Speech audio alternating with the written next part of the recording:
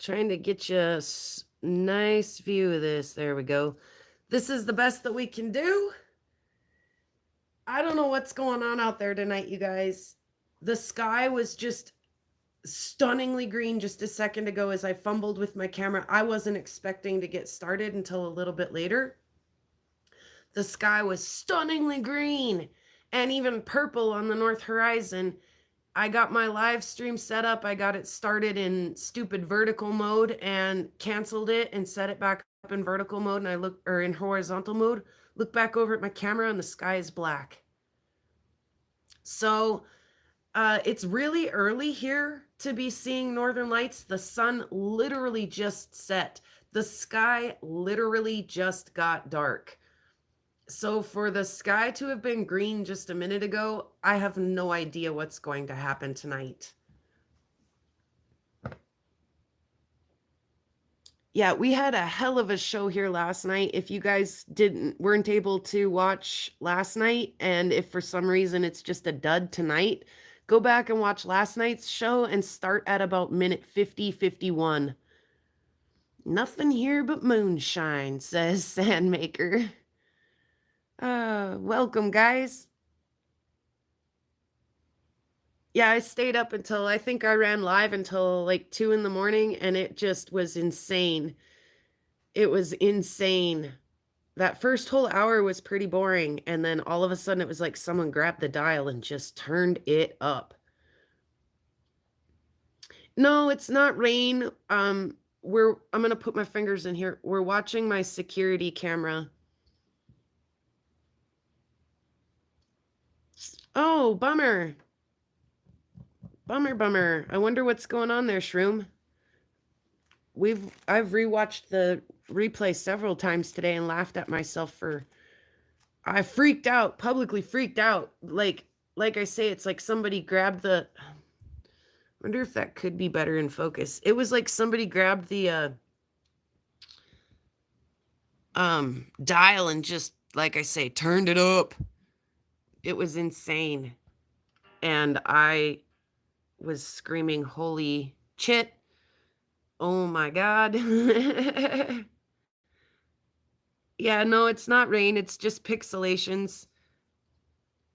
The actual screen does kind of do that. It kind of pixels and bobs. It doesn't matter. If the lights get kicking off out there tonight, guys, you won't see that. You will see beautiful, fluent motion of the sky. Just ask Wyo. She was here for a good show last night. Welcome, Wyo. So, like I say, I can't believe how absolutely green it was just a second ago and how early it is. The timestamp down here in the bottom corner, if you guys want to keep track of what time it is and if something awesome happens and you want to note the time, it is, I can't tell military time. Let me look and see what real time it is. Just about 11 o'clock. So yeah, what's it say? 2200? It'll be 2300 here in just a second. That'll be 11 o'clock. I got some pictures from friends in Willis Lake. It was fantastic. Awesome.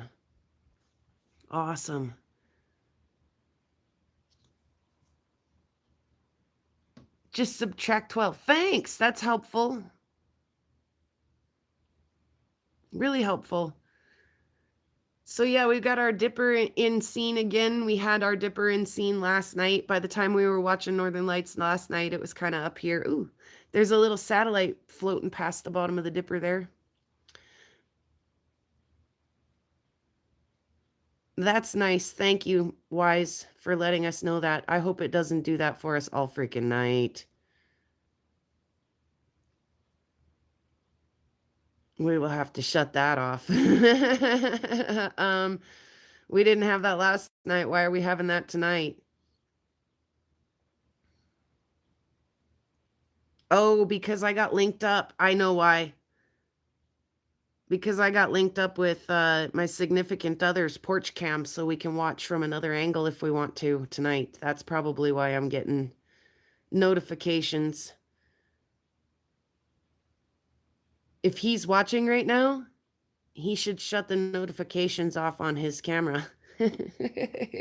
Please. Oh my goodness, you guys. So yeah, I have no idea what's going to happen tonight. I had no idea what was going to happen last night, which caused me to publicly spaz out. I replayed that for some people at work today because, yeah, even though I only got like, 4.5, 5 hours of sleep last night, I still got my arse out of bed this morning and went and opened the store and worked a 9-hour shift today.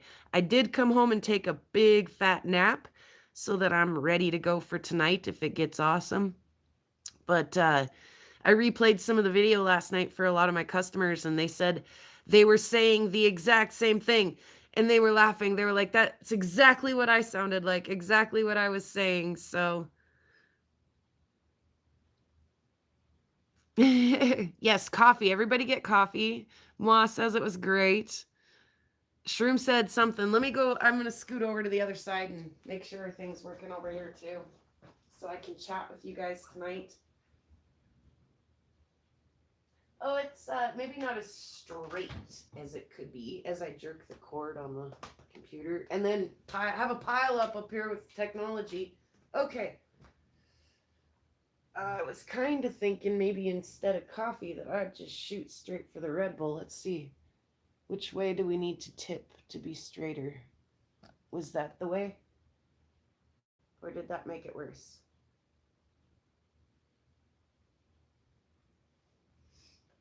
How come I can't tell?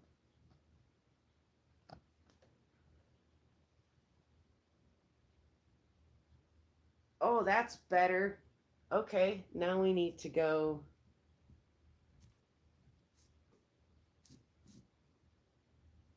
A smidge that way. That was the wrong way. Smidge that way. Oops, now leave it alone. It's probably all crooked now. Actually, that's not bad. Okay, I clicked on your video from last night just now. Does the sky really look that vibrant in person?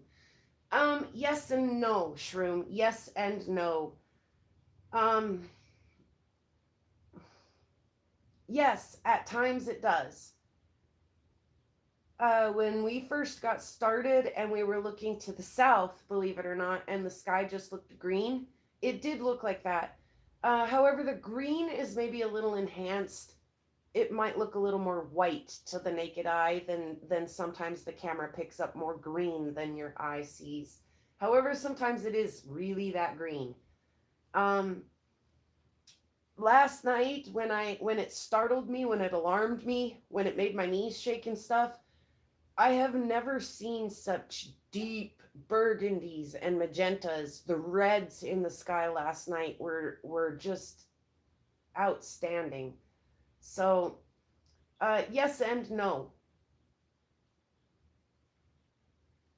When it's just barely light out there and you can barely tell if it's moonlight or northern lights and the camera picks up the neat green colors, that's a little enhanced. Your camera's enhancing that for you.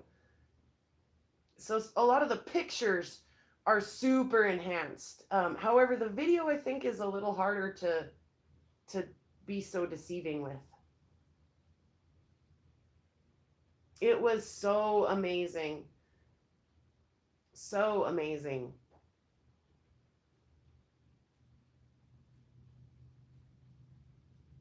Yeah, I hope so too. I can't believe how green it was just a minute ago. Like I was in a panic because like, holy cow, if it's going to start at, 10:20 or whatever, this is crazy. This is going to be one heck of a night. And there is a considerable amount of cloud cover out there tonight, you guys. So we may struggle a little bit with that tonight, where I have to go out and like aim us a different way so that we're not looking right up a cloud. But the cloud cover is supposed to dissipate throughout the evening, and obviously auroras are predicted to increase throughout the evening. So hopefully those two will go hand in hand and we'll get one heck of a show again tonight. No promises, obviously, but we did have a little earlier. I just, darn it, we missed it. Just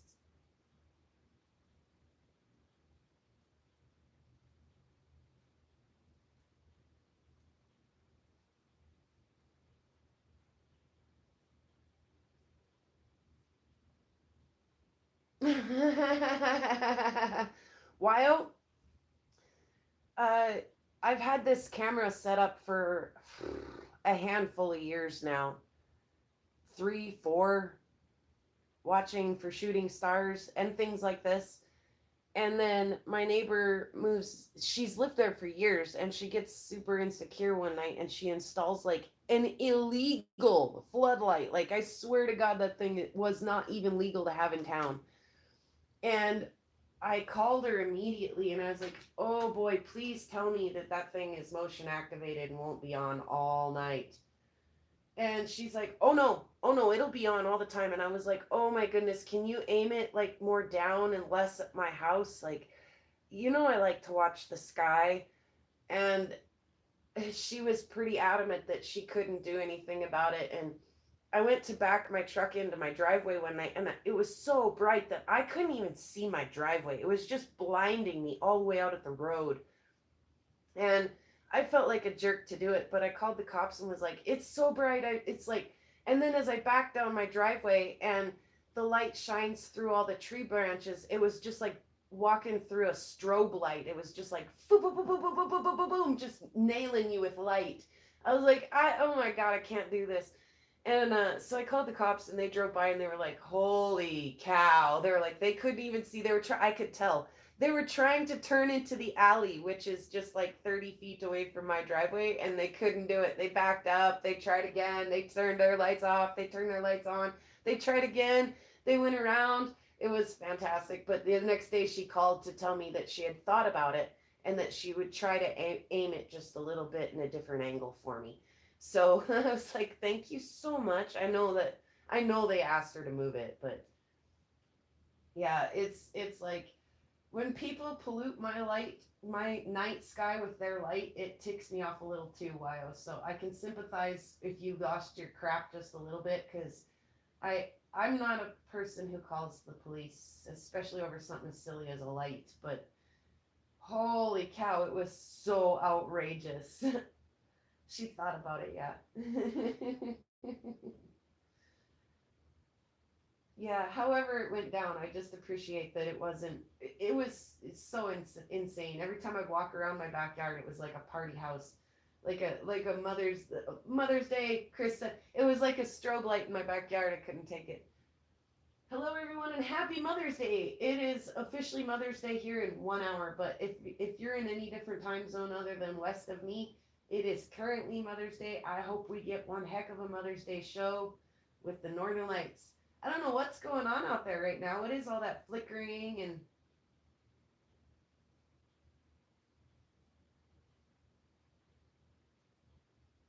it's midnight there. It is just about time. Chris, what's happening on my screen? Are we starting to maybe see a little something out there? Or is it a cloud rolling through? I can't tell yet.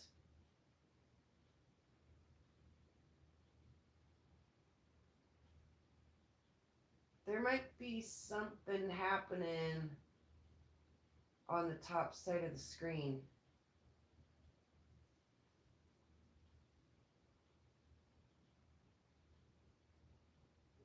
Let me go out and have a look at that, you guys.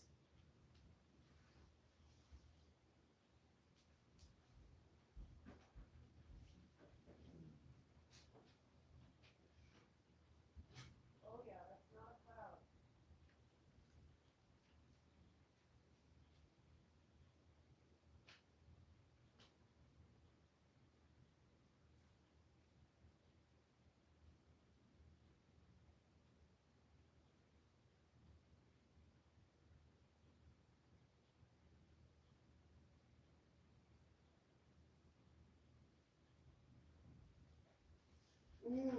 I don't know.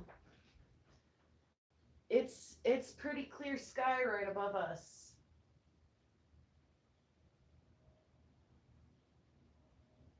Also, what we might that is maybe my neighbor's security camera. Wow, that's really weird in a way tonight that I've never seen it do before. Live and lurking. Hey Adam, it was green in the sky towards the south earlier and purple over to the north. And I freaked out and threw my camera on and it stopped. So if that's any indication, Adam, of what we've got in store for us tonight, hopefully it's a fantastic evening. Boy, I tell you what, the store was a buzz today with people who saw it last night. Everyone had a really good time last night, um, going out of town and looking. Hey, Opal guy, how are you tonight? No, there's nothing happening here yet.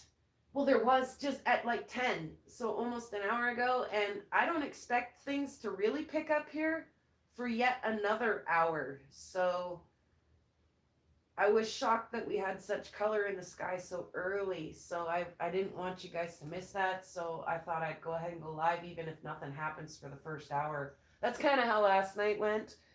It was just kind of meh for the first hour, and then all of a sudden it was like, well, you guys know the rest of the story. I was out on my porch screaming, "Holy cow!"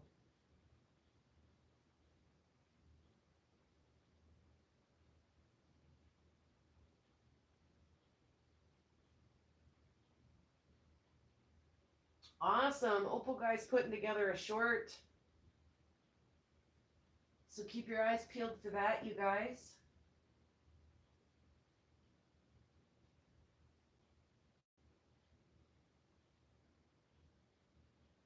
Interesting. Rufo says that there were several huge coronal mass ejections. Um, one after the other, after the other, after the other, and some of those have stacked up like waves in an ocean and have gotten, stronger than they would have been independently. And he says that they are predicted to hit here today, tonight. So, um, it really depends. Are we on a solar climate, maximum or a solar minimum? What kind of weather am I having? What kind of work schedule am I working? That all of those things will vary and depend on how much I see northern lights and how much I don't. But I mean, I've seen them often enough that to have seen me spazzing out last night, you know that they were pretty good. I don't know, it never gets old. They're never the same. It never gets old. I never get tired of watching.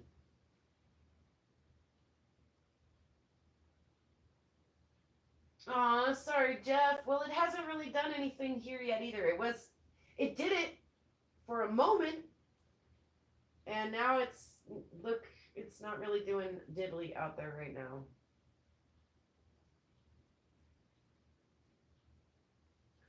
In 7 hours from now, huh, Rufo? Well, that'll be very early morning here, won't it? Oh, and then I stopped the live last night. It was like 2 o'clock here, and because I had to go to bed and get up and go to work. And my camera caught several motion. It only records later when there's motion happening, unless I'm telling it to, like right now. It caught some motion throughout the night, and the lights kicked back up at about 3 o'clock in the morning. So just after we stopped the live last night, they kicked back up there in my footage, in my short clips that my camera caught last night. So I'm a little more ready tonight. I don't have to work tomorrow. I caught a quick nap when I got off work tonight, so I'm a little ready tonight. If it'll do it, we're ready.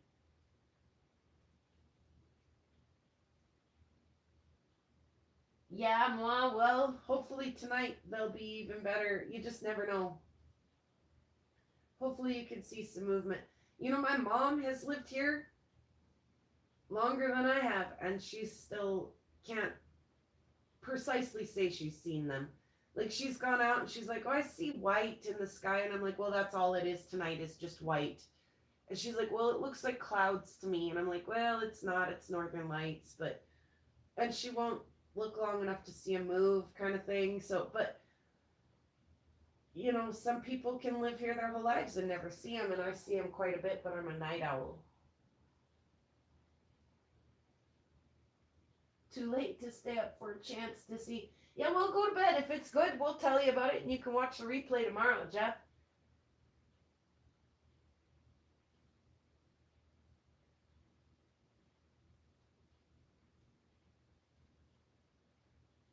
That's got to be a cloud moving into our spot there, because now we can't see the dipper. That's dumb. Get out of there, dumb cloud. Sorry, clouds aren't dumb.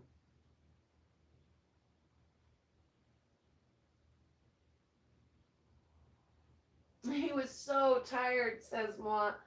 Oh, well, hopefully you don't have to. Hopefully they get really cool and you can just step right out your door and see them.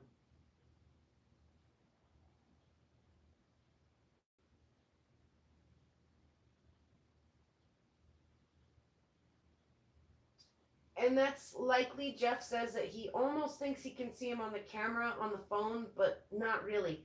And see, that's likely that you will see him on a camera before you see him with your naked eye. Your camera's again doing a lot of that auto adjusting for you that photographers take classes to learn how to do. Your camera's doing that for you nowadays.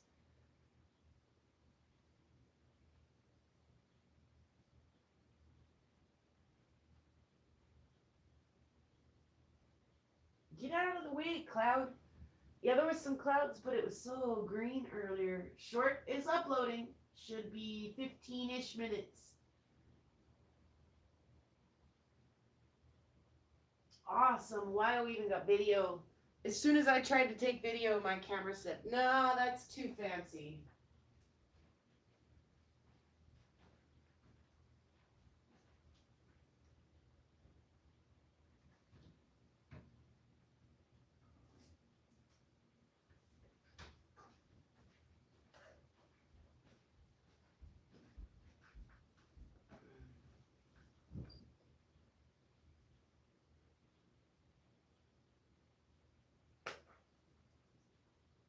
Oh, that's sweet, Rufo. He's gonna eat and do a little house chores while he waits to see if anything happens. I'm gonna also eat. I just realized I'm kind of starving.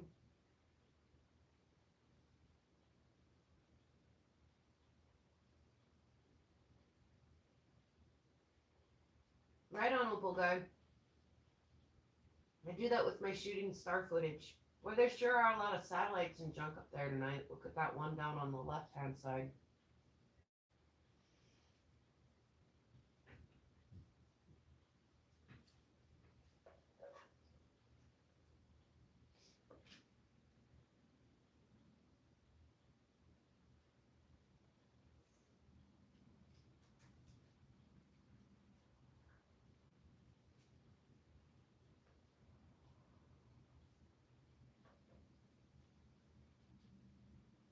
Bummer, Mom.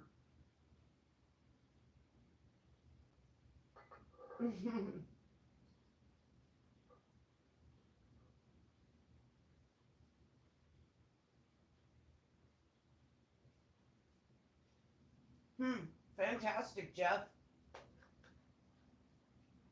Like I say, it's still so early here. 11:15. We don't usually start seeing them here until midnight or so.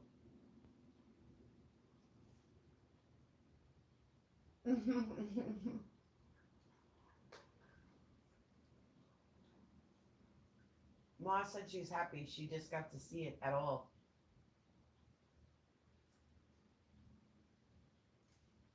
Yep, coffee time. Mm-hmm.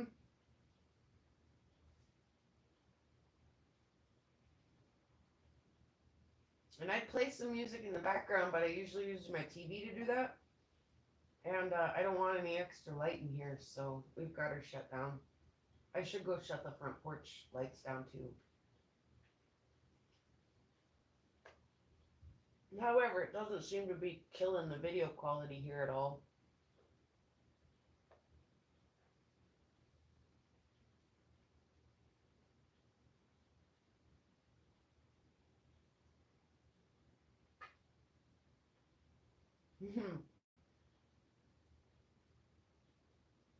Yeah, back before smart cameras on your smartphones, taking pictures in the northern lights was something you like literally would hold your breath and get a remote clicker for so you didn't disturb your camera in any way. And it was and then you'd come home and spend hours editing your footage, your videos, your photos.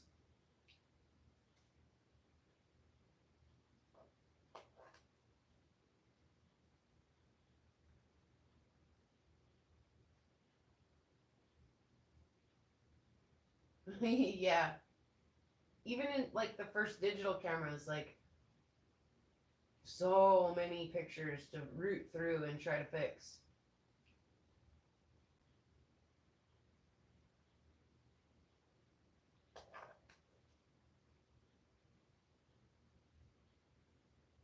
Mm-hmm. Opal guy, you're not letting us know how old you are you? Who else here did pictures on film?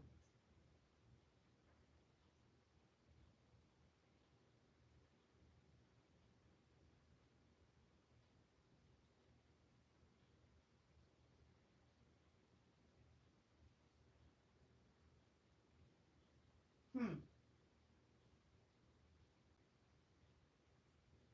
Mm-hmm.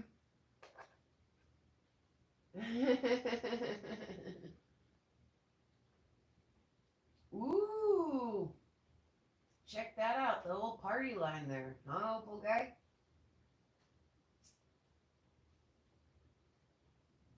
Mm-hmm.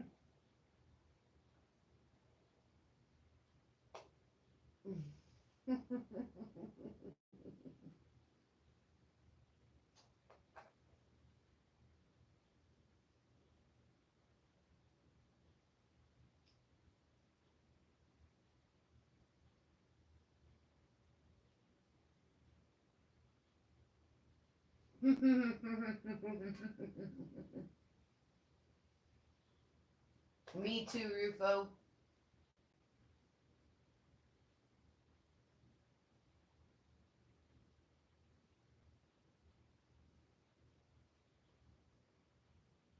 Right on, congratulations, YO, turning 60.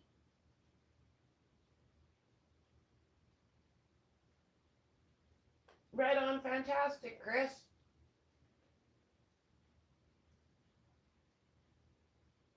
Good night, Jeff. We'll let you know if you miss anything exciting so you can check it out at your soonest opportunity. Holy cow, Sandmaker.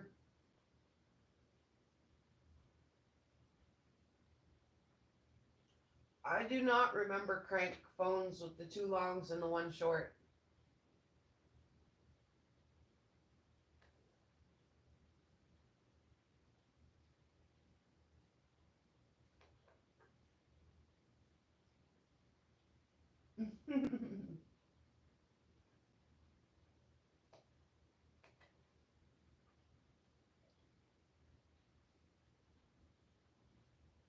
And I just turned 40.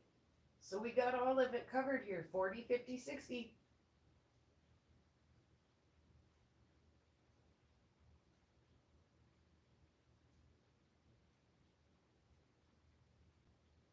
Hmm.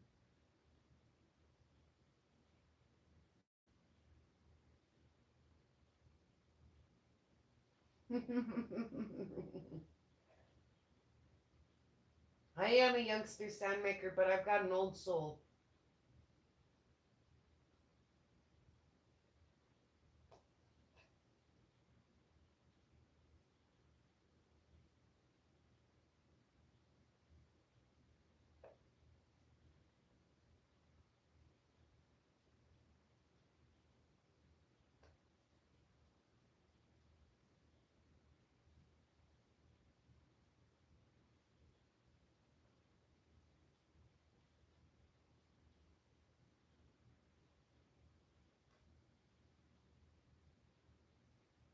That was maybe lightning? What was that?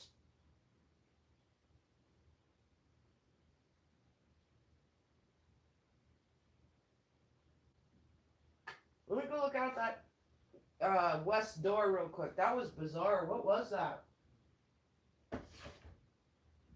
That was hella bright.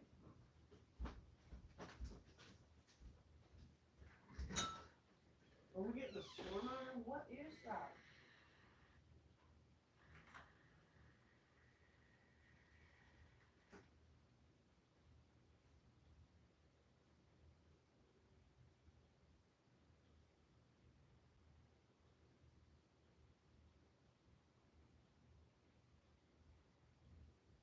Ah, shit. of a bitch, that's lightning to the north, guys. But what in the world is going on over there? I can't see. We gotta get rid of a couple of these lights.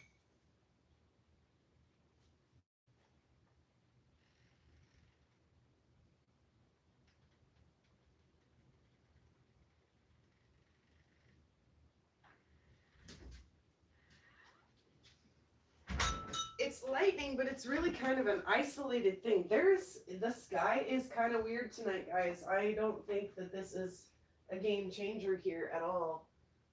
What in the world are the moon's too small to be doing that tonight, isn't it? I'm, by the way, deeply delighted. That's the first lightning I've seen this season. Excuse me just a second. I'm gonna go out and see if I can't get us a little look around this cloud real quick. If there's anything else we should look at. All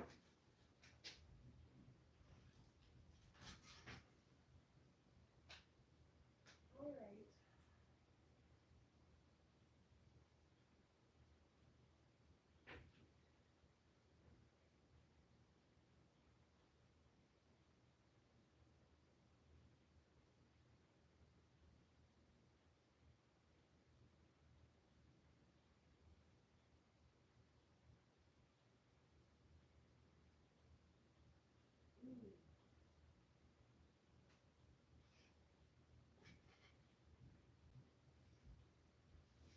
Wow, it almost smells like rain out there. Okay, what's that shot look like? It looks grainy and crappy. Wonder why. Okay.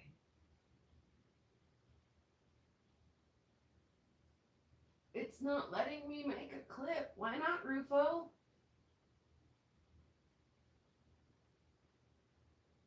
Just a flash. Yeah, it's just lightning. Um, the moon is very small, and so I on the other side of my house, there's an extremely well lit cloud. It's really weird.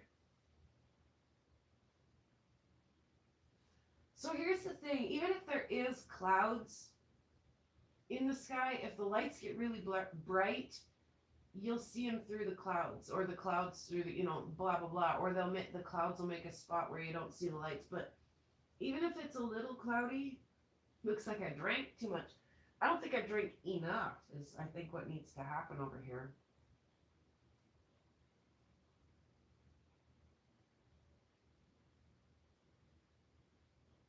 Melinda, welcome.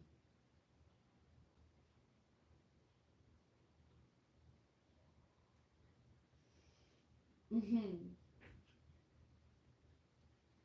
Yeah, so anyway, it's kind of weird out there right now with the weird lit cloud out the window here and the storm up to the north making lightning and smelling like rain, and the south is still like, it doesn't look crystal clear on that screen right now to me because my resolution sucks on this laptop, but I'm seeing stars up there, so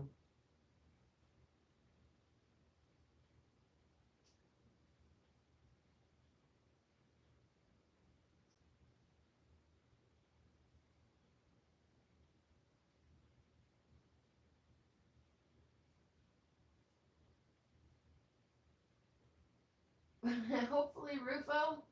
I don't know how that works.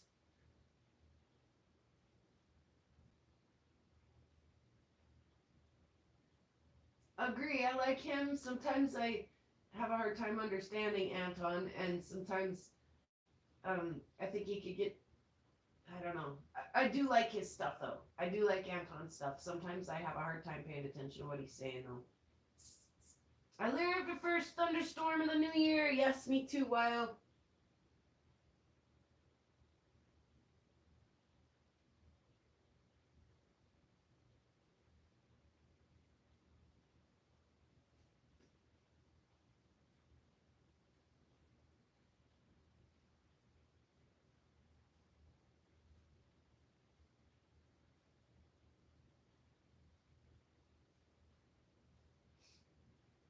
Yeah, Soundmaker, I kind of wonder about that when my kids are all done with school. Like, do I really want a house or do I just want a nice motorhome or something?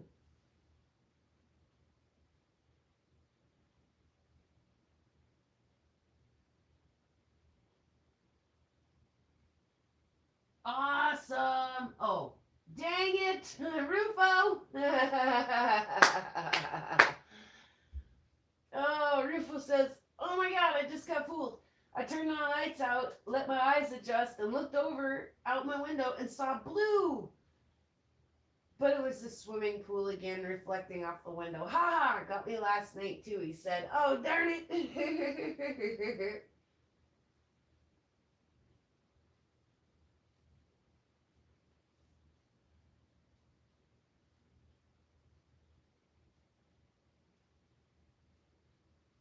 All right, refresh the refreshment break for me, folks. Give me just a second, and I'll be right back. We're watching this cloud kind of move over. Look at the stars are kind of starting to peek out again. It is the moon making that cloud lit up. I can't believe that little moon is doing that over there. All right, well, 11:30 is the timestamp here right now, or 11:27 as you see in the corner. That agrees with the time everywhere else here. So we'll hang out. Like I say, midnight's kind of our happy hour here. So let me get a refreshment and all of the things I need to have a happy hour. Oh, the moon's cool. Such a little sliver. Why so bright, moon? Let me have a look at the moon too while I'm up and moving. Look at you being all bright and stuff.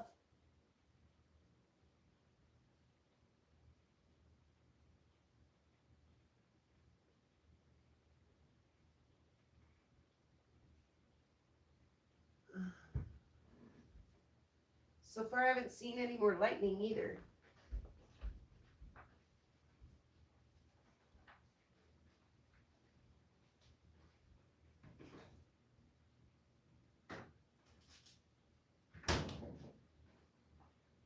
Baby, baby, baby. Don't know why I have that sound stuck in my head.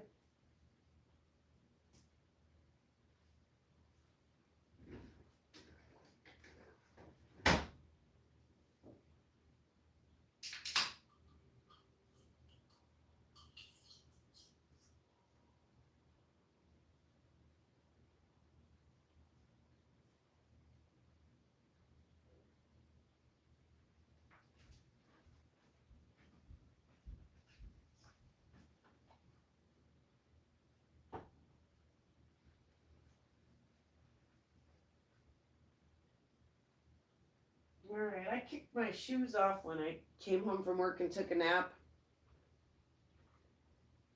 I'm gonna put them back on so when I'm running outside and back and forth through the doors in the dark here that I don't stub a toe or step on something out on the deck. I'm gonna go find some socks. I'll be right back, guys.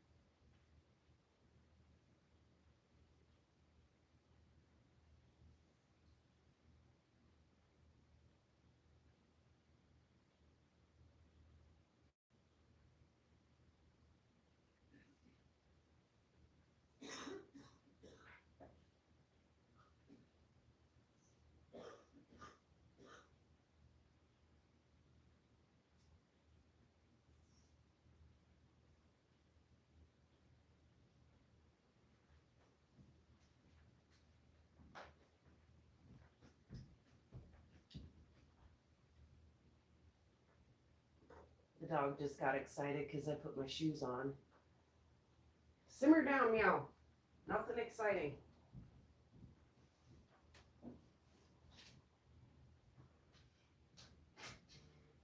Like literally nothing exciting.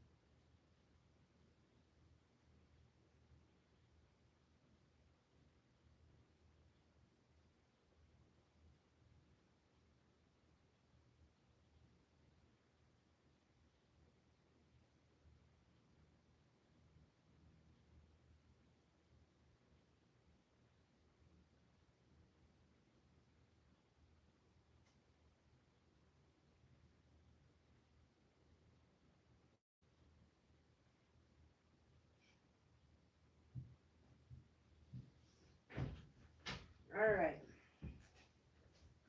That storm from the north, I'm not sure what that's doing out there. If that's coming on top of us, we might not be seeing anything until much, much later or from a much, much different angle. Yes, the moon is up much longer tonight, isn't it, Wyo? That little sucker's still out there causing trouble with my viewing. I'm having a hard time telling if I'm seeing, the moon. I gotta turn this screen down. Seeing the moonlight on the clouds or if I'm seeing lights on the north. But it's darn cloudy up there. And then I can see the horizon out there really well, though, because of the sun or the moon. I don't know, guys. See, and I wouldn't have even started this live until like 11:30 if it hadn't have played games with me at like 10 o'clock. Hey, there's my Joseph.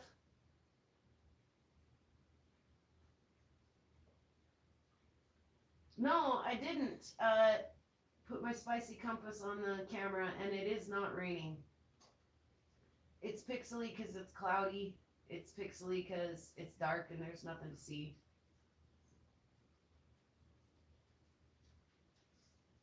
Almost an hour later of your day, huh, Uncle Guy? Thank you for that.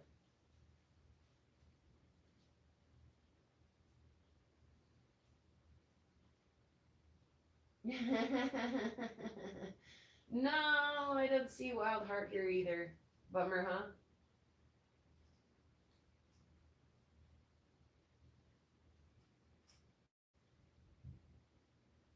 Yeah, it was insanely green earlier this evening. And now it's like, just kidding.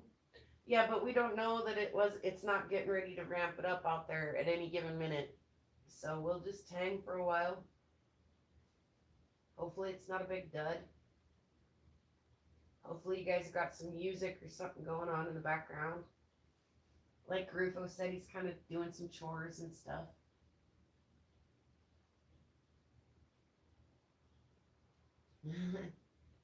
Either way you look at it. Are you a glass half full or glass half empty? Does the moon rise 50 minutes later or set 50 minutes later? Maybe it does both.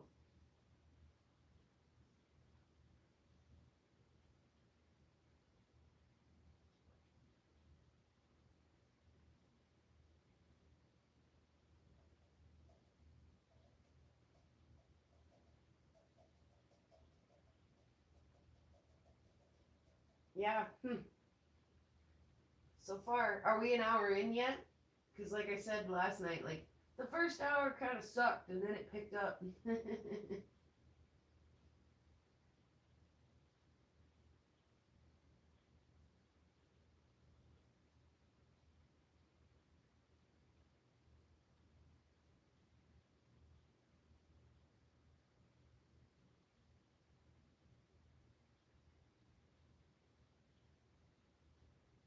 Yeah, while north of there, north of Shelby, right up on the border. And yeah, they called for some cloud cover tonight, but it was supposed to not last long. Like it's supposed to be like I can't remember. Joseph gave me the numbers earlier. It's like 70% now, and it's supposed to be like 20% later. When when the possibility of the lights are greater too. So if we can get all this out of the way right now, cloud cover, lightning, that junk, and then it'll roll on out of here and we can get some northern light action, that'll be perfect. We'll take it. If we get none of the above, then we'll just have to be glad we had last night. So, like I say, I wouldn't have started quite so early, except it was super green earlier with a little dash of purple up in the north. Super green. And then it was just like someone hit a switch, it shut off, and it was gone. So you just never know. I've got my eyes out the west. You guys and we're all looking together out the east side of my house here. So if anything happens, we'll see it. I'm up for it. Me too, Weil. Me too. It's kind of like a rock hunt. Like, okay, we're in the truck, we're out, we've got out to the spot, we've got all our, backpacks on, and now we are actually out and looking at the material. Will we find anything or will we get skunked? We're at that point right now in the evening. Like, we're looking through the material to see if we actually find something or if it's, just not your day today. So we're at that point in the evening. If you would compare watching Northern Lights to rock counting, we're either about to find a treasure or we're just gonna have a cool time looking.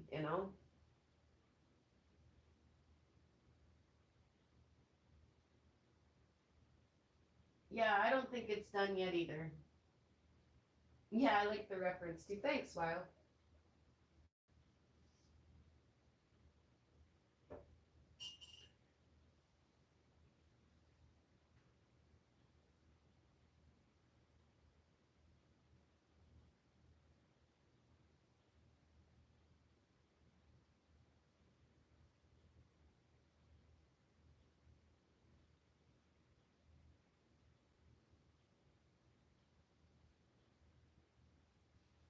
I forgot to do the thing.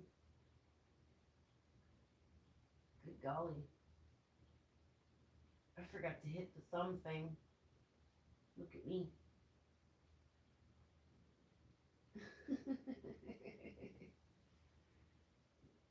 You wouldn't think I'd need a reminder to do my own thumb, would you?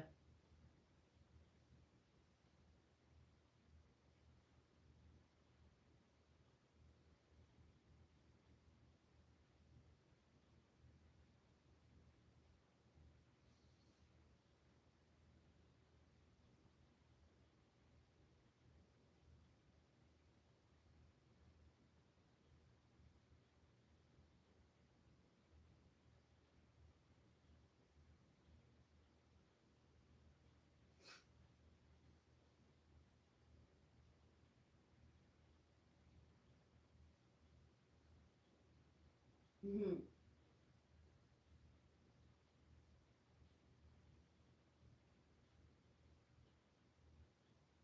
Yeah, it's hard to do a whole lot if your eyes are bugging you, while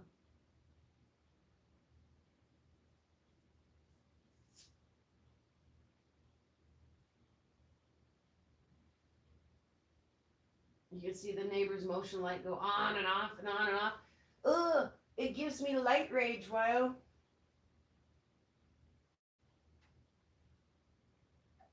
Very good, Sandmaker. He's getting ready. He, right? He. I know your real name. Why can't I think of it right now? If liking my own content makes me sign me up. Keep them coming, Opal guy. Keep the laughs a coming tonight.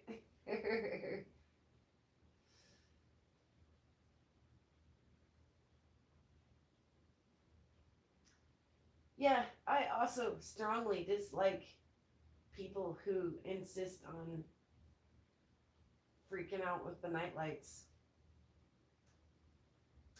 There's nothing wrong with a little gentle like walkway light. You know, I've got some dimly lit rope lights up to the steps so that nobody misses a step coming in. But as far as like lighting up the entire dang block and half the street, like that dude's light who we're seeing right now, he's across the street and like two houses down. But the his light's mounted like right on the corner of his house, so it shines right at my place.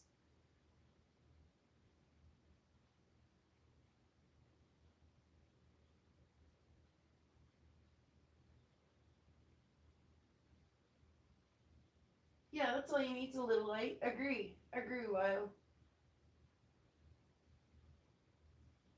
I mean, there's plenty of street lights and other things happening out there. It's not like it's completely dark. I don't know why you need a light on every dang corner of your house.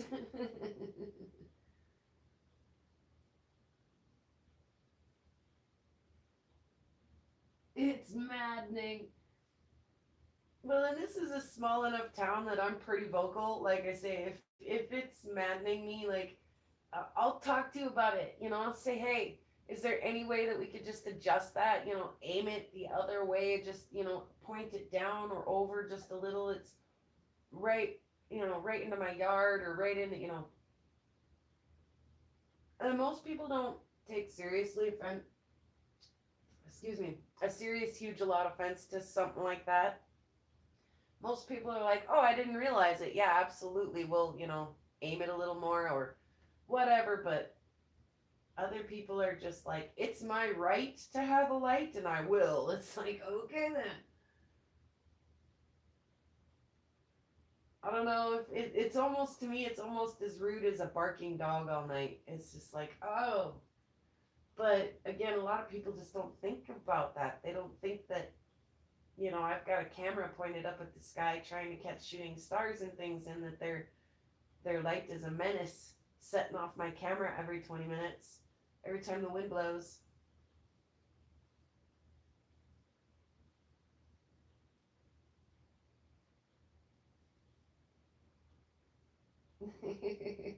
I probably do things that drive my neighbors nuts too, though. Like run my rock saw late at night. They can probably hear that if they have their windows open and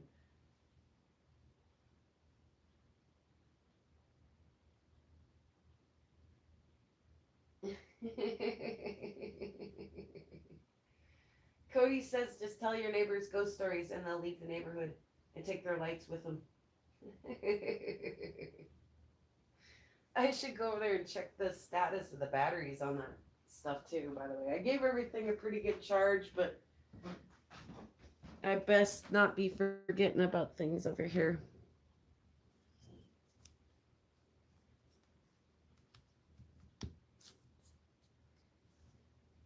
You guys.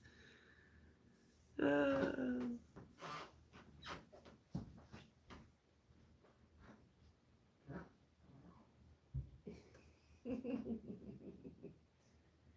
Oh, I shouldn't laugh.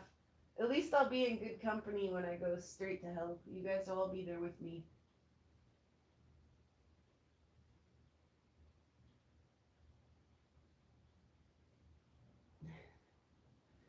Let's see. We tripped the camera just a little. Is that straighter?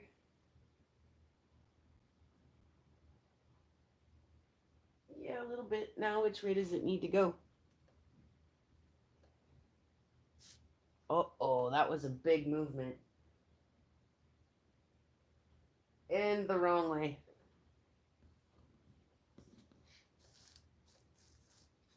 Let's try that. Mm, so close, but still so crooked.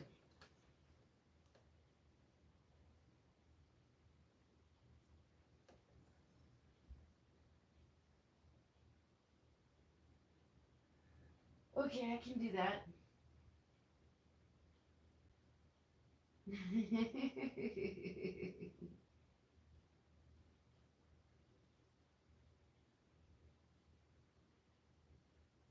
Don't hog the blankets, okay?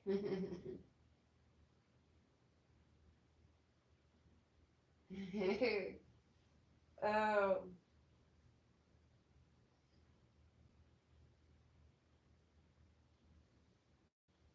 11:47.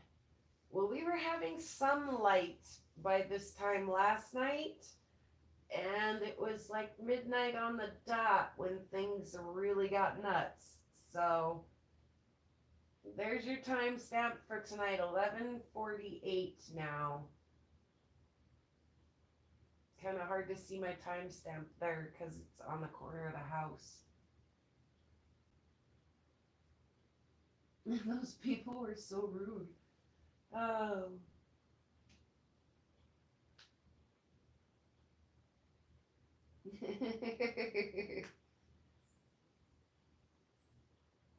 What are we looking at exactly, says Cody. The night sky, we're hoping to catch some northern lights. Unfortunately, right now, so on the bottom right hand corner is the roof of my house, the very top corner of my house. And the black, pixely looking stuff is the sky, the night sky. We are hoping to get a break in the clouds and hopefully get a really good sky show. We had a really, really good show last night. Yeah, it's just kind of pixely and stuff. If the lights kick off, that pixelation, you won't notice it. It'll go away and you won't notice it. There goes the neighbor's motion light again. On the bottom left got bright. Yeah, it last night it honestly startled me a little bit. It got very intense very fast, and I was in awe. And like I say, a lot of everybody I talked to today down at the grocery store who was awake last night and seeing the same thing as me were like, "Man, I've seen some northern lights, but it's been a long time since I've seen them like that. That was really fun." So, yeah, I've got my eye out the other window, Cody. If I see anything pick up and I need to go out and move that camera so we get a better view, I will do that. But it does a really good job picking the lights up if they're there. I know, like you say, it looks like a pot of boiling water right now, but trust me, if the lights are there, we will see them, and this camera will do a really good job picking it up.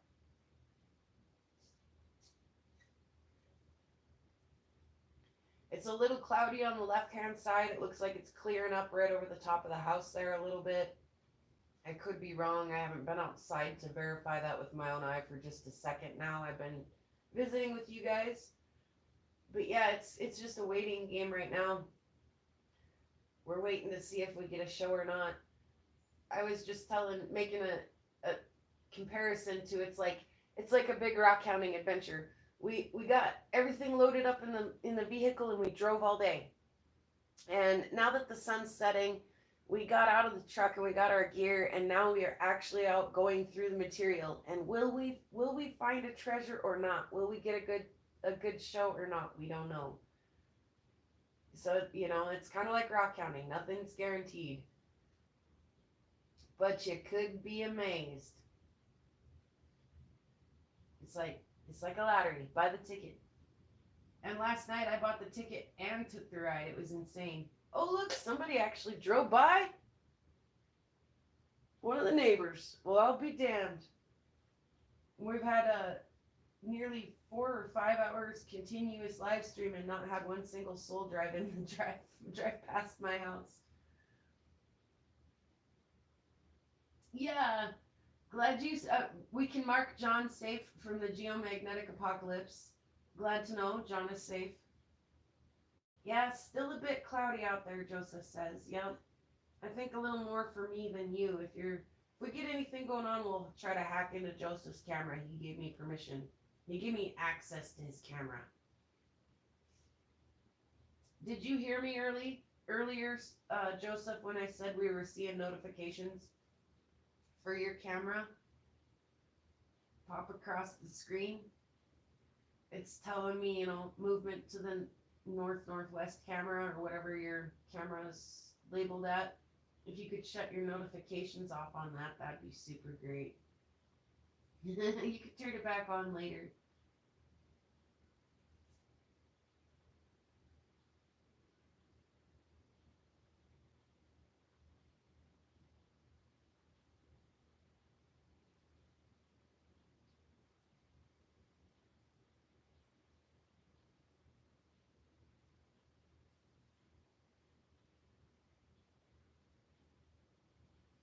Got us a much straighter shot tonight of the camera. Of course, I got everything set up a lot nicer tonight. Thanks to John, by the way. We're using John's tripod. I don't know if you got the memo, John, but I got that son of a gun set up just slicker than snot. Like, permanently set up, and it bends and moves out of the way when I'm not using it, and then just swings right back into where I need it when I am using it. I'm so thrilled.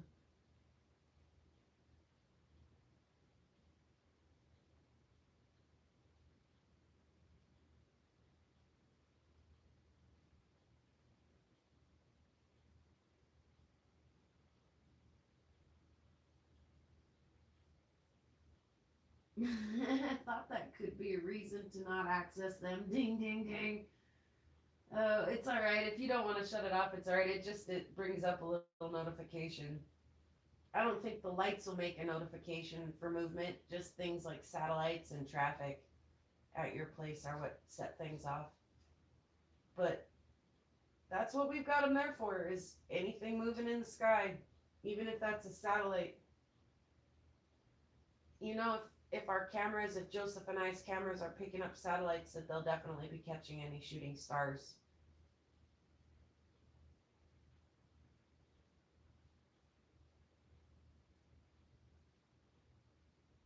Yeah, John, you missed a little discussion earlier about the photography side of things. Um, I think Opal guy threw himself under the bus and told us how old he was when he was talking about taking film pictures of the lights and just wasting like 600 shots. Thanks, Joseph.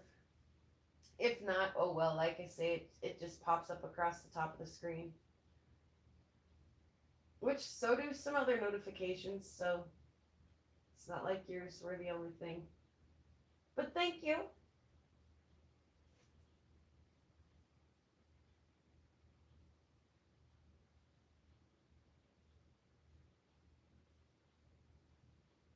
11:55. Come on now, lights.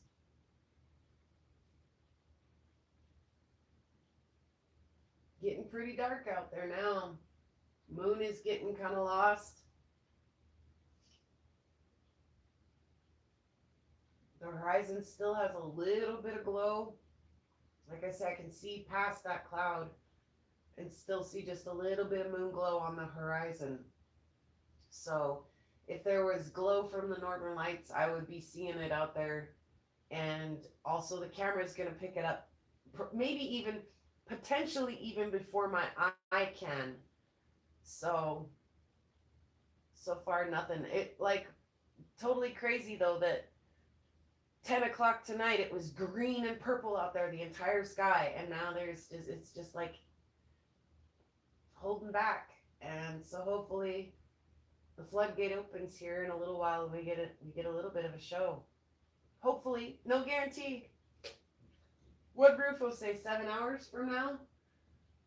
So a dawn show? Are we gonna have a morning dawn show? Are we gonna pull an all-nighter? You guys, are we gonna have a sleepover?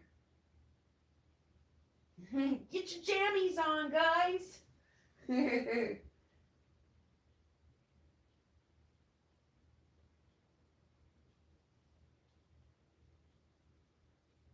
Yeah, wow, I'm glad I'm not the only one who saw that. I'm glad you guys were seeing that too.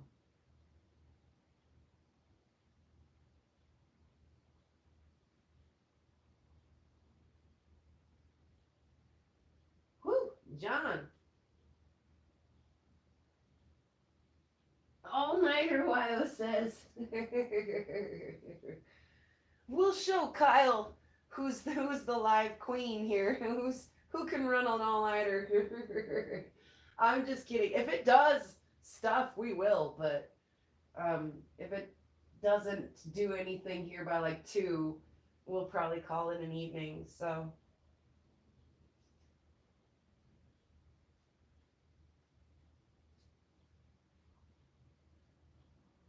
hmm.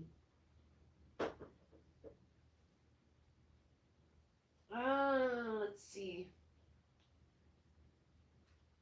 Wonder if I even brought my hoodie in from work or if it's still out in the truck. I'm gonna find a hoodie. Um, and maybe start shutting a couple of windows. Oh, really? Opal guy, do you know if it's gonna come in from the west, cross over, and exit from to my east? But do you have any idea? North, south, same place it went last night.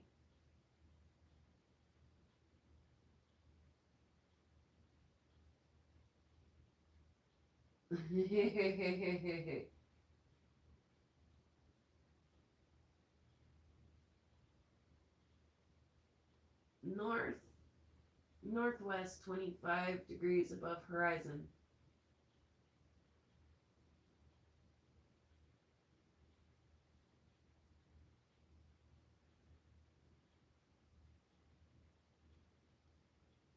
Very similar to last night. There's a considerable amount of cloud cover to my north, northwest, and northeast right now.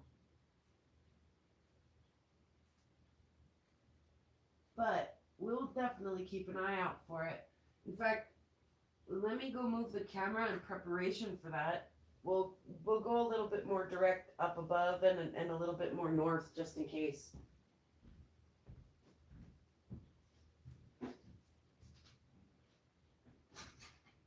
actually, the north is clearing up.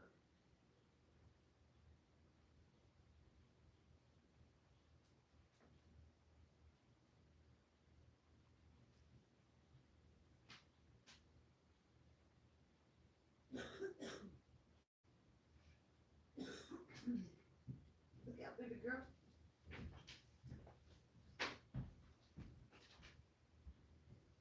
Mm.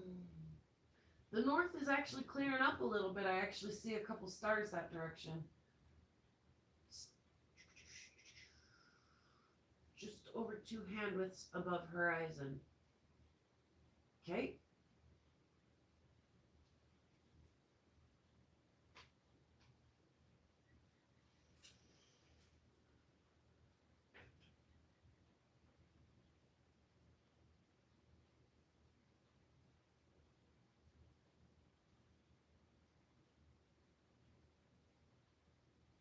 Be a little higher from yours.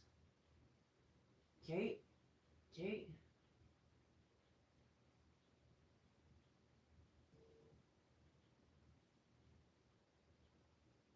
Someone's partying in my building. Glad it's at the other end. That's the kind of thing I'm going to see a notification for there, Joseph. Yeah, let's see though.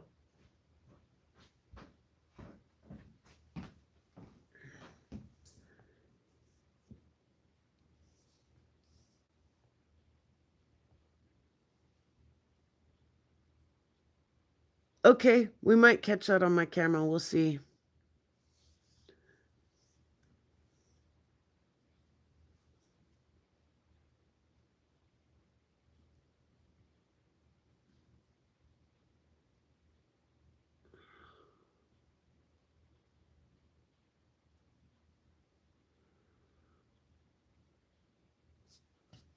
Okay. You guys said I have a couple of minutes. I'm going to try to find a hoodie. Mm. Pretty cloudy that way, but yeah, maybe.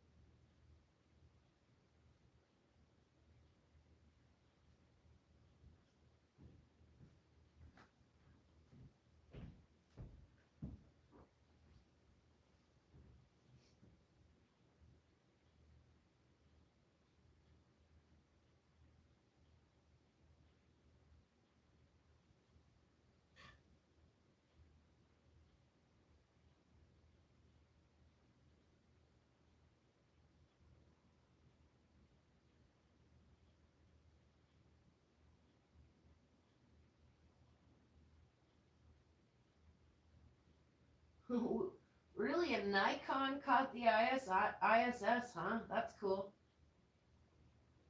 Yeah, good night, Melinda. Thanks for hanging out with us.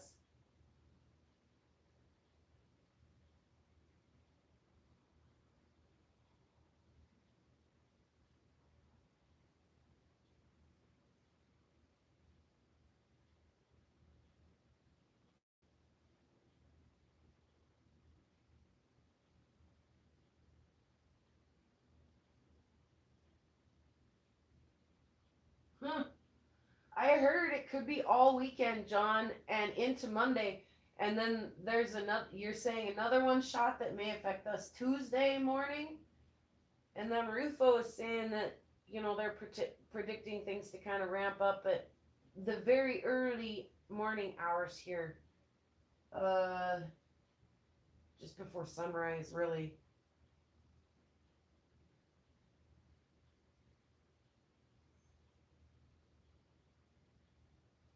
So,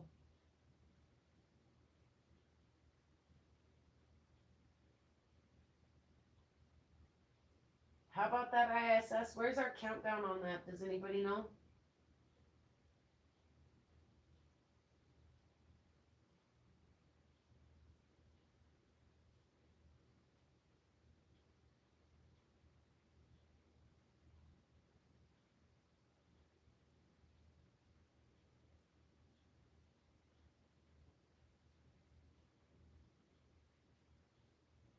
2 minutes, 40 seconds.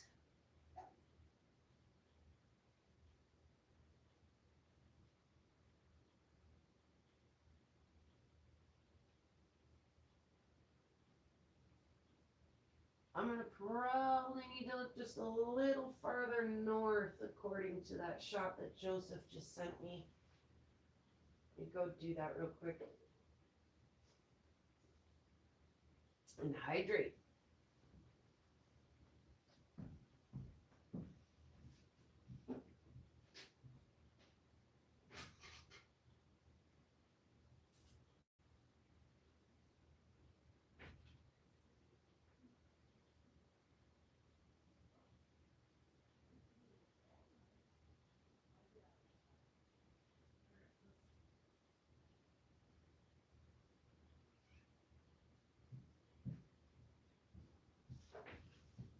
I can see a little satellite moving around out there.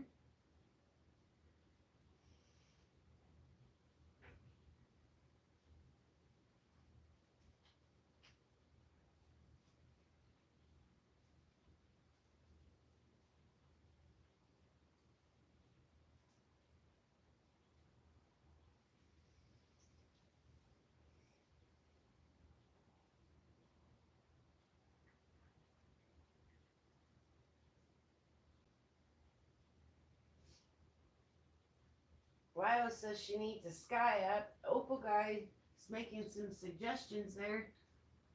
Cody shared the visitor emoji.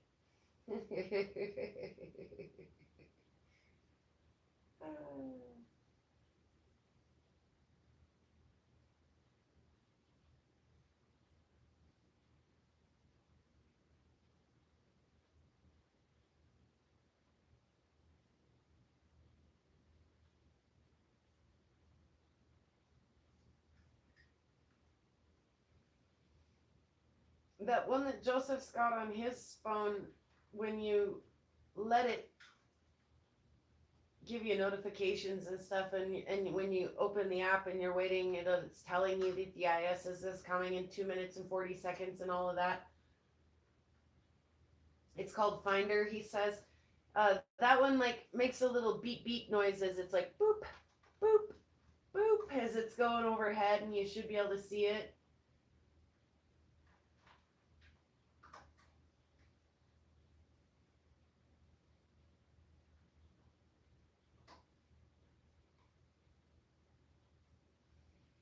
There's a really cool one that NASA's got for NEOs, for near Earth objects. And I think it's like near Earth object tracker or something like that. And it's interactive and three-dimensional, and it's really cool.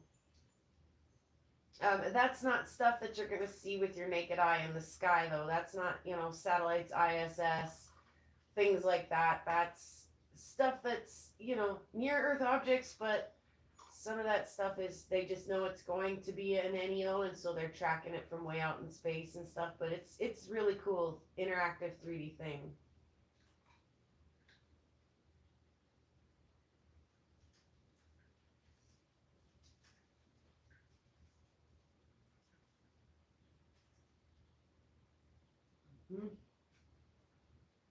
John says heavens above. Opal guy says heavens above for apps there.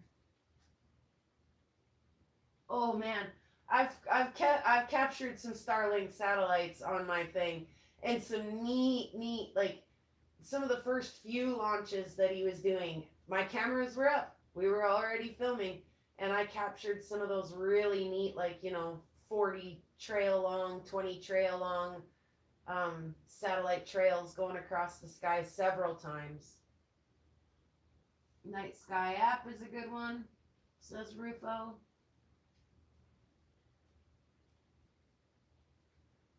And how about that ISS? We're past our 240, aren't we? Feels like we are. Oh, I might have just saw it for a second.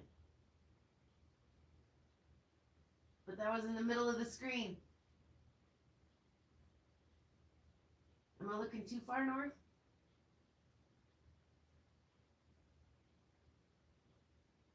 Guidance from ground crew. Guidance from ground crew. Oh, there it is. We were looking at exactly the right spot. Yay! There it is, you guys. Oh, it just went in the cloud. Nope, there it is. Nice. Yes, there it is, you guys.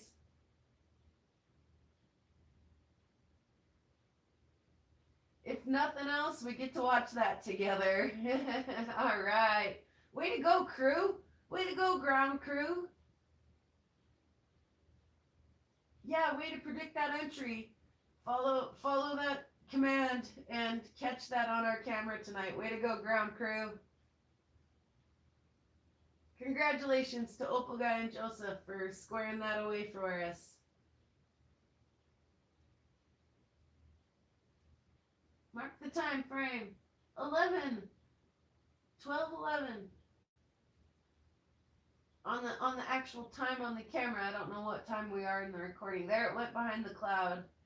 Will it peek out right there at the tree or not? That was awesome. Way to go, you guys. Yeah, well done. There it is. All right. Yes, well done, guys. Fantastic. Fantastic.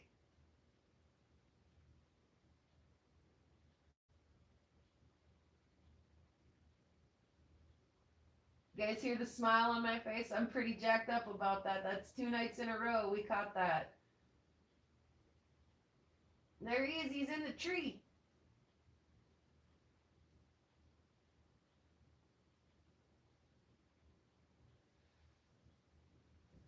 That was pretty cool.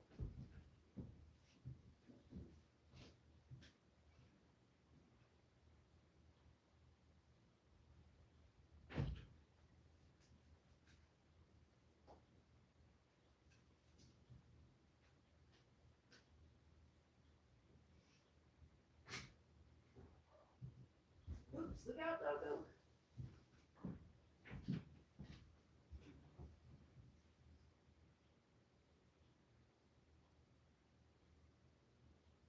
Still going. Just tiny through the tree branches.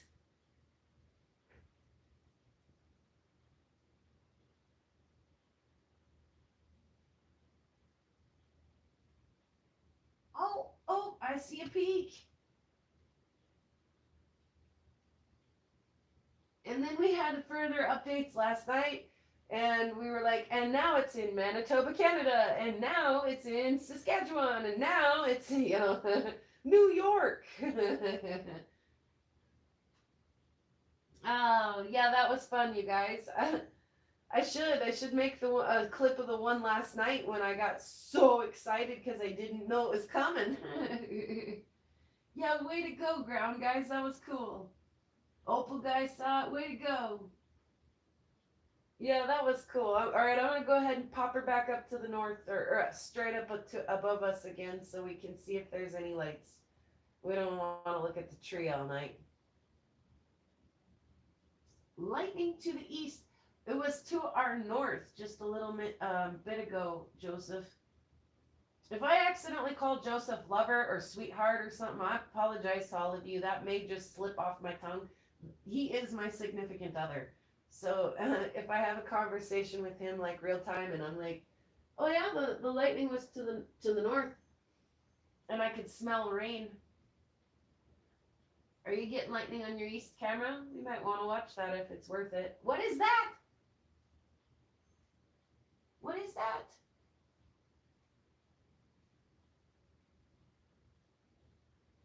Oh, it's that bright star we were looking at last night too, isn't it? It just came out from behind the cloud.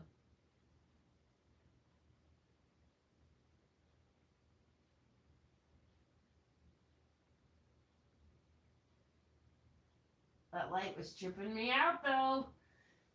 Okay, let me go fix the camera for you guys. Get a live stream, you two. No kidding, right, Opal guy? Yes, the clouds were predicted to break up. Like I said, where we had a almost 70% cloud cover when this live started, it's predicted to end at about 20% cloud cover, which is fine for Northern Lights viewing. Now all we need is the actual Northern Lights to accompany that minimal cloud cover. And the moon is crack-a-lacking right now. But it's on the wrong side of the house, you guys. We can't see it with the camera at all. It is really stellar, though. You know what we can do, though?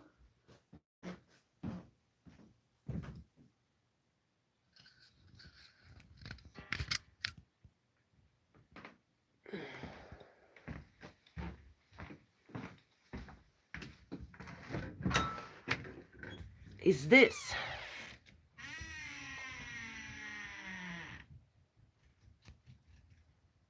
That's too much zoomy.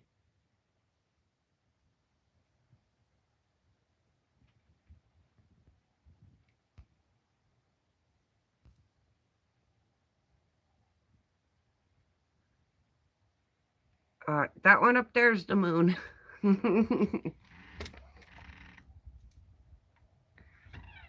want to come inside?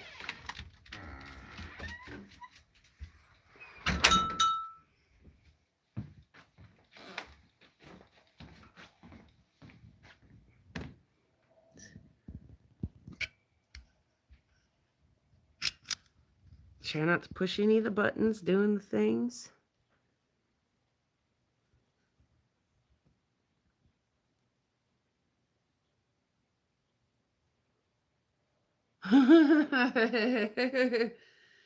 Oh, I'm just gonna say, if you've got more that cameras pointed at the sky than I do, John Joseph, and you are hoping to catch you may have a problem. I'm just gonna say that. Joseph, how many cameras are you trying to set up? He's trying to get the full spectrum because he loves me dearly. So Joseph's trying to get the whole like all sky cam kind of setup looking going, where he's got an array of cameras under a dome recording. He's just too cool. I got me a good one. All right, I'm gonna go fix the camera really quick.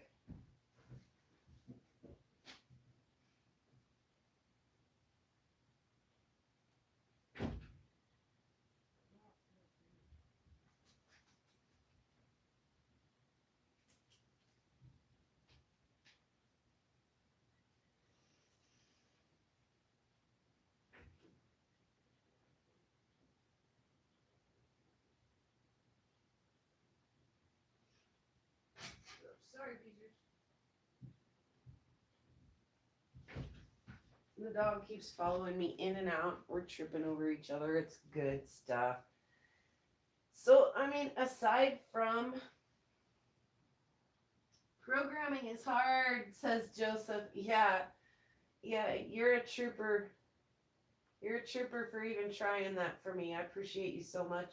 Can't even know.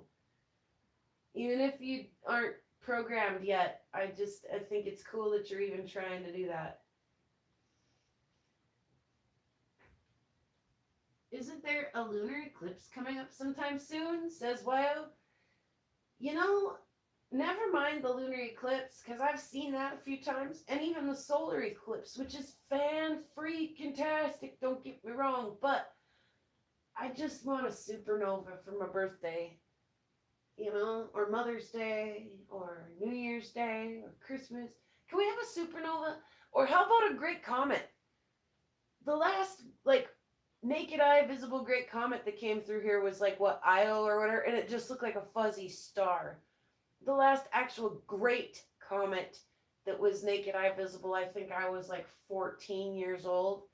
It's my kid's turn, man. Like, let's get a good gosh dang comet through the northern hemisphere for once in, like, 35 years. Heck yeah, says Wild. I have a camera addiction. I own 42 cameras in total.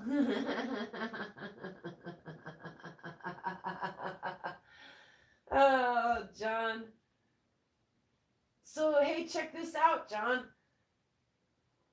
I while at work today, I researched how can I get this Wise camera because it really does a good job picking up the northern lights and shooting stars and all of the great things, right? So not bad camera. What the weak link in this equation is honestly that S9 cell phone that we're using to record the camera, recording the camera, and recording the camera, right? So I was like, dang, it'd be super, super smooth if I could just hook the Wise camera right into StreamYard and share the screen without recording and doing all these things, right? And so I Googled it. How could you do that? Is that possible? And with the Wise camera that I have, there's a slot for an SD card, and Wise actually offers a program that you can download onto that SD card that turns your Wise camera into a webcam. And so you download the program onto the card, insert the card into the camera, restart the camera, and you should, with the addition of a fancy cable that I don't have, hook it right up and use it. So that all sounds super simple. Like I'm with you until it comes to said cable and hooking it up into the stream and into the StreamYard and all that stuff. So I'm gonna have the kids look into that with me and see if I am like really far out in left field or if I'm kind of right, where I should be. So if that's something that I can do, consider that an investment that I will dive head effing first into to be sure that we can set this up for future streams for you guys. Because I really enjoyed last night when I publicly lost my crap. So, and I'd love an opportunity to do that again with you guys when the opportunity's here. Unfortunately, I'm certain I don't have the cable, and I don't know if my card is in the camera or needs to be put in the camera. Yeah, I need my IT crew. I need to employ my IT crew for that task.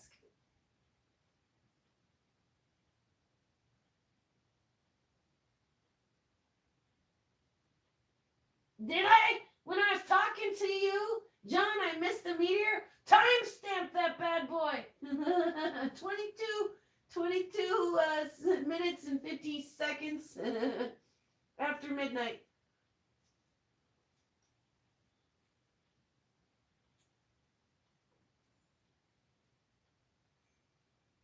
Was it a good one?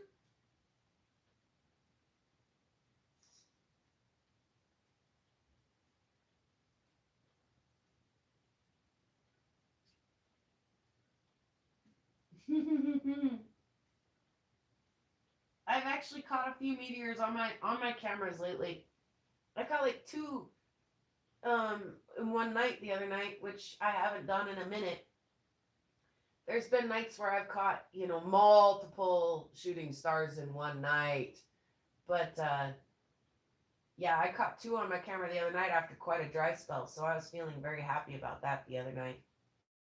And like two in the 2 nights prior, one the night before and one the night before that. So it's been a little busy for shooting stars lately too.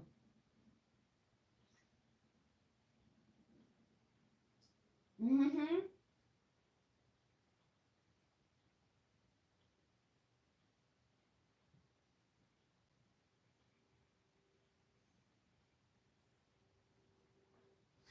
Yay! We get to see Apophis. Hopefully, we don't get such a close look that we regret that.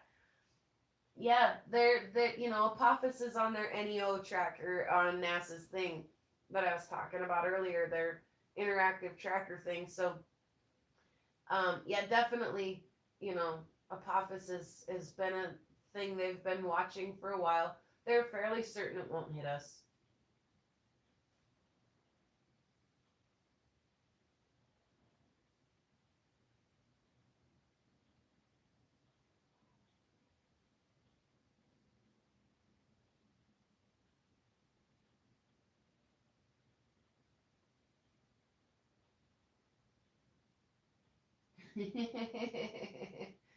Might have to move to China to see that happen, huh? Oh, well, maybe they'll take video for me. I'm not going over there.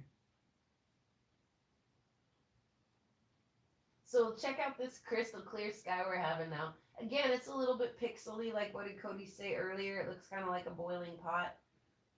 That's quite typical. But in all reality, the the pixelation, that ain't bad for what a crystal clear image that's capturing. And like John said, there went a meteor. Oh yeah, well not literally right now, but like John said, there went a meteor. Like it is actually catching that crap so real time. And if that thing would have been big enough to trigger the little square, it would have sent a notification.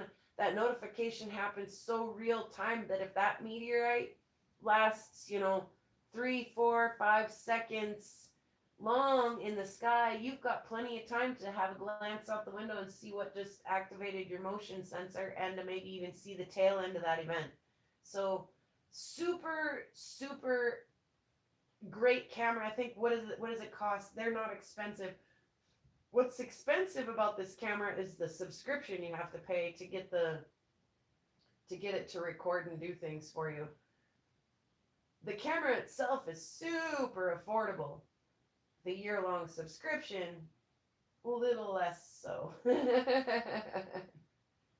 So Joseph, like I say, Joseph's been building and programming a at-home thing that we can hopefully get to talk to the All Sky Skycam program, and if not, then I've got my own stuff here, and we'll pay attention to what they're doing, and if we ever need to compare data, hopefully we can. It's not far-fetched for us to be maybe in some slight contact with some people who are at least minorly involved in the All Sky Skycam. So if we had a huge event happened, we could probably be included in something like that and share data with them. So we got to get it to talk to the cameras to talk to the computer first, though.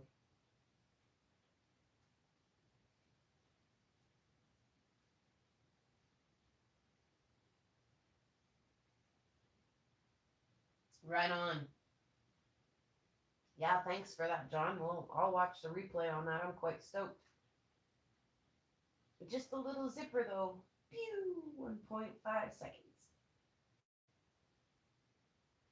The Aurora Live Aurora Quebec is showing Aurora.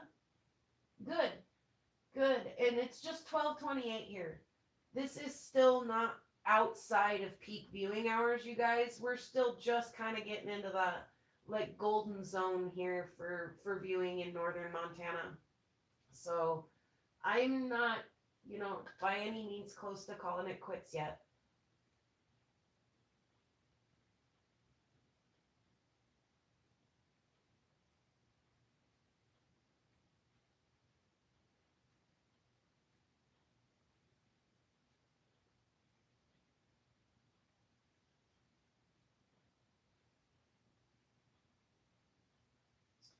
Yeah. Yeah, Wyo, hopefully. Hopefully we'll get some action here. Like I said, hopefully that clear sky coincides with our opportunity for viewing here tonight. Hopefully that was just a little teaser earlier at 10 o'clock that said, hey guys, here's what you people who gotta go to bed early get to look at, and those are night owls. Hang on. Hang on to your britches. It's about to get wild. Hopefully. And there's the Little Dipper at the top of the screen there for anybody who's unfamiliar. Big Dipper's just above my house, a little farther north.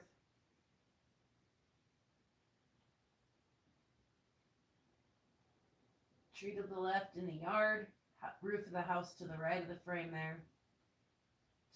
Just to give you a little bit of a perspective.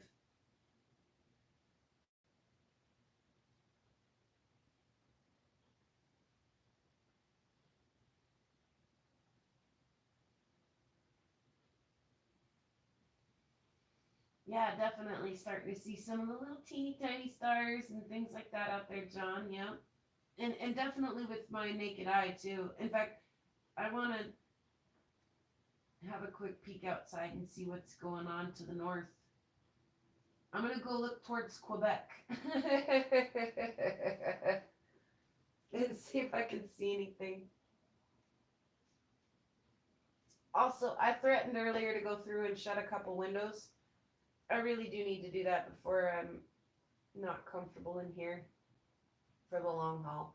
I like to leave that back door open so that if I need to go in and out and adjust the camera, I can. But the kitchen windows and things, it's definitely time to start zipping that up. I just saw a little flash at the bottom right. Just a tiny little flash though.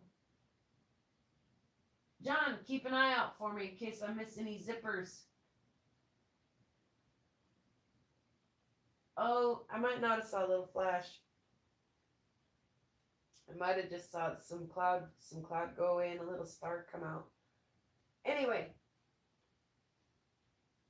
I'm in South Central Idaho. Fun watching the satellite go by earlier live from here as well. That was cool, Cody.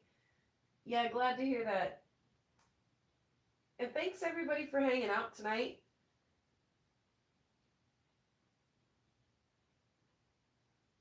All right, I'm gonna go zip up some windows and have a quick look around. See what there is to see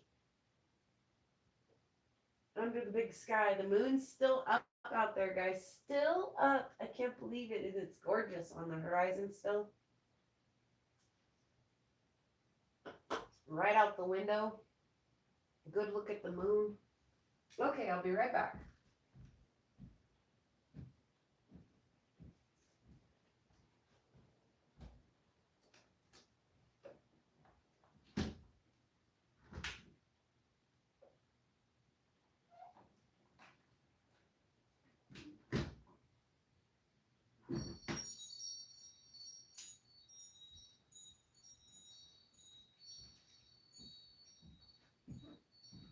Are you a good dog?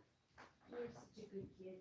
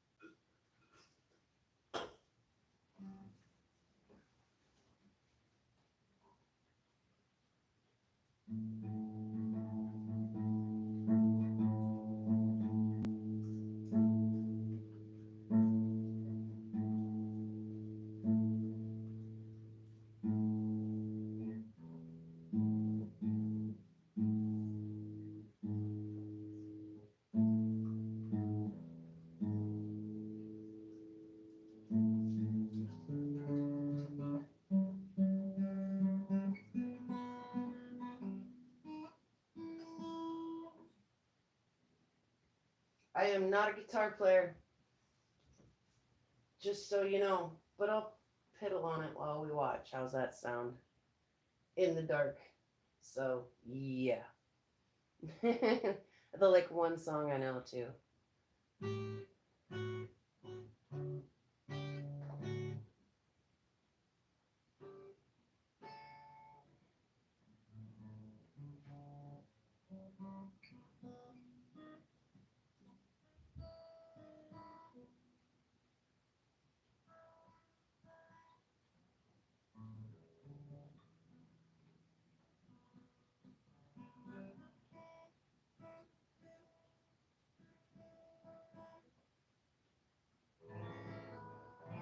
Something ain't right.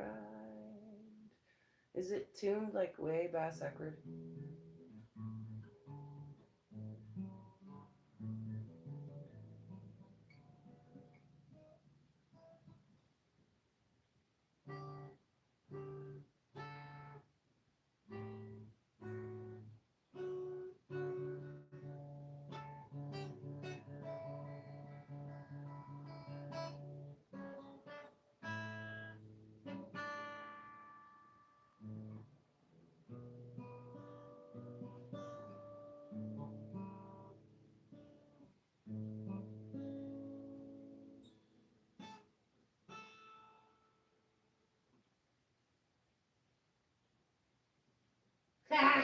Right on, Opal Guy. Thanks for that. It does. Keep them coming. Keep those jokes and laughs a coming.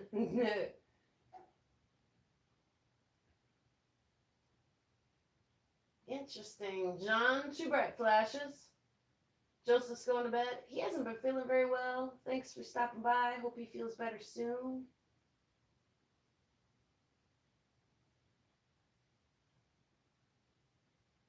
Opal Guy's hitting the hay too.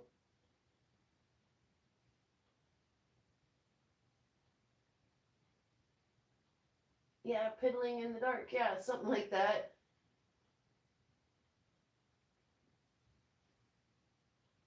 You have a rock song you could play and sing? So punny, sound maker.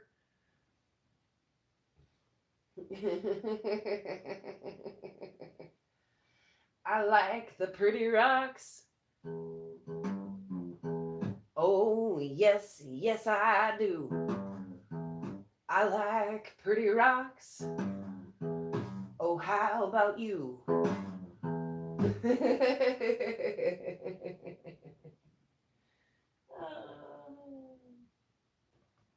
Yes, you should definitely go have a peek before you go to sleep, Opal Guy.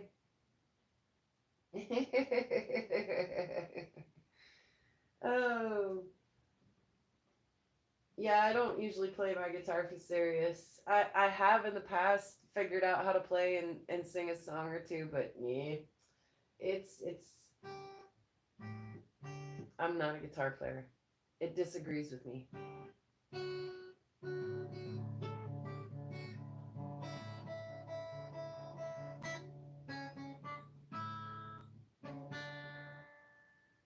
Hey, Josh. Oops, fingered that right, eh?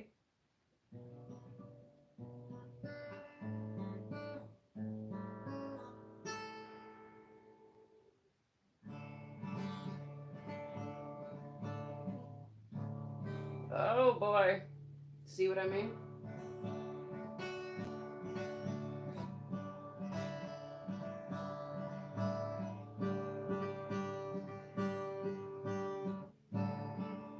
And my guitar's out of tune. That's alright though.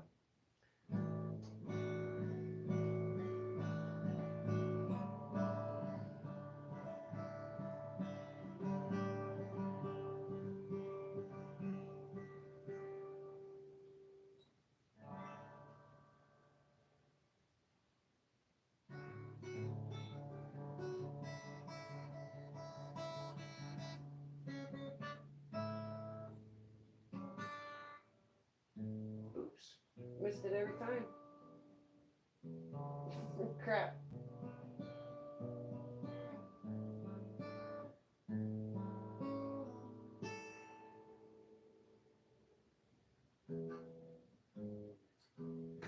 not in drop D, so where's the D string on this? E, everybody, boy, D, D, D, D, A, G, E, D. I admire anyone that plays an instrument. Why, thank you so much, Wyoming Adventures. If I pretend it's a bass, I might be able to play it a little bit better, but but I don't know how late night appropriate hammering on an acoustic would be. It will wake the world up. E on both sides. Check that out. It is, isn't it? Drop D though. So I was shooting for D. And I was like, which string is the D? Which is the D string? Speaking of, maybe if we just play some G chords, this G4 storm will kick right off. Everybody play your G. See if we can encourage the G4 storm to... Hey there, Papa's Gems.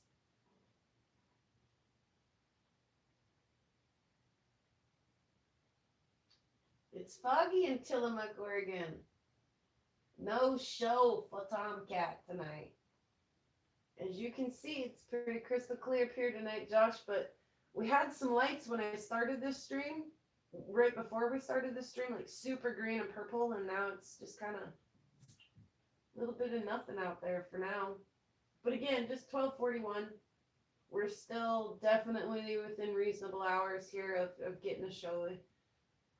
Rufo said maybe a little more closer to morning time was kind of the prediction for that coronal mass ejection to hit us.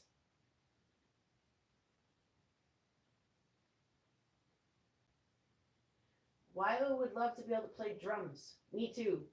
Drums is tricky. Drums is like trying to rub your belly, pat your head, and tap dance at the same time. Like it's crazy tricky.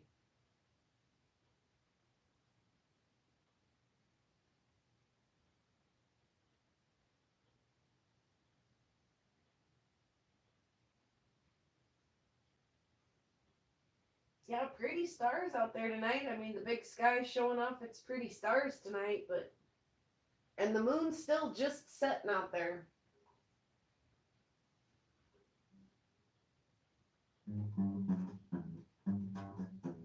Let's see.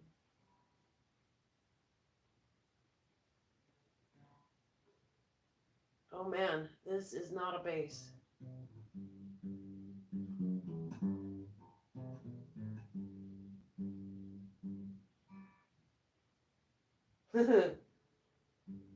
I can't do it.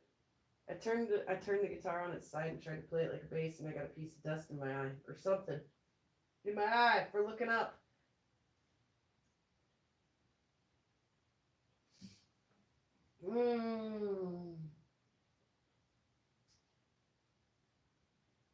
Come on, Sky, give us a good show.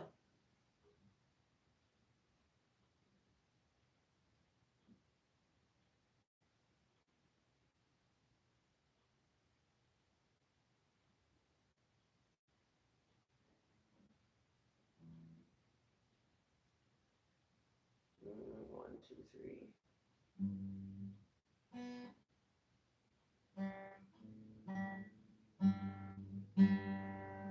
One, two, three, four. I have to count the dang strings.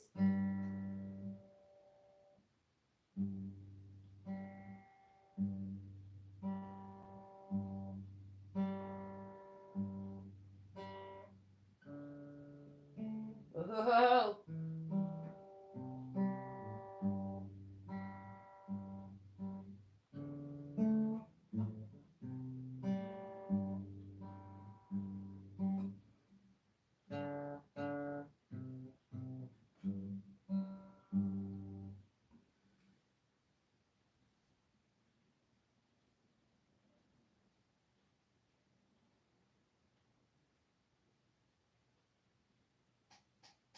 Come on, lights.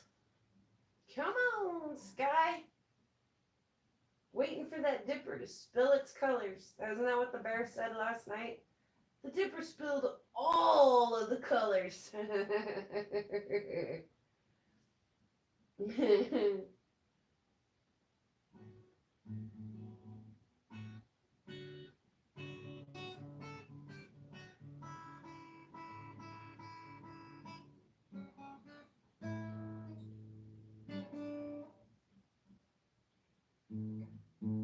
Jeez, I miss it every dang time. Oops. Ah, come on.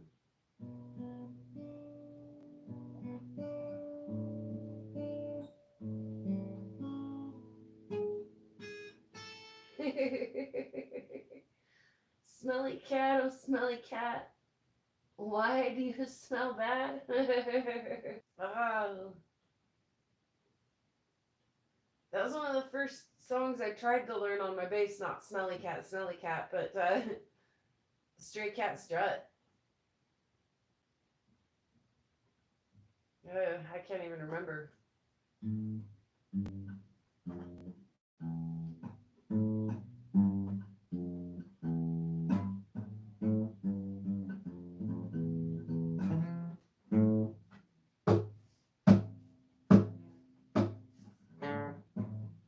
Ah, I do not play guitar.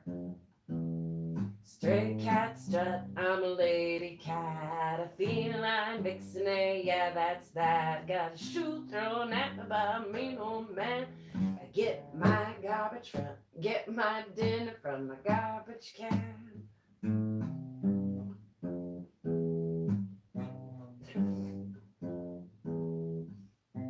Crap, man, every time. Gosh.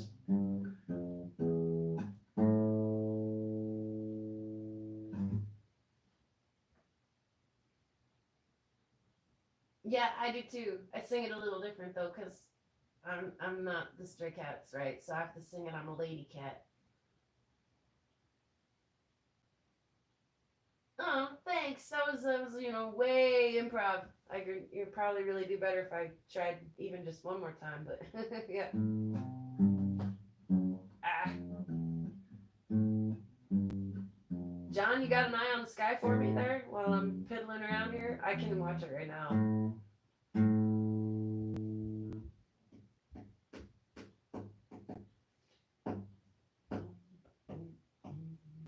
Now I've got that stuck in everyone's head.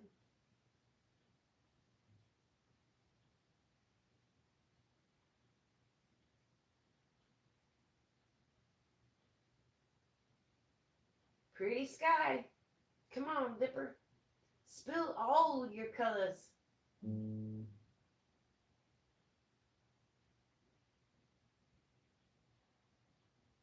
Spill all the colors.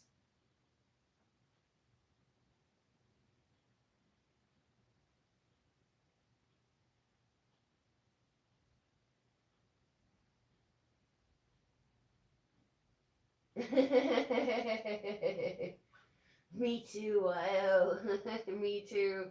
And I don't remember it from the 80s, but as an upright bass player, you can bet I've watched that a couple of times.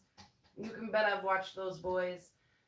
Actually, there's a little behind the scenes clip from the Stray Cat Struts. They're talking about recording the, what is it, Mystery Train? Mystery Train kept rolling. Elvis Presley was the, yeah, I can't remember all the words to it right now. Mystery Train, is that the name of the song? Anyway, they were there's a breeze out there. They were talking about setting up the bass. He's got like 3 different basses that he'll play, and he was talking about raising up or lowering down the bridge and how much better of a poppy sound that was giving him. And then they start talking about throwing some harmonies in there and how should the bass line sound like. Oh, oh, oh. Yeah, when he gets into that stuff, I'm just like, oh gosh, yeah. There's another band out there that I really dig the bass player on. The band's name is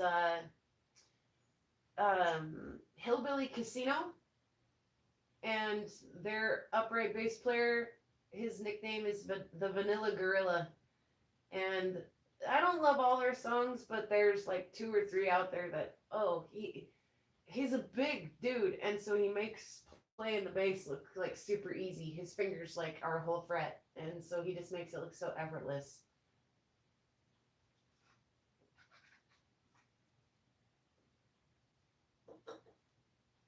But yeah, some of those guys that can just, yeah, effortlessly play are the fun ones to watch. For me.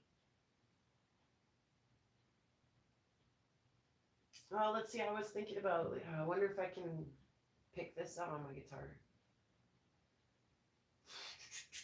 How's it start?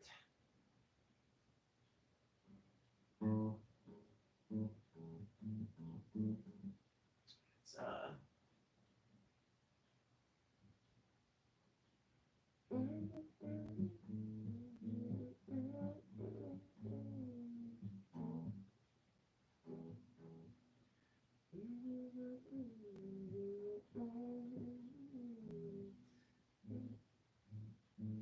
Hmm.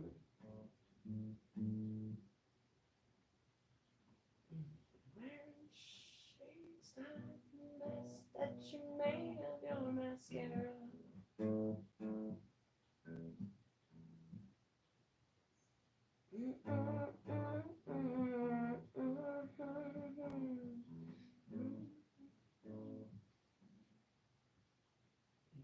Again, so you think you might ask for a ride?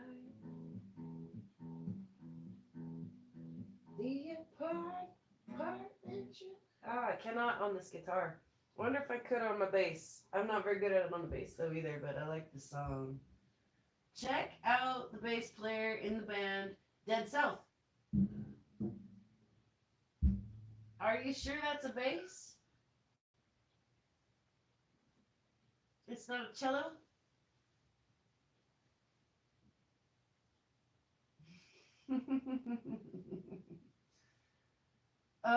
The band does Son of a Bitch by them.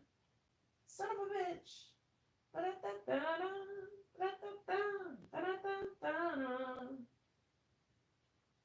And that's a fun one to do because the crowd sings for you. So we go, you know, boom chick, boom chick, boom chick. Oh, oh, oh, whoa, whoa, and everyone starts singing along. Whoa, whoa, whoa, whoa, whoa, and then Nicole will go, let's do it again. Whoa, whoa, whoa. Yeah, and the whole crowd just sings oh for us. It's great. And then we play Son of a Bitch, and on the bass it goes kind of like this. I'm just gonna hammer it.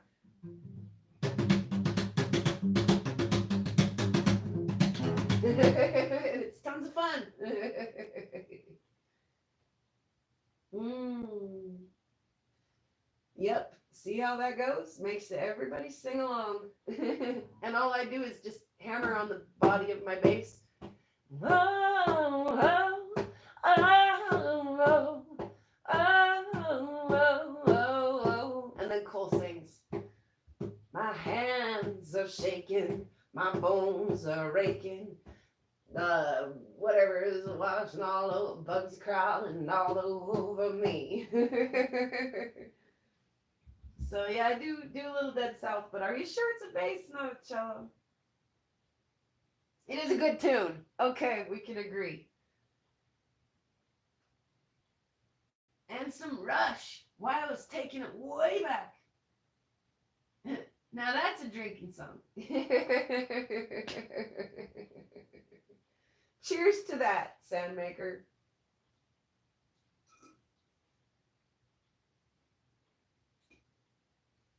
Spoons is amazing. It may be a cello. That's okay, John. That always happens. It's always like the thorn in the bass player's side when everybody's like, "Oh, I love your cello," and inside you're like, "It's a bass," but you just don't correct some people. You're just like, "Thank you. I'm glad you like it." Because some people, but John, you know, Tom Sawyer.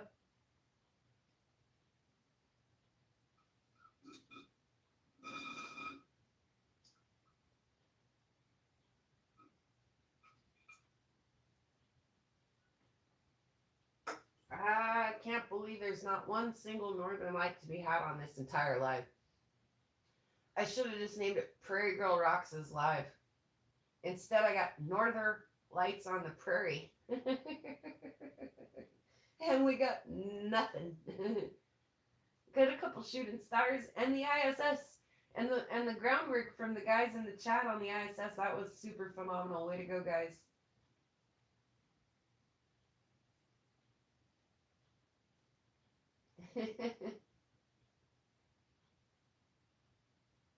Yeah, at least we're all still smiling and chuckling a little bit, at least a little.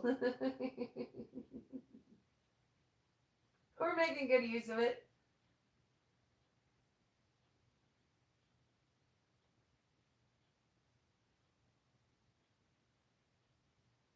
Yeah, definitely not a total failure. Absolutely not.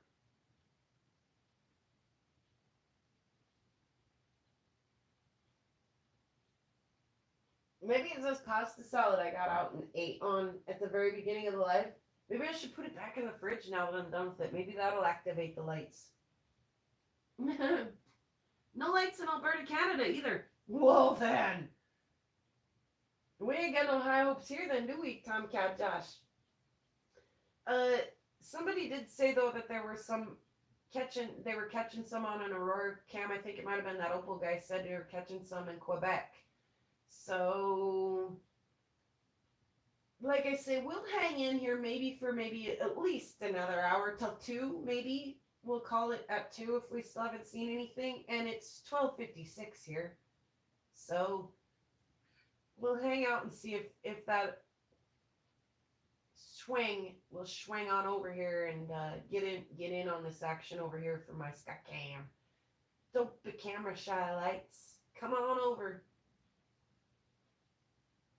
And then again, like I said, Rufo said that swing of the light, the aurora were predicted here, possibly a whole nother handful of hours from now, like maybe morning dawn time. So yeah, I don't know. We'll hang out till then. Thanks for hanging out. If you put some music on of your own so you don't have to listen to my craziness. I am gonna take a quick peek around. The moon is just now touching the horizon out there. Boy, just kind of right at it from this perspective. It might be up for another few minutes. But yeah, we'll go have a quick look around and see what's going on out there. Get a feel for it. See how things are changing. Wyo just volunteered to take the mic. She's going to sing some songs, play some spoons for me while I'm gone. John's going to keep an eye on the sky while I'm gone. And Josh is going to poke the fire. I'll be right back, you guys. Somebody might tell a joke in there. I'll probably miss something extraordinary between here and the back door. John will be like, "Did you see that shooting star?"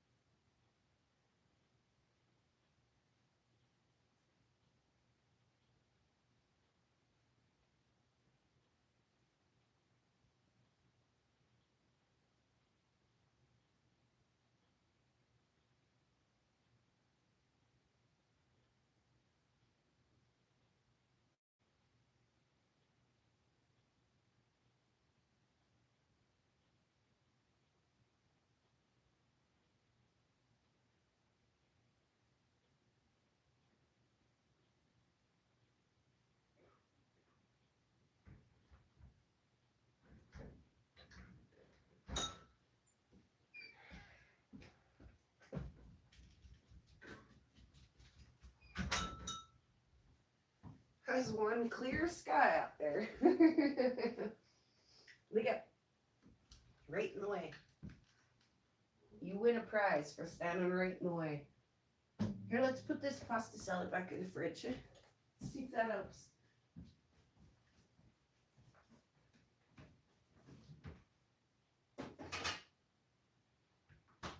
I doubt it will, but maybe.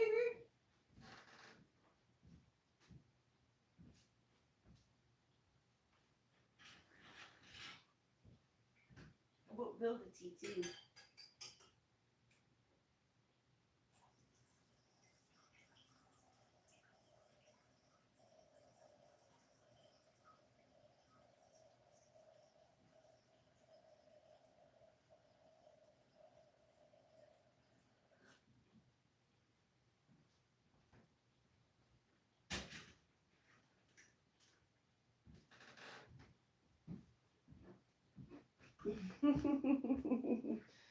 My dog is looking at me like I lost my mind. She's like, "What are you doing? Walking around in the dark and doing stuff in the dark?" Let's see what I missed in the chat here.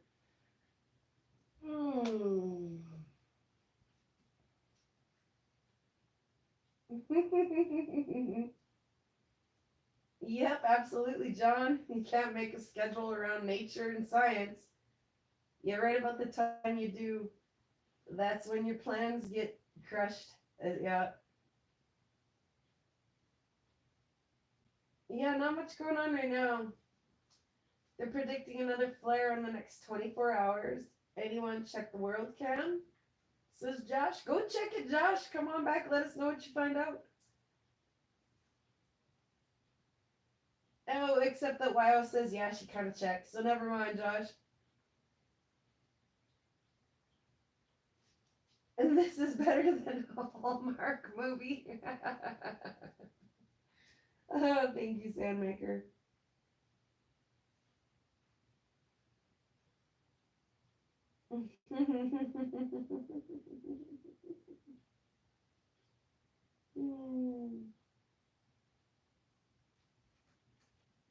Ooh, chocolate rice cakes. That don't sound like a bad deal.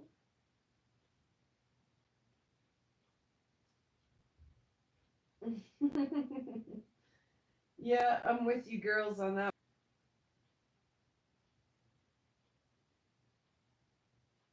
I wish you guys could see a better pinch of the sky than just that. It's dang gorgeous out there right now.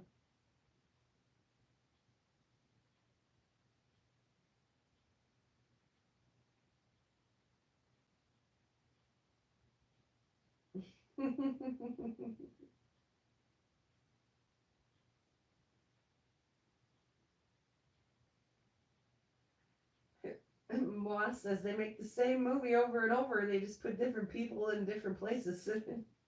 Give them different names. Yeah, totally, Ma, right?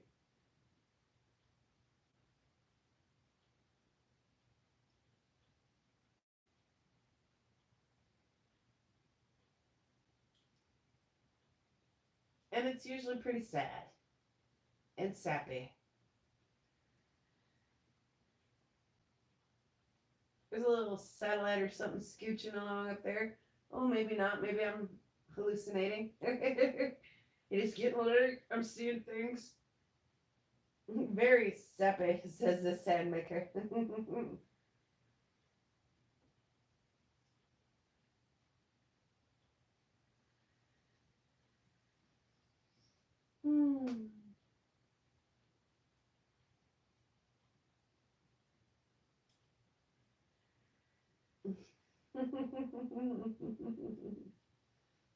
Super sappy. Oh, goodness.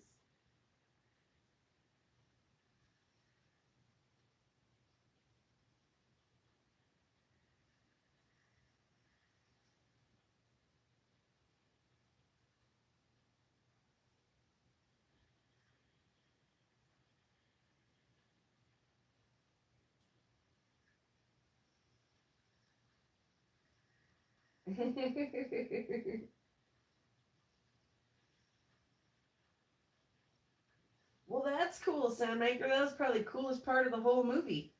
was a shooting star. One shooting star on a whole, like, definitely 2 hour long, at least 2 hour long Hallmark film.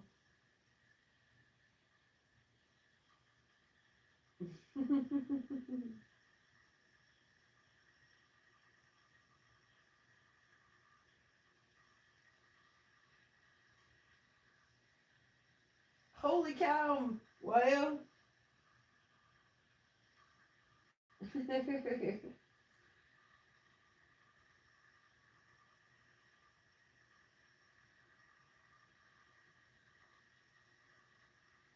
Yeah, they worry about that when Topher goes to do the meteorite mansion.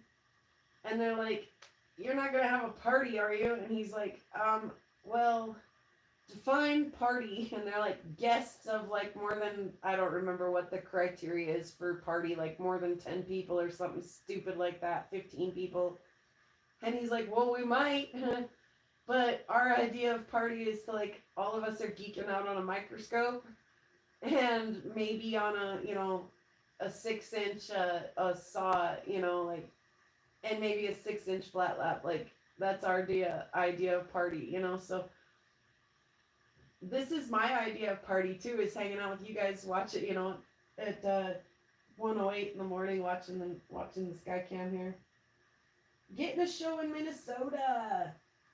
Yeah, it's not too early to call it quits just yet.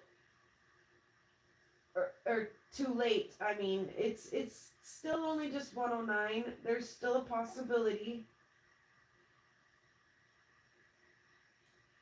that activity, that excited atmosphere will move right over the top of us.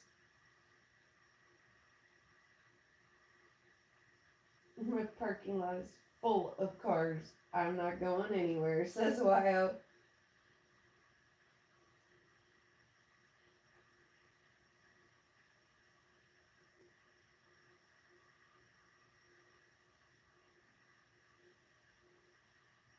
Yeah, the stars sure are pretty out there tonight. It's pretty warm out there tonight too. It's kind of nice. Like, I did have to fetch a hoodie, but that's not too bad for nighttime around here. Alright, I started a kettle while I was up. I can hear it getting ready in there. I got my teacup here from earlier. I'm going to go fetch a cup of tea real quick.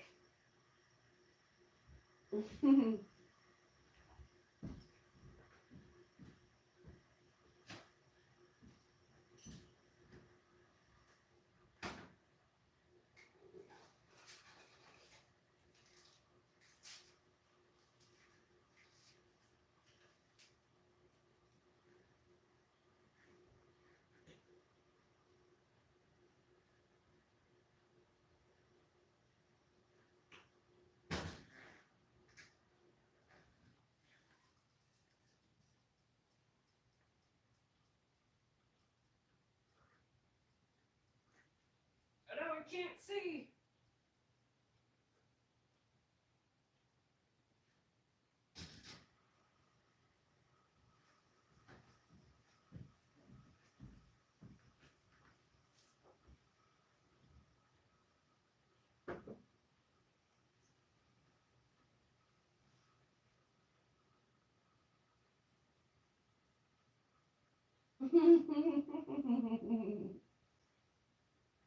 Nope, sure doesn't, does it, John?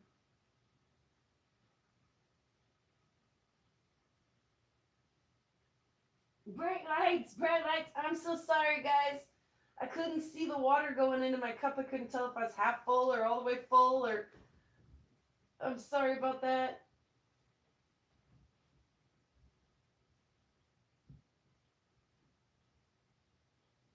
Hey, there's a little something moving. What is that? That's looking satellite-ish.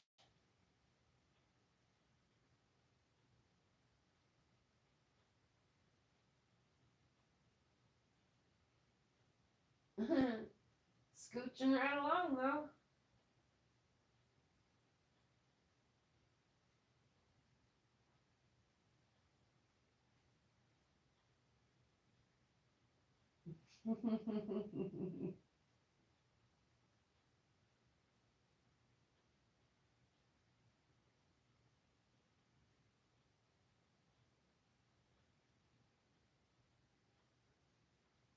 Soundmaker says it just popped up, but I'm not real sure what he's talking about.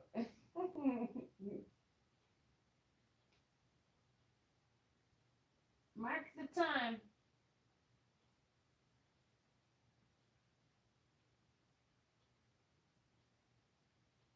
1:12. The satellite just popped up. Okay, Soundmaker, just checking.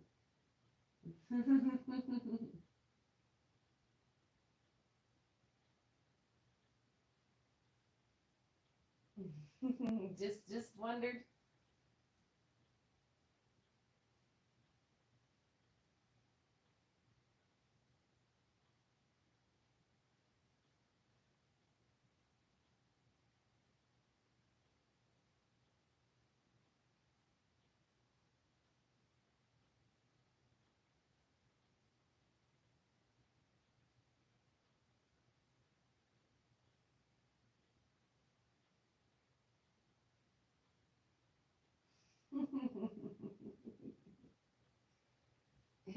Yep.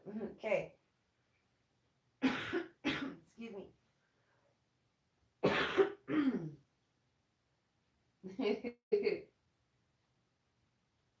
And Sandmaker goes to the Dave Matthews Band. Song Satellites pops into her head.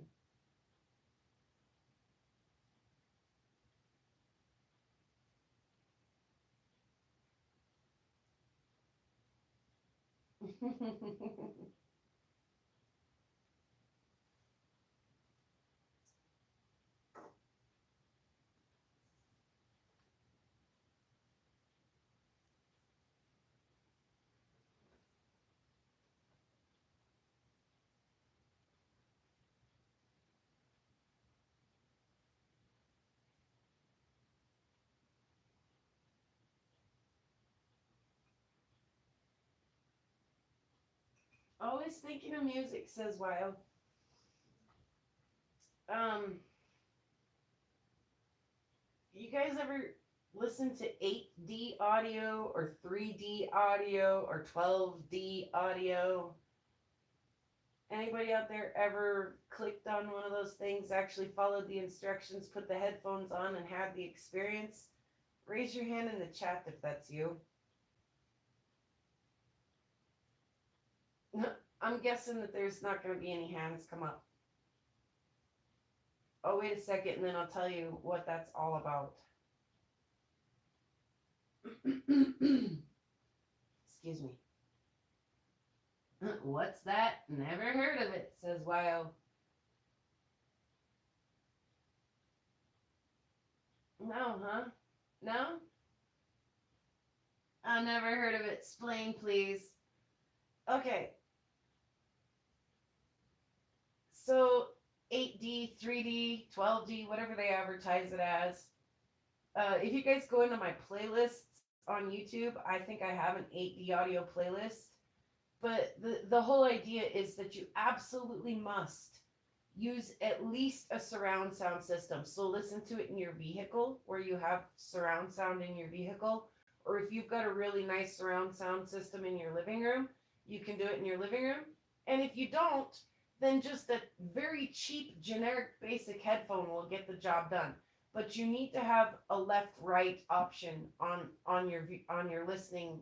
So either surround or a headphone. A headphone works great. Okay, now search 8D audio, 3D audio, whatever you're going to search. You pick the song you like. Actually, some of my favorites aren't really even songs. They're just like the best 8D audio experience. Okay, you absolutely must have a headphone in or surround sound. And what they do is they just play with the balance a little bit. So they'll put a lot of the sound to the right hand side speaker, and then they'll withdraw it from the right hand side speaker, and they'll shift it over to the left hand side speaker. And they're getting really good at doing that so that they can make it feel like, and I'm using the word feel like when I am talking about listening to music. They make it feel like the music is moving right over the top of your head, around the back of your head, back over the top of your head, around the front of your head, and back around. They make it sound like it gets amazingly huge far away. They make it sound like it comes back close to you. It is the most bizarre thing. When that feeling of moving music around the back of your head, I'm not joking you, it tickles me like a little kid every stinking time. It's just like, ow, it makes my shoulders wrinkle up, my neck wrinkle up, the back of my head. It just makes me squirm sometimes. If you can find a really, really good one that really makes you feel that movement, it'll tickle you, actually physically tickle you. Yes, Sandmaker. Yes, yes, yes, yes. Remember back in the day when you used to have to set the balance on your stereo, and your stereo had like the little slot where your speakers could slide in and hook up, or they could unslide and you could move them around the room, and we were twisting the wires up and adding like an extra 8 foot of wires so we could get the speaker just a little farther over and get an extra like audio sensation, a bigger sound, a better feel. Yeah, they're bringing that back. They are using those dang soundboards they've got in front of them and just playing with the audio. Sometimes it really sucks. Sometimes it's just like left, right, left, right, left, right, left, right. And you're like, this is dumb. But like I say, if you can find a really, really good one, and yeah, if you could find it's YO says she's got a CD that checks her sound equipment. It kind of does the same thing. If you can find a good song that really gets that motion feeling happening, shut your eyes too while you try it. Shut your eyes, that helps enhance the feeling. I highly suggest you go try it. It's not new technology. It's something I've enjoyed for several years now.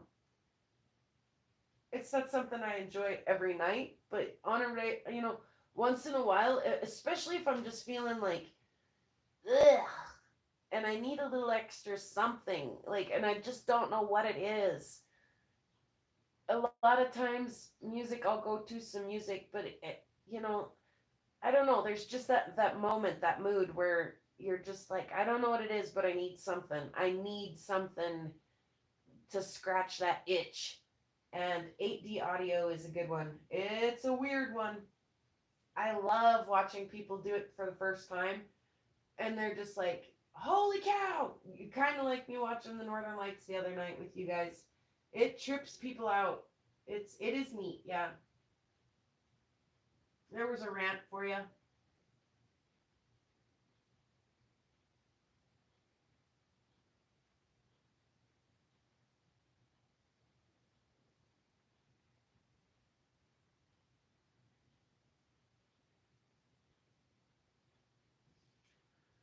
John, the third speaker theory. I love this.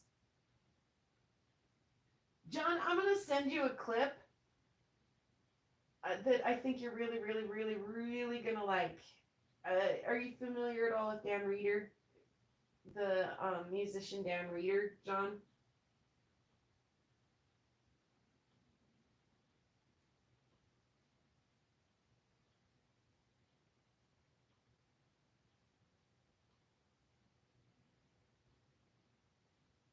You are?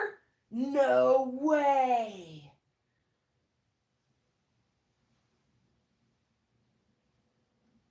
Oh, Dan Reeder does a like, what's been happening with Dan Reeder vlog. And he talks about creating a hearing test. And the old guys can't hear for crap. And so what are they doing when they're compressing music to make an MP3 file? And the silence before a loud noise is perceived by our brain, and so when you are losing your hearing, you're losing both that perceived thing, and it's just neat the way he talks about it, about how sound is compressed into an MP3 and how old guys don't hear crap. And so yeah, I'm gonna send you that clip if you haven't seen it.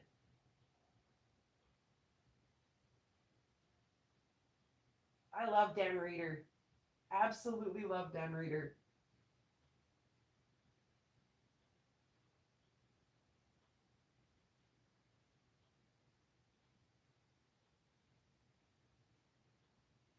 John, you're just like the coolest crap. Ah, I'm so glad you're part of our rock fam.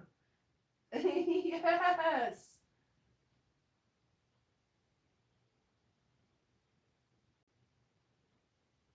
Oh, Wyo, were you doing the are you tone deaf test?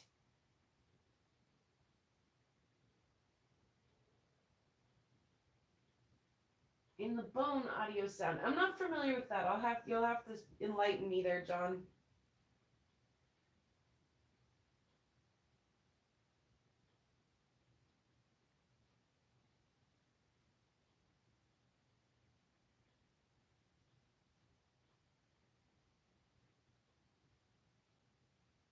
I did the hearing test with the notes Wyo the other day and thought for sure I'd score perfect. Like I'm like for sure, like I've got perfect tone. Heck no, I don't.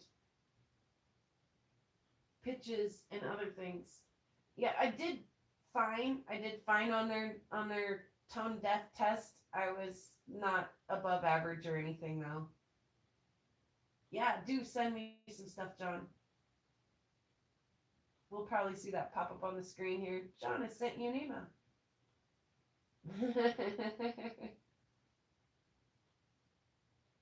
You did okay, right on, Mile. What? Right on. That's good to know. That's it's always kind of a fun little self challenge there. Where do you stand?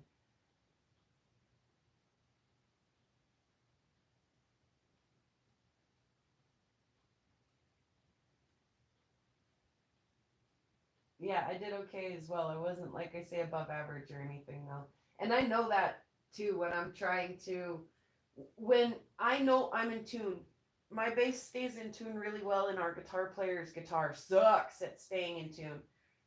And so I know I'm in tune and I know like when we play a G and it's grinding and every time like the D sounds fine together, the E sounds fine together, the A sounds fine together. Every time we play a G it just grinds.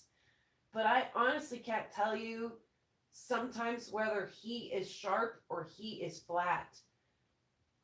Sometimes I want to try to adjust my bass when it's bad and we've got like a long way to go through the song. I can play a little higher or lower on my fret to try to match him better, but sometimes I have a hard time deciding which way I should go in the fly. I'm like, ooh, every time that G, it just grinds. But because there's singing and there's drums and there's entertaining an audience and all of those things happening, I can't focus on it enough to tell you, is it high or is it low? Is it, sharp or flat? So sometimes I struggle where I shouldn't. I shouldn't.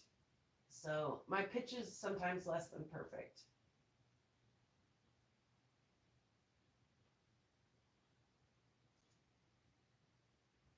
My dad was a bass player. Wyo is why I think I like music so much.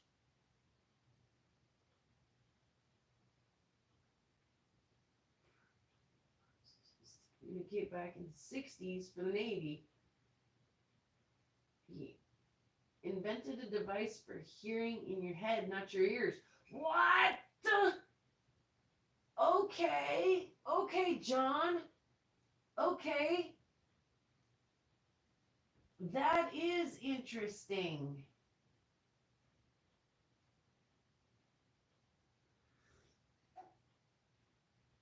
That is interesting, John.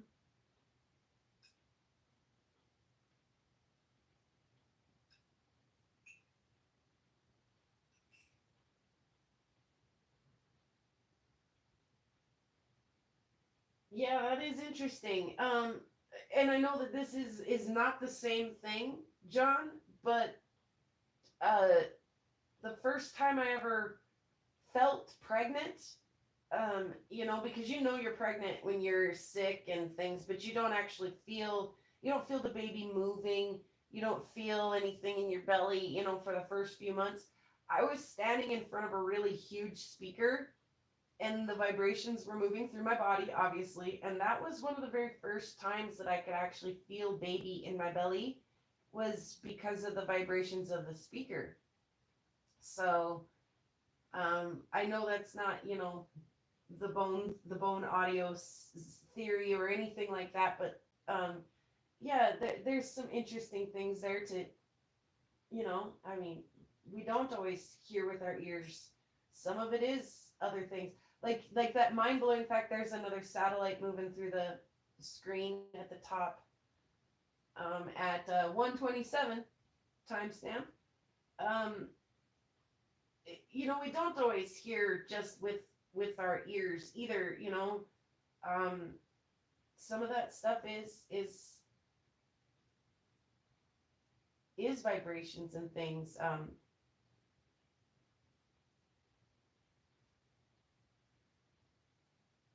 And then there's that crossover between when we see the northern lights and we think we hear them.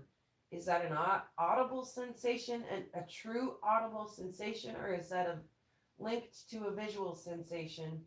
Some of that stuff's really kind of tricky to tell. Hello, Cindy.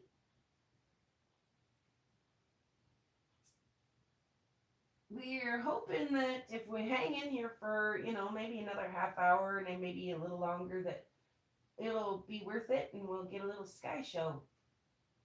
Last time Wyo went and checked, they were getting a little bit of a show over in Minnesota. We heard earlier that there was a little bit of show up in Ontario. So both of those locations are slightly east and north of me, and if that trend continues to swing to the west, it may sweep on over and give us a little bit here in a little while. And happy Mother's Day to all the moms. I think it's pretty official from coast to coast now that we have officially clicked over onto the next calendar day. So happy Mother's Day to all the moms in the chat and who are watching the replay later. If anybody cares to watch this later.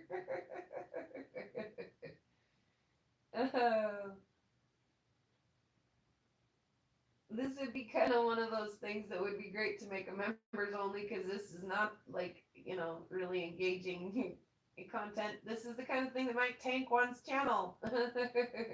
Last night was great. Tonight, though, and I might, hopefully, I eat my words here in about a half an hour or an hour, and we're just in awe. But yeah, there's no business like show business, especially when you're relying on nature and science. And you feel the music in your body. Yeah, for sure, Wyo, for sure. Yeah.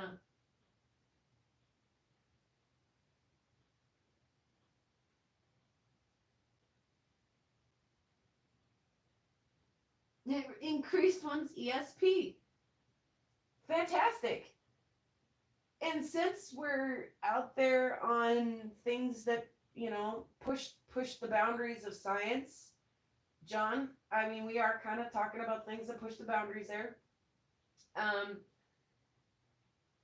Karen had and I had both mentioned that we're both RH negative, and and Tomcat Josh is still hanging. Anybody out there knows about RH negative, it's not a big deal. You can go your whole life and not know that you're RH negative, and it'll never cause you an issue. But as a woman, when we become pregnant with an RH positive baby, that's when things get interesting. RH negative is super duper rare. Like, I think 15% of the population is RH negative. So the chances of meeting another RH negative person is slim. So when you're RH negative, your chances of your partner being RH positive are incredibly high. And that's when you run into troubles. But aside from the troubles that you have, like I say, you could be RH negative your entire life and never know it, especially if you're a man.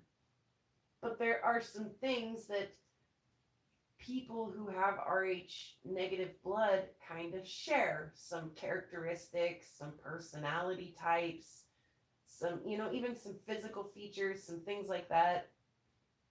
So when we talk about things that kind of push the boundaries of science, RH negative blood is kind of hard to explain. It's kind of a weird one. You try to dig in to the history and things of that, and things start getting stupid. They start talking about, that we're we're aliens, we're lizard people, all of that. You're an O chick, huh, Cindy?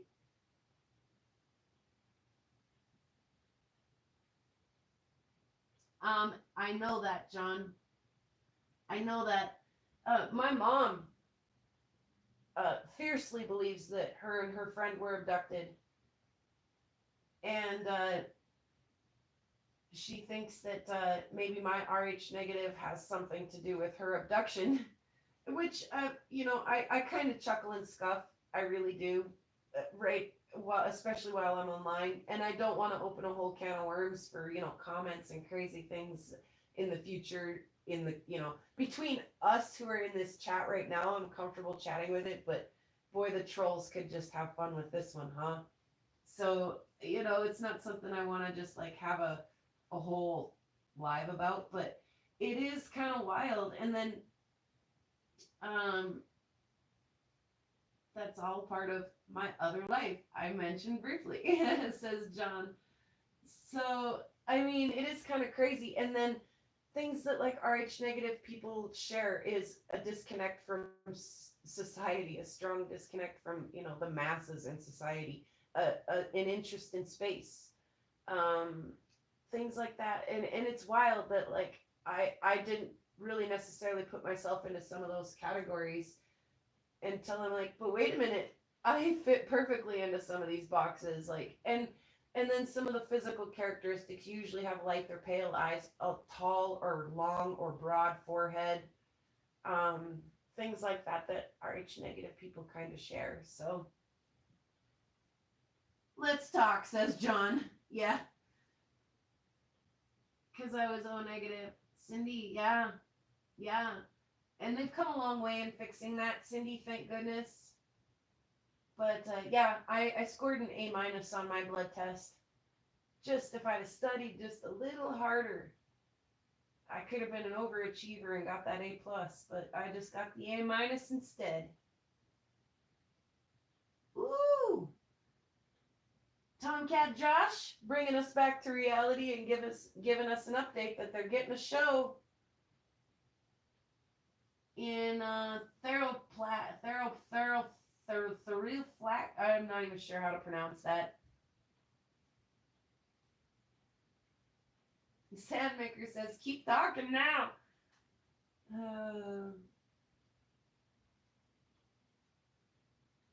And Wyo says other visitor stories in the comments.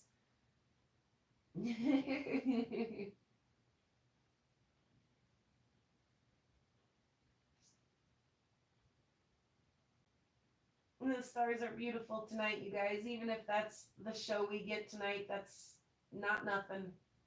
They don't call Montana Big Sky Country for nothing. Look at that big sky up there.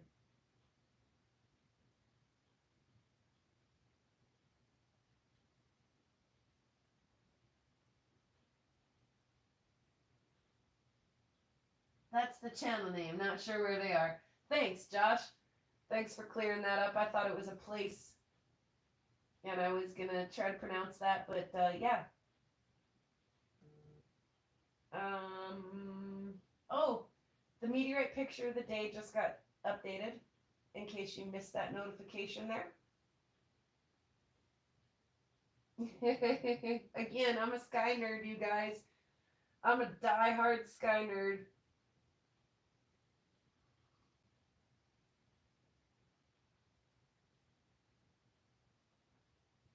Yeah, it's pretty big sky in Wyoming too.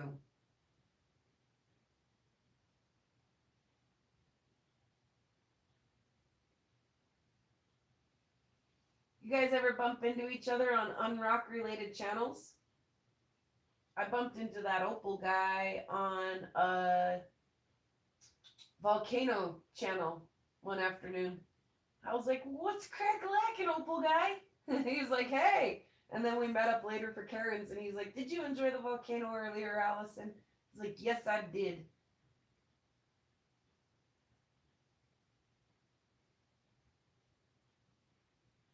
Never has had COVID. Good for you, Cindy. I went in and did a blood donation, and tested positive for COVID antibodies. So I actually knew I had it too because I was feeling pretty hashed, and I'd felt better for quite a little while, and was like, yeah, I think I feel well enough now. I could probably go do a blood donation, and they were like, yeah, you got antibodies for COVID in your blood, so good for you. So I never did go get tested or do anything about it. And I would never have been able to confirm that I had actually had COVID, except that I did go donate blood and I had antibodies in my blood. So that was my confirmation for COVID.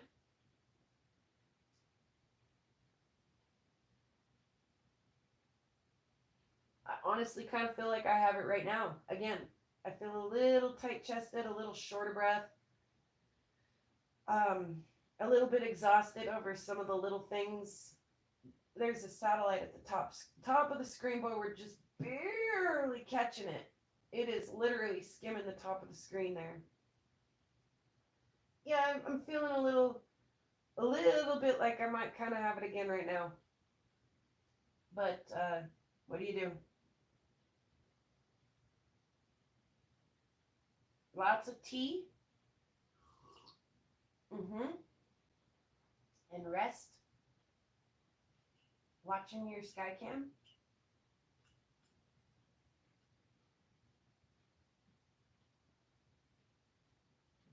Was there a good rotation flash? Sometimes those things are so stinking bright that they alone will be enough to set off a 22-second recording on my camera. It'll be like, something happened. And it'll put a little square up and then record for 22 seconds and be like, okay, safe to stop looking now. Nothing's happened. But yeah, sometimes those little flashes are enough that my camera's like, something happened. There's movement.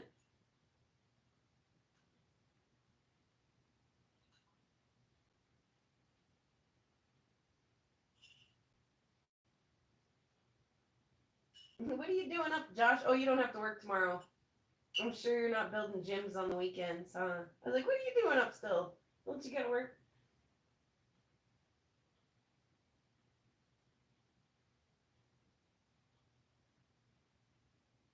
Oh, that's a bummer, Cindy. Yeah, I actually have to be a little bit careful, especially because I'm a single mom and I run myself ragged almost daily. A donation, a blood donation for me can kind of make me feel a little tired for a minute. So I do try to plan that when the kids are here to help out and take care of me for a day or two, because it can leave me feeling just a little bit tired. I've heard other people say the exact opposite, that it makes them feel really good. It makes them feel well, refreshed, that kind of thing. But I run just a little bit anemic anyway, and so for me to be donating blood, I've got to be feeling pretty healthy to go in and do it. It's not something I do every time there's a blood drive, but I do when I feel well and my kids are here and it works into my schedule. I do go down and do it. So I wish I could do it more like you, Cindy. I wish I could do it more, but um, yeah, I do what I can. You know, and when my kids aren't here and I'm not, taking care of two other living beings, maybe I'll be able to do it more often. But there was a little flash.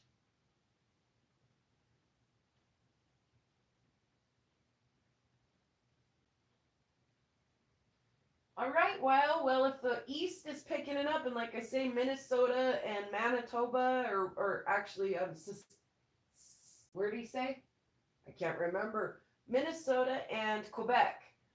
Um, if you guys have watched any of the animations that they put out where they show the zones, um, the auroral ring, it's kind of like a ring around the top of the planet, only it's super lopsided, right? Like it's skinny on one side, fat on the other, and it swings around the planet kind of like a hula hoop. That's kind of maybe the best way I could describe it without a visual representation. That fat side is going to swing through the states as the evening progresses, And so if it's swinging, into Quebec and Minnesota and across the east, Rufo might have been right. We might not. This might be an early AM storm, if anything, right? I mean, again, we're trying to predict weather with limited science. So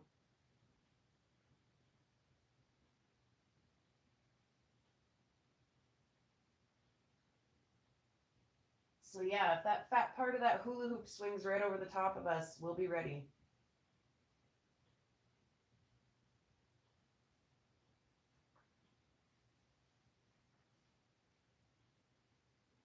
And again, the camera will pick up things that maybe even my eye might not. So we can trust that even if it's minimal, we'll see from the very start. Even if it's minimal, we'll notice something is up. But yeah, just too weird that it was like at 10 tonight, green and purple sky from horizon to horizon. I was like, oh boy. And John sending me emails, are you going to go live tonight? They're predicting some pretty great activity tonight. Yeah, John. And then I look and I'm like, I'm telling John, the sun's just setting, so I'm just starting to keep an eye on things. And I look out and it just kind of still looks like twilight out there, but I look on the camera and it's green and purple. I run out the back door and I'm like, oh God, it is green and purple. So I quick fire up the live and it was like someone flipped the switch. Nah, just kidding. So as fast as it was on and off earlier, it could do the same thing at any given moment, at any place.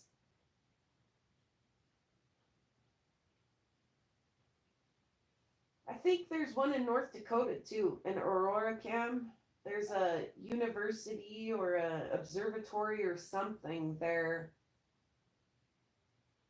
If that, what do they call it? Nordac, North Dakota Nordac Cam. If that Nordac Cam starts picking anything up, then I'd start maybe really getting excited about the possibility of over here.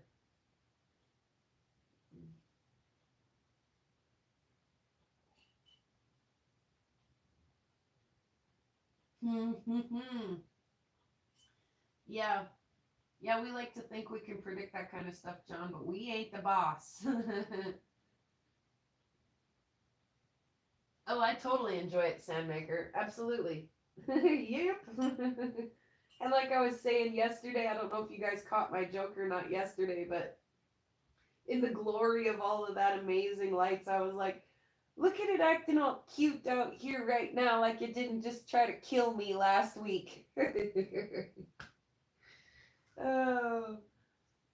Yeah, it's literally up here blowing the shingle and the stuccos off my house just a few days ago, and now it's out here like giving us a beautiful auroral display. I was like, look at you acting all cute. Like you didn't just try to kill me.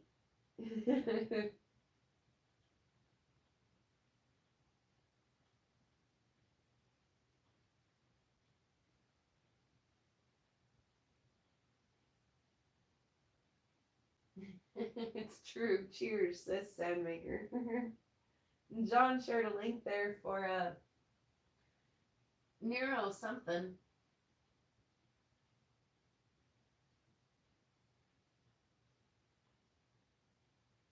Just for giggles, he says.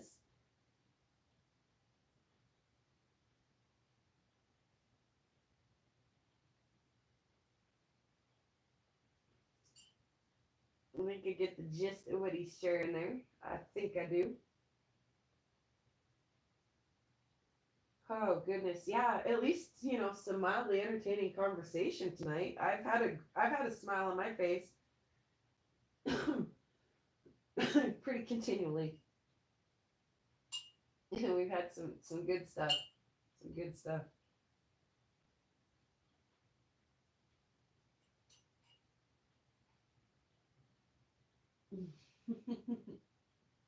Good, glad to hear it, Soundmaker.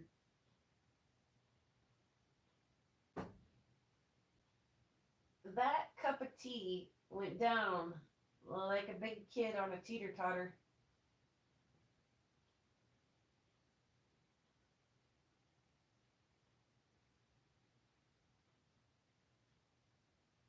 on Sunday. Well, that's today, Cindy.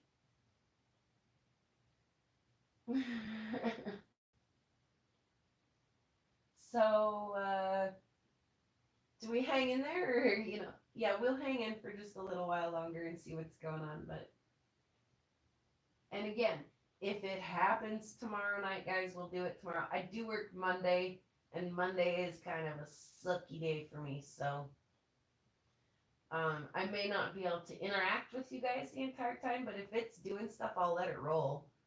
You guys can visit with each other in the chat. But yeah, especially if it starts early at like 10 o'clock again. I'll be in there for the first part for sure. But yeah, we'll use this camera since we have it and document what's happening up here in the Big Sky Country. Is this device that sends the sound directly to the brain? That's what I thought you were talking about there, John. In the description there before the share link.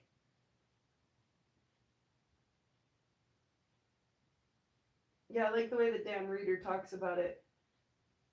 Do we perceive that sound, and that's really bizarre because either we are thinking just a second in the past, or we are, the past already happened, or his way of looking at it was very, I love Dan Reeder. If you guys don't know Dan Reeder, go check him out. He's an older guy, kind of guy, and he's a one-man band. So he plays all the instruments and does all the singing and just layers the videos over each other. And his songs are hilarious. They are probably not politically correct, but they are hilarious. Who stole my remote, says Cindy. Oh, I finally found my Dremel bits, by the way, you guys, the other day. I was asking on Karen's, I'm like, did anybody know where I put my new Dremel bits? Oh my God, I looked forever. I even messaged Joseph. I was like, did you see them? And he's like, I saw them, but I couldn't say where I saw them last. I completely ripped this house apart getting ready for this graduation. I'm like, we need to clean this place up, fellers. And so me and the boys were cleaning things up, and I still had cleaned like pretty much the entire house. And Joseph's like, you still haven't found them? I'm like, no. And he honestly like moved this laptop and the notebook that was sitting on, and the Dremel bits were underneath of the notebook. He was like, here they are. Thank goodness. Ma. Oh, here's a good story for you guys. Speaking of who hid the remote. One time when Trevin was really little, and it was Christmas time, and I'd hung the stockings up. And my God, I couldn't find the television remote.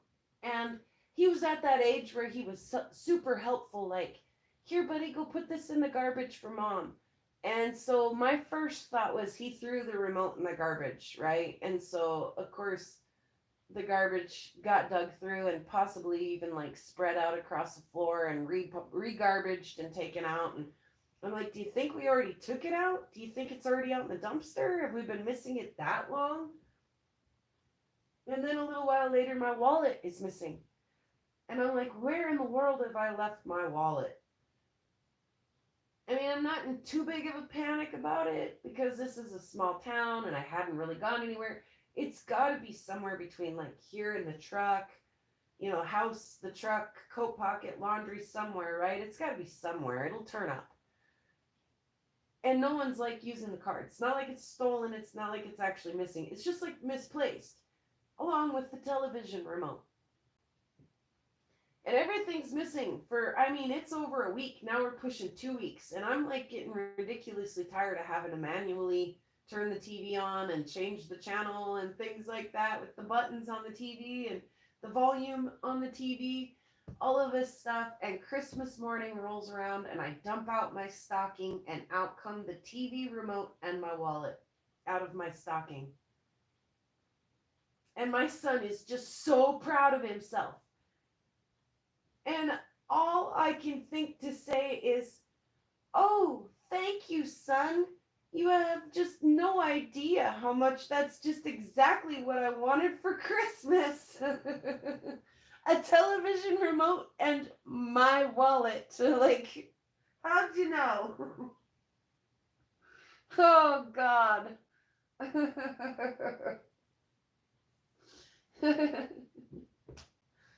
Oh, so Ma, if you want to just, tie a bow on Cindy's remote and give it back to her, I'm sure you could just be proud as pie and she'd be so thrilled. There's another satellite coming in from the right hand side of the screen, you guys. Oh, thank you, son. How did you know?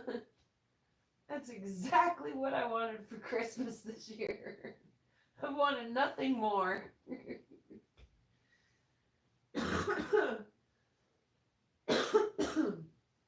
Oh gosh. Yeah, that's a good one. That's bright, huh, John? Oh, 153. Look at all the junk in the sky nowadays, huh? I mean, they're doing their job. Thank you, satellites. Oh gosh. Is it an airplane? It could be an airplane. It's pretty flashy and it is moving pretty fast. I'm gonna go have a look at it with my eyeball. I'll go take a look at it. Oh. Oh yeah, that's a plane. That's a plane for sure. Red, green, red, blue, red, color red, flash, white, red, whatever colors on planes. I didn't look at it for more than a second. I've never been on an airplane. I don't know if I cared to try that. It's not the airplane that wigs me out, it's the airport and all the people. Moves the Cindy's remote to a new spot.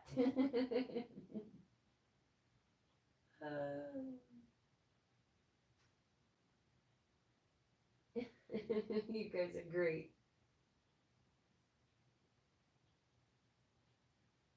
Yeah, should I? Sandmaker? Moves Moss credit card. Oh, yep. Oh, those are two things that as an adult. Like how did my child with pinpoint accuracy just chopped me down at the knees, you know? I mean, he took all of my credit, everything. He took everything. The remote and the wallet. Like could you think of it? And the keys. The keys are the only thing that he left me with.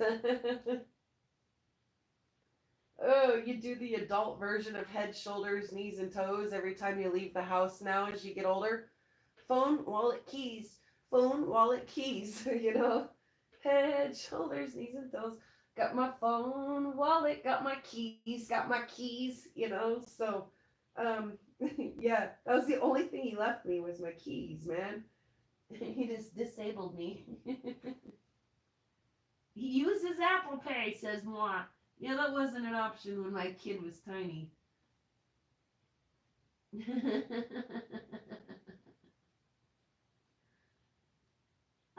Good, Josh. Josh says picking up in my East Coast channel that it's full screen lights now. Thank you, Josh, for the update yet again. And he's chuckling at the adult version of phone, wallet, got my keys, got my keys. Because he knows it's true.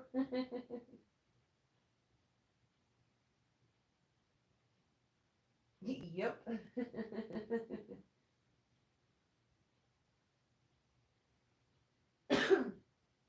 I think it's time for me to have one more cup of tea, guys. Excuse me for just a second while I go turn the kettle on.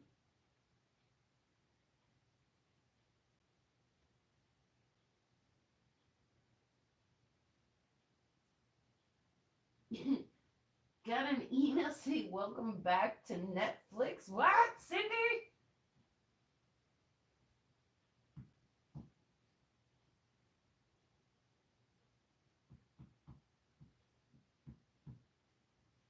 Yeah, let's all quick review. Somebody's got to stay and keep an eye on the screen in case something awesome actually does happen. Big bowl light event or something happens. You guys, how cool would that be? How cool would it be if I was sitting here with my Northern lights on the Prairie live stream running, and some massive bolide event came through. Could you, and by bolide, just in case you guys don't know, that's a big meteorite event. That's something that puts rocks on the ground, not just a cutesy little shooting star. Could you guys think I pooped my pants because the ISS came over the other night, or because the lights got nuts? I think Bear's words were knucking butts. You guys think that all of that got me excited? Could you imagine if while we were watching together, a big event came over my house and like gave us a good sonic boom or something, and we got to witness that together? Okay, I mean that's really high hopes, but could you imagine? Okay, so somebody keep an eye on the screen while I make some tea, just in case. I got my eyeball on the sky.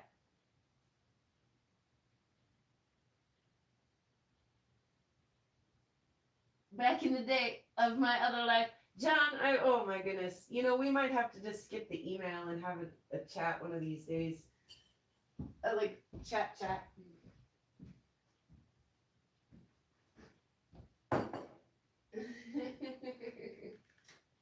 Oh, you guys are such a great bunch. Hey, let's turn that really dim lit kitchen light on this time so that I don't blind you when I go to fill my cup up. Oh, is that the dim one? Yep, it is, and it's getting dimmer. Okay. All right. Whew, it's a great night. Holy cow.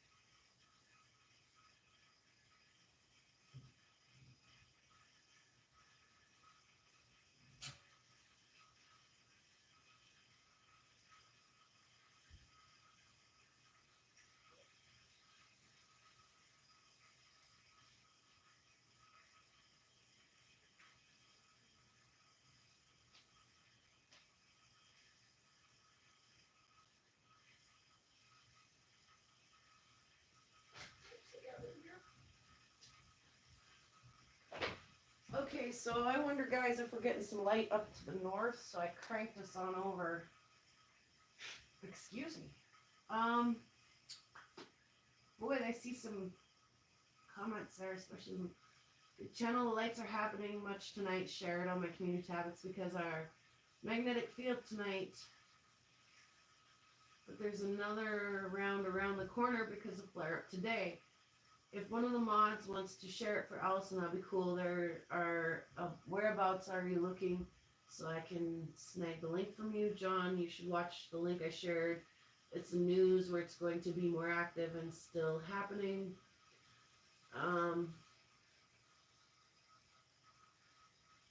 Scratched the bejesus out. Scared? Oh, sorry, John. Right now is brighter than last night. Okay, so Cindy, guys, John, Cindy, everybody, I'm going to go totally change the orientation of this camera so that we are looking north, because I'm not entirely sure I'm not seeing some lights north. Hey, by the way, we were looking at the Big Dipper, or the Little Dipper earlier, and now there is the Big Dipper in the screen right now. But yeah, let me go ahead. I'm going to move you around again. I'm going to point you completely north.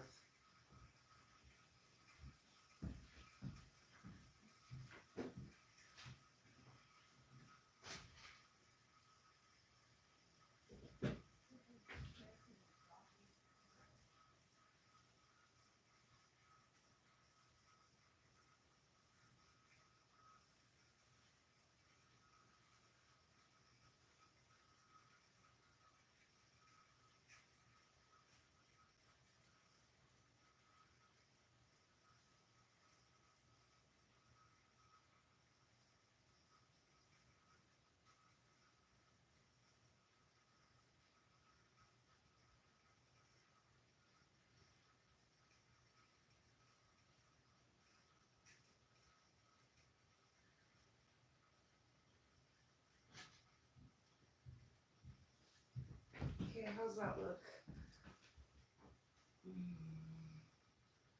Yeah, there's a little color up there. It's a whole crap load of my neighbor's obnoxious friggin' lights, though. Okay, so let's go look a little more straight up and see if I can get some of that. I'm gonna take this with me. Let me see if I can get some of that white light pollution out of that thing.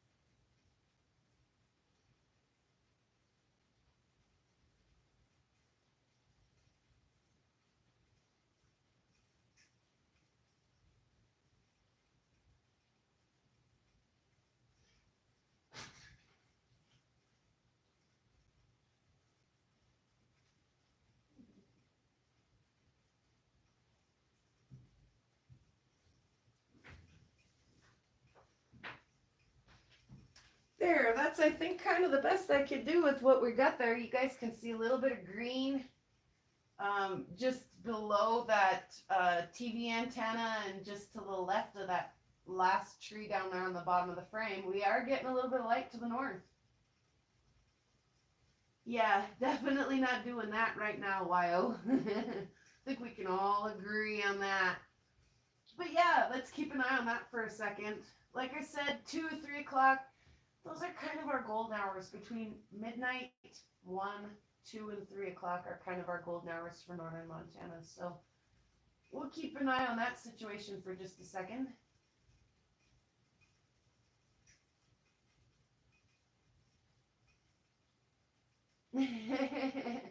Awesome sauce, eh?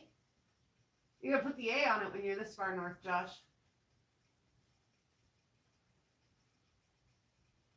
There you are, Josh. You just got yourself a highlight on the feed there. All right, guys, my tea water's boiling. Let me get to that. Woo-wee.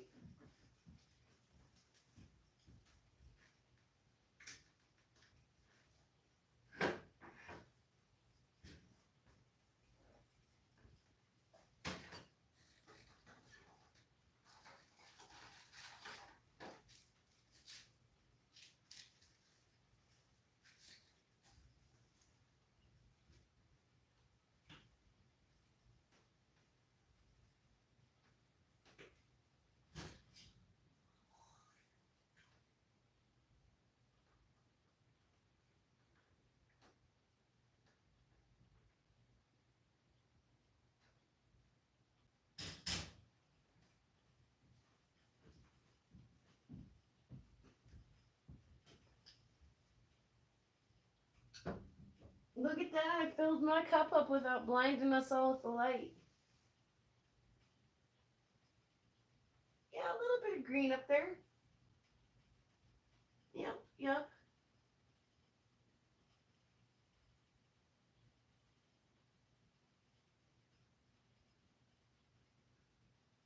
Oh, I tried, John, but every time I got that light out of the corner of the screen there, we kind of lost the ability to. Oop, there was a flash. Lost the ability to see the lights, and then yeah, that kind of looks odd. I just don't know how you guys are seeing that. But let me grab something. It's so dark in here. Here, yeah.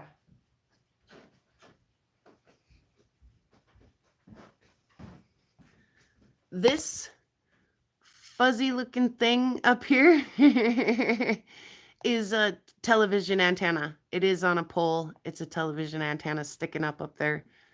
You know, one thing I could do for us, John, though, is grab this little piece of dino bone right here and just kind of get rid of a little bit of that light since my neighbor sucks. I want to give you guys your timer still, but let's just go ahead and cover it up.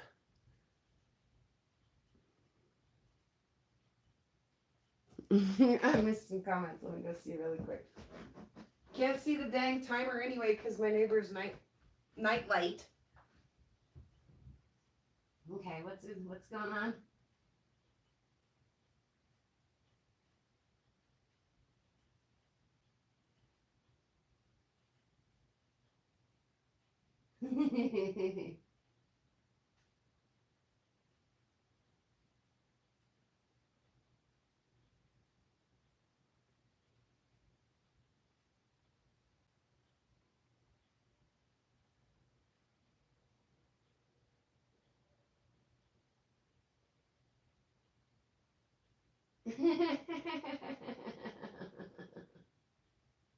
Oh, did I? I'm sorry.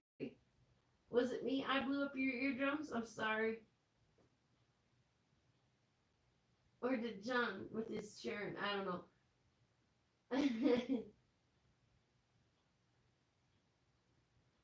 Clark's your husband. Nice to meet you, Clark. So glad you joined us.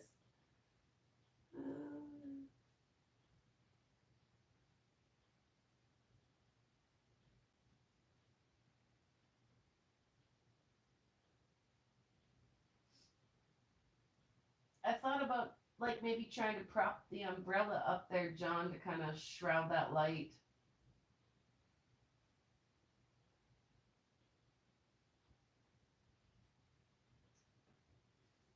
Let me see what I can do for us.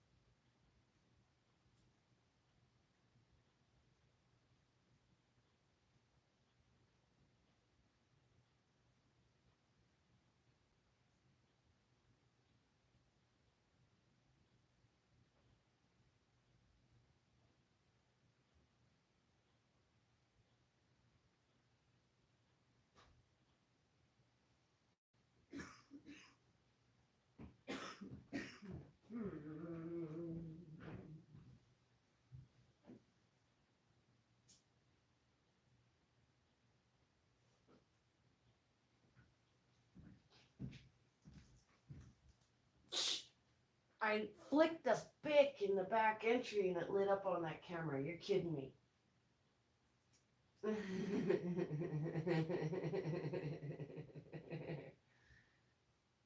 Oh.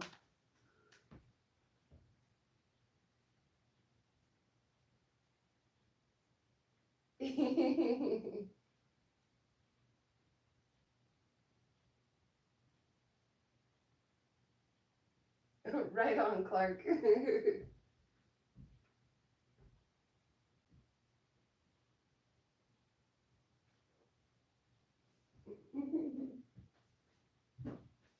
let's see if we can do this tape jerky down some Houston.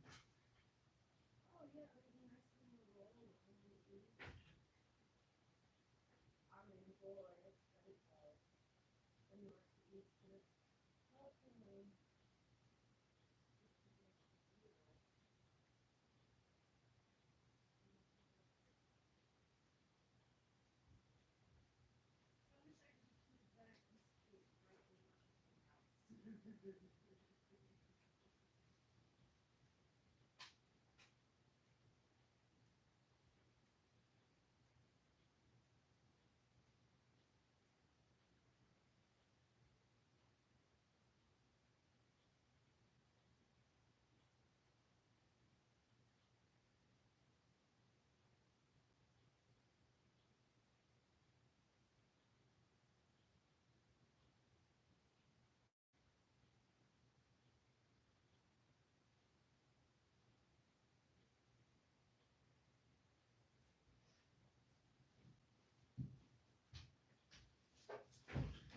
Okay, so there's a little auroral ring to the east out there. I doubt my tape did anything right now. I did try a little piece of tape out there, but I think I might have missed. It's hard to tell because that's in the way. Yeah, I didn't do a lot, did I?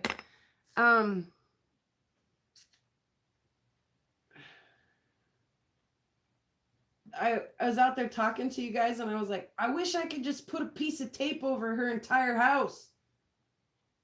I do just put a big piece of tape right over her place. That would be great. Because she is really messing up my view over there. My neighbor to the north. Okay, let me see you guys really quick.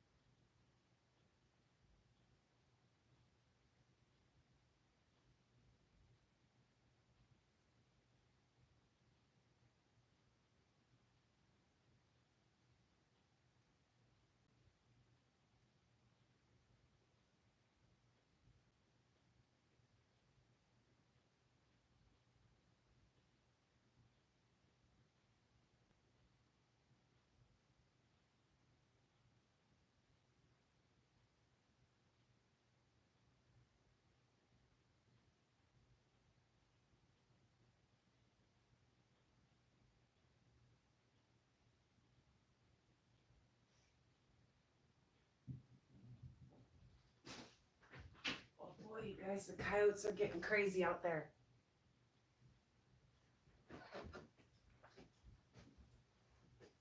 Okay. I'm gonna take you guys outside real quick.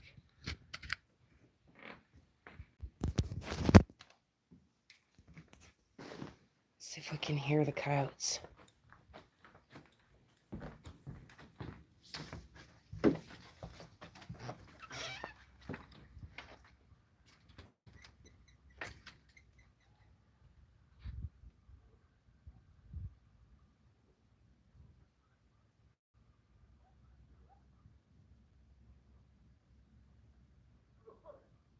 I could hear my neighbor.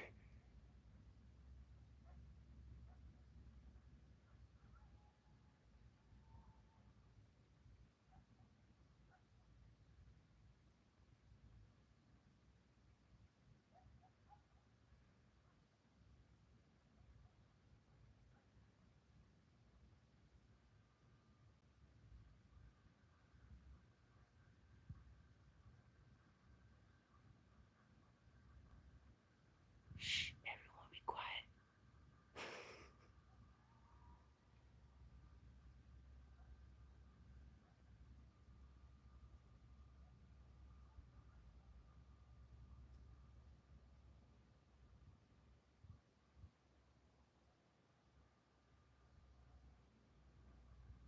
Can you hear them, Beezers?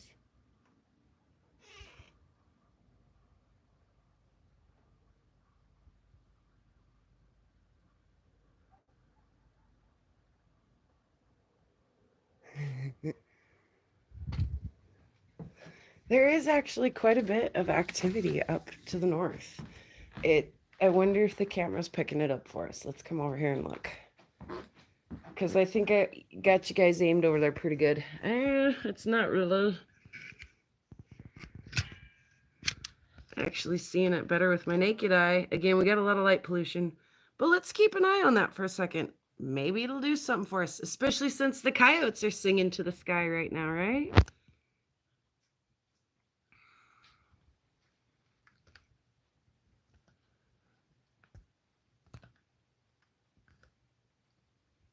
Yeah, that's not terrifying, right, Ma? Josh is hunting rabbits. He's being very, very quiet.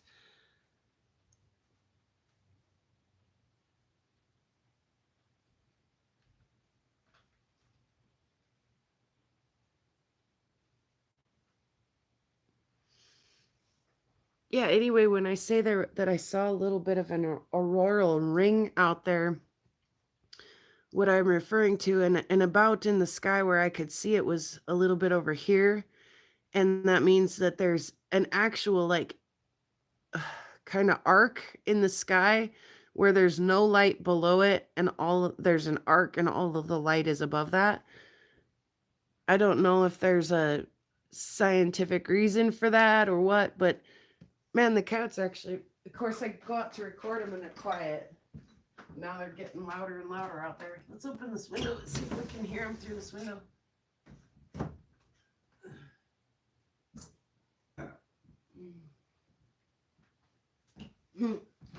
Going crazy out there. Yeah, sing to the sky, coyotes. Call us in some lights, would you? Yeah, there's a little stuff happening, but we'd sure like to see it just grab the knob and turn it up, right, Wyo?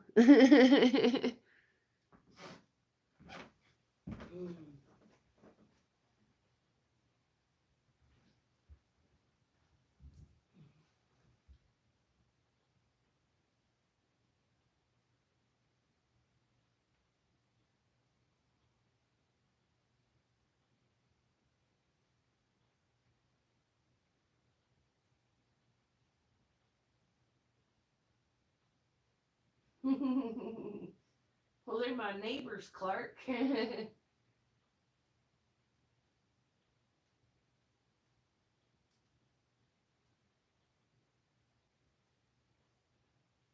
coyotes are my neighbors.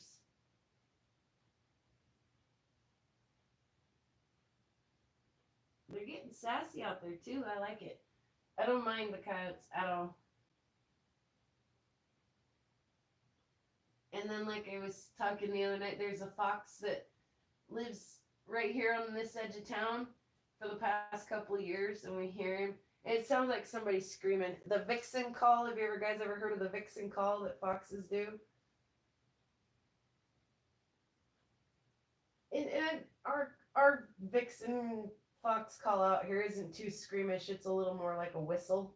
So I answer back when the fox whistles. I whistle back.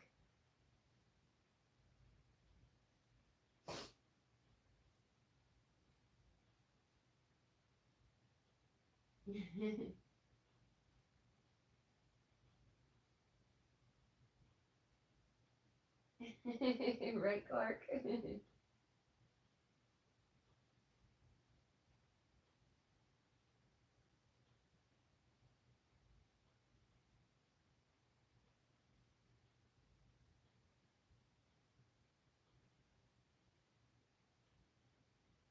Yeah, come on, big sky.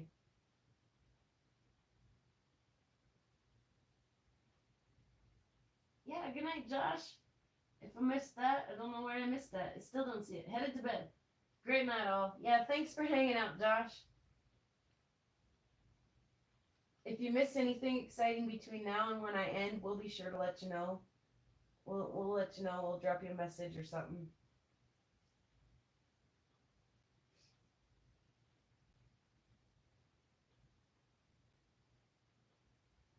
Definitely a little activity up there in the northish spots. I can see a little something going on up there.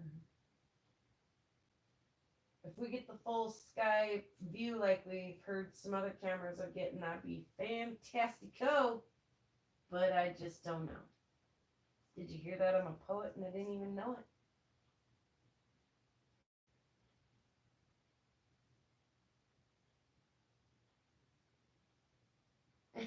Cindy says, "Oh, you should see what I'm like when I don't like you." LOL. Why I was gonna have a look.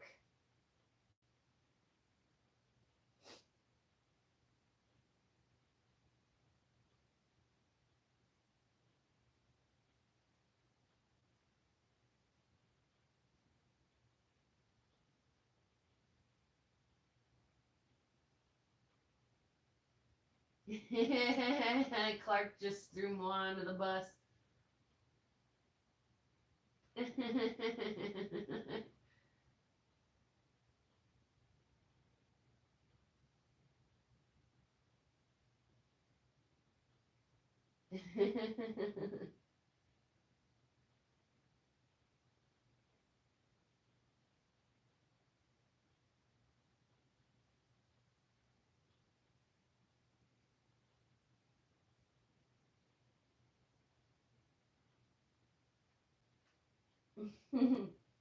It's so big here too.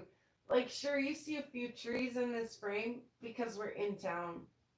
But you guys pay attention to some of my videos. And there were mosquitoes, she said. And they're big too, huh? In Texas. Everything's bigger in Texas. Uh, there's a joke up here, and so pay attention when I'm out rock hounding and stuff. How many trees do you guys see when I'm out rock hounding? Like zero for miles, right? And the joke up here is that there's a pretty girl behind every tree up here. And so when people who've never heard the joke before stop and think about it, and they're like, well, there ain't very many trees out here, and then it dawns on them, well, there aren't very many pretty girls out here either.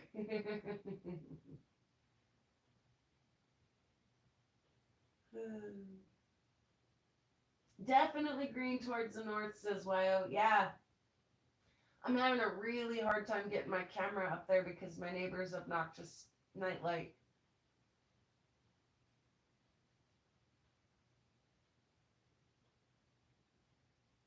So we got to just kind of stay put right there and see if they get any.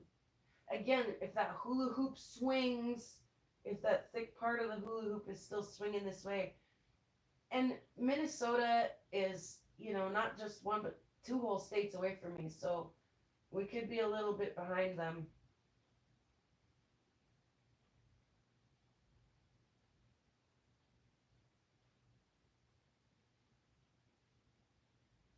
And Sandmaker's back.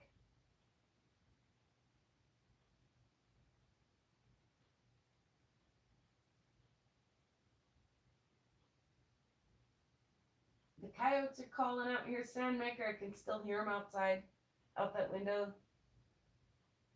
I don't know if they were loud enough for you guys to hear them or not. I heard my neighbor cough. He must have been outside having a look. But I did. I don't know if we could hear the coyotes.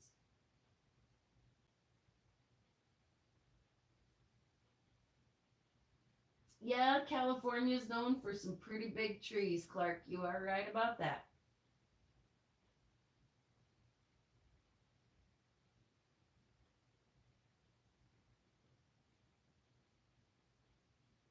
Cindy. Keep them coming, Cindy. No kidding, Wyo. Still having a parking lot party over at Wyo's.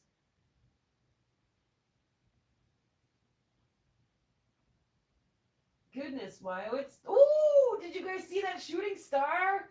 Timestamp 2:30:00:08. Woohoo! That was a zipper. Did you guys see it? Did you see it? Did you see it?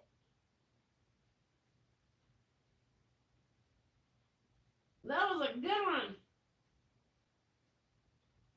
Yeah, moi, woo!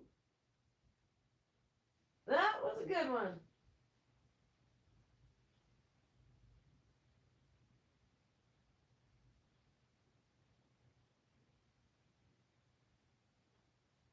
Oh, John, it's all right. You saw one and I saw one. Now we're even, John.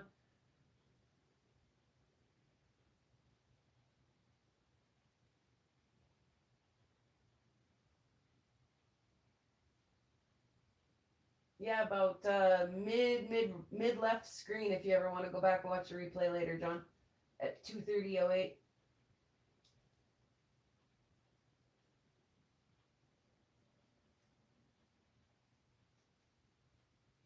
Good, Clark. Glad, glad.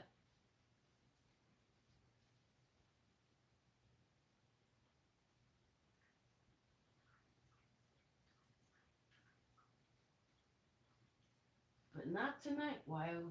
They're having them a block party, parking lot party tonight at Wyo's. They've been at it for quite a while too. To be honest with you, Wyo.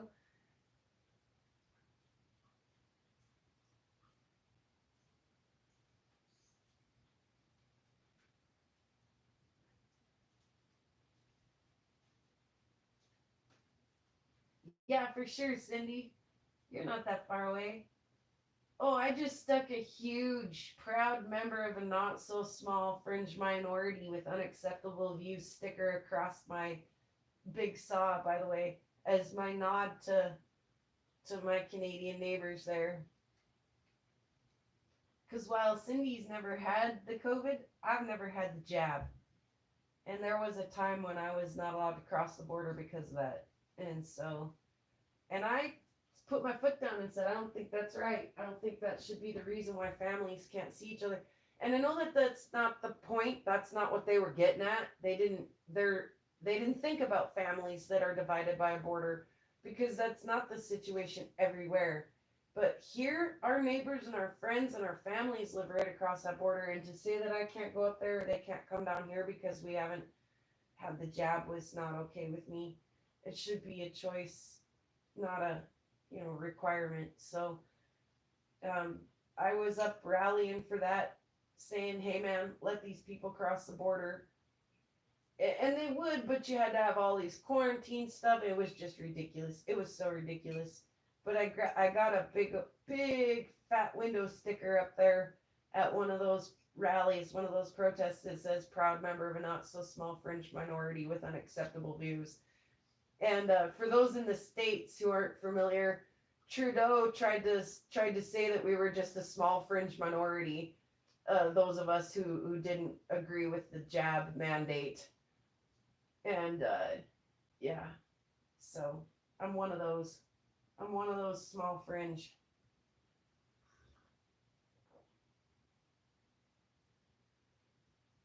That was a good one, wasn't it, John?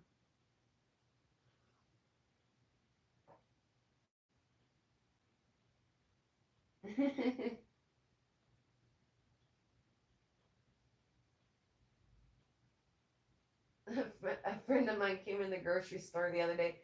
A friend of mine up in Sweetgrass, which is on the border, he makes all these like super highly political and kind of protesty kind of stuff, like t-shirts and pins and stuff.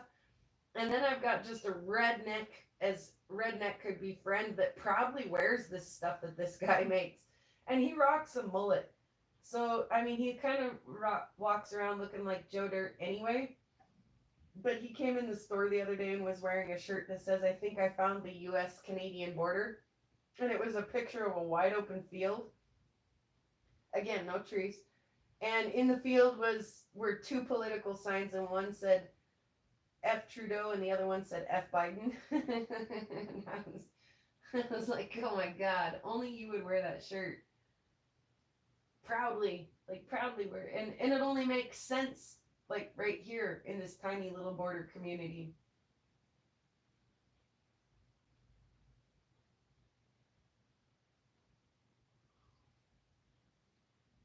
Hmm.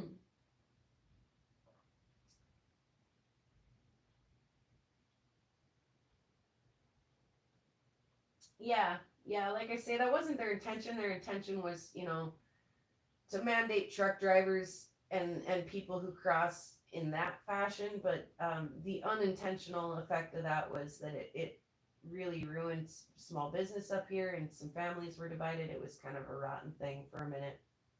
So, but yeah, I was like, oh, I might have some family up here for this graduation here in the next little bit. There was a little flash. I was like, I think I'm gonna clean up the house, of course, and tidy up just in case anybody wants to come in and be judgy. They can come in and be judgy. But I was like, now would be a good time. I don't know if that sticker will actually stay stuck to the saw. The oil and stuff over there. It may just, it may destroy that sticker. But for the time being, I was like, if I'm gonna have a big ass rock saw in the corner of my room, I'm gonna make a statement with it. And John just shared me a link.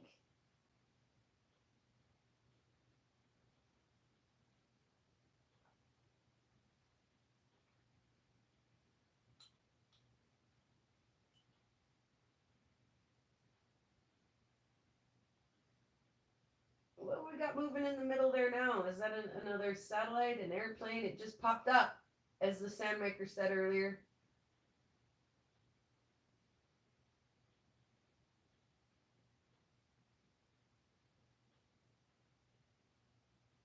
It's moving pretty quick. Is it another airplane?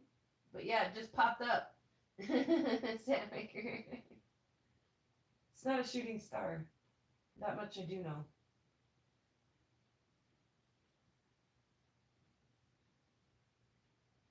Yeah, I'm just saying, I'd love to catch an international event. A shooting big bullite, a shooting star that starts way up in Canada and just like grand slams in my backyard here in Montana. And internationally witnessed, we all catch it on our cameras all the way up through Canada, and it just ploop right here, and then all of my meteorite friends descend to come get a piece, and we have a big party.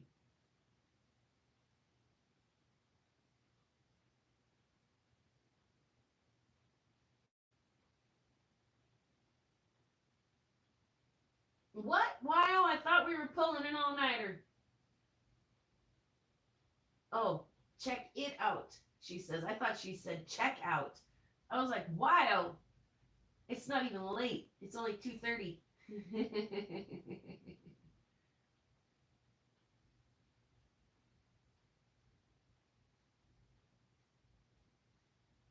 Yes, and I run out and gather the bits. We all run out and gather the bits. Yeah, Cindy, for sure. Have a look. Come give us an update when you're done. I'm not going anywhere, she says. Yeah, I thought you said you were checking out, Lyle.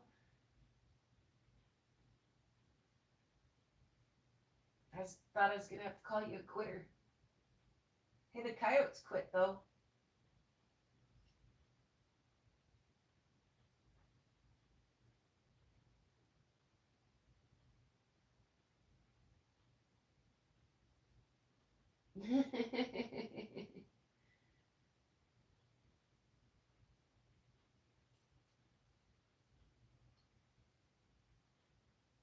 Well, I was like, you can call me lots of things, but a quitter I am not. Ma, Ma gets mischievous at night. She just gets up to all kinds of mischief at night. She behaves herself pretty well in the daytime. Boy, you turn down the lights though, and Moi just comes out of her shell. Total nocturnal creature there. I had no idea, Moi.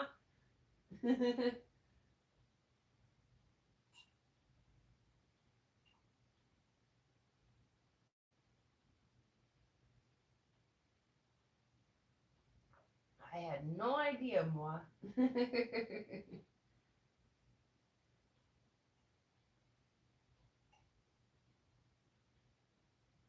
Oh man, this tea is hitting the spot for me.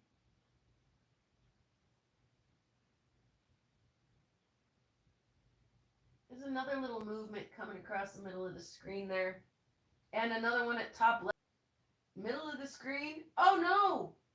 I got the spinny wheel of death. Something up top. That's a plane up top for sure. It's blinky.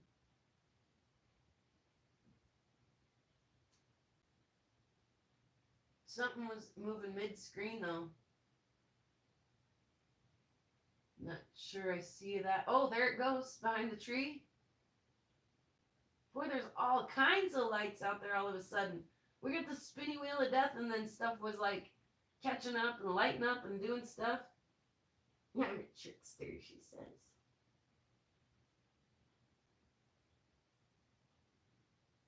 Right on. Busy night sky in all reality.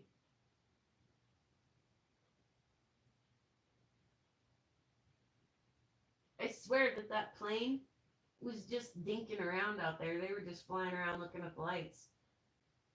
Because I swear he was going to fly off screen, off center, and then he like veered. He turned or something. Look at him go. There he goes off in the distance out of the trees. Like, just hugging that light line. We are getting a little northern light out there. It's just because my neighbor's damn nightlight that we can't see it. Everything comes alive at night, right, Wyo? It's definitely a different kind of alive. I mean, the daytime is very busy. The birds are noisy. You know, the ants come out. I've been out rock hounding when it's so quiet that I can hear the ants. So ants are actually kind of noisy little things, really. But yeah, it's a different kind of activity in the night. That's for sure.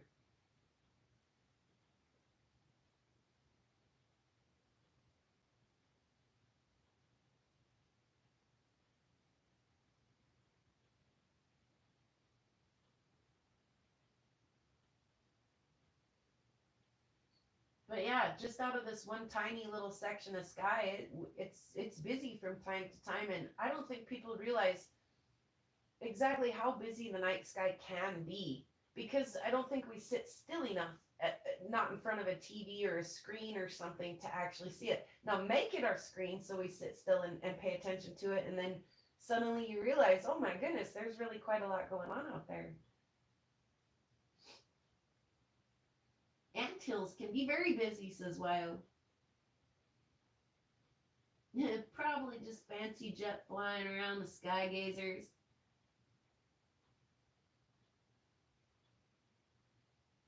Yeah, John, you were kind of like right on time with me earlier, and I noticed you got a little lag too. Maybe since you went back to view, can you double tap your screen on the right hand side and speed you up? Are you watching on a screen like that?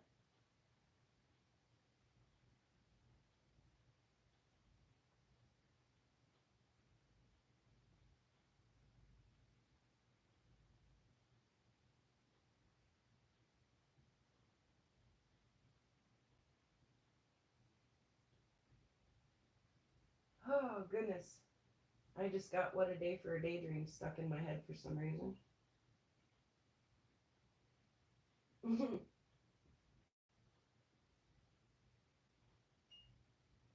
It's not daytime and I'm not dreaming, so that's kind of weird.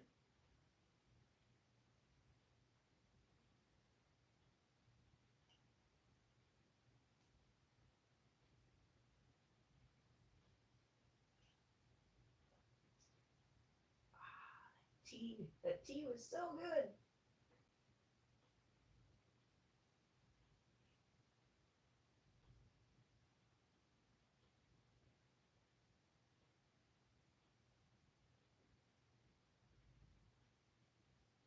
Ma, was it you that was tripping out about, and well, I think almost everybody did, but Ma, was it you that named the California raisin by the California raisin name there on Rocky Mountain Bears Live the other day? And then we were all like, I played with one of those when I was a kid.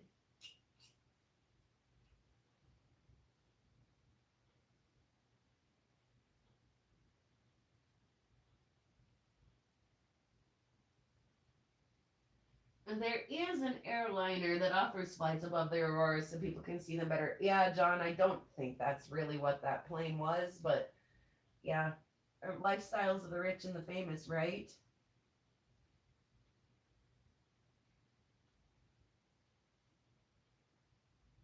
Angie!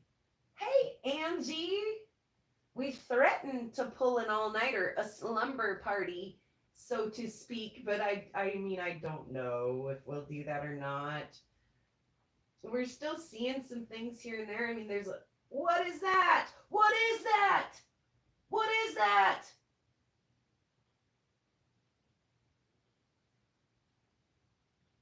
That just popped up, Sandmaker. What is that, guys? Hey now. Hey now. Hey now. Was that a really good bull ag we just witnessed there? Heading to the north. Puts cup on table, eyes glued to screen. 246.23. That was very fascinating what we just saw there. What was that? 246.23. I'm writing that one down on this snot rag. Anything I have in hand. 246.23. 246.23. What was that, guys? That was very interesting. That looked slightly bull-eyed-ish. John, what's your opinion on that? Angie, I'm sorry I got a little excited when I was explaining to you what was going on. I did mark the time on that, John, absolutely. I can't confirm what that was, honestly. It didn't look like a plane or a satellite to me. That looked like a meteorite moving away from us. Or directly at us. That's really hard to tell sometimes if it's moving directly towards you or directly away from you. Very strange, said John. That was very cool. Anyway, Angie, I mean, aside from just letting our freak flag fly and letting our nightlife sides of us kind of shine here, we're seeing just a very faint aurora in the very bottom of this screen. We're looking pretty much directly up at Cindy, right straight north. And despite the aurora being really faint, we've got to just recently watch some planes and satellites and things. A pretty neat little shooting star just before that one that I just spazzed out about. So, despite the auroras kind of being a flop for the time being, I mean, they could kick up, we don't know. There's still quite a bit going on out there that we get to watch and get excited about.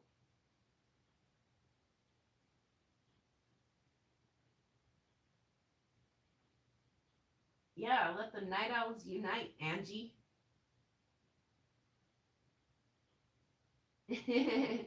And Cindy's singing us a song. Way to go, Cindy.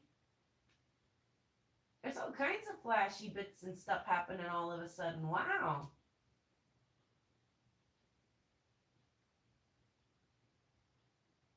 This ain't over, guys. We're still having a night. For sure.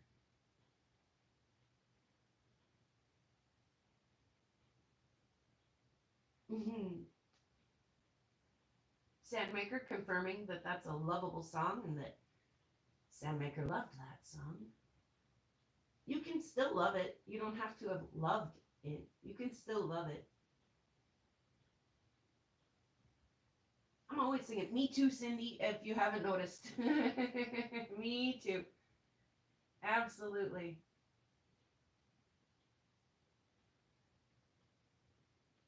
What a beautiful beautiful night. There's another movement across the middle of the screen. I do believe that is some kind of a planar satellite, though. Boy, it is way faint.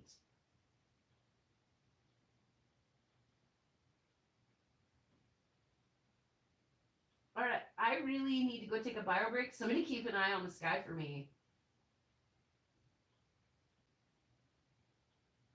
It's actually really good for you, Angie. Like Angie just said, singing lowers your blood pressure. Um, Actually, singing can be a great physical workout. It's a good breathing exercise. Actually, takes muscles to complete a phrase sometimes, and that muscle action and abdominal contractions and whatnot can actually get your heart pounding really hard. And if you are really getting into it, you could like really break a sweat singing even. Guys, I don't know if you're kind of picking up on this too, but that is kind of, it's looking a little bit more and more like a dawn sky, and that is not dawn direction, nor is it dawn hour. So we are seeing just a little bit of glow there on the horizon. It's got about half the screen in my image covered, and that's not just my neighbor's nightlight. So, okay, real quick, I said I was going to do it. I'm going to do it real quick. Bio break for me, and somebody keep an eye on the sky for me while I'm gone. I'll be back. Hopefully something fascinating happens just the moment I turn away.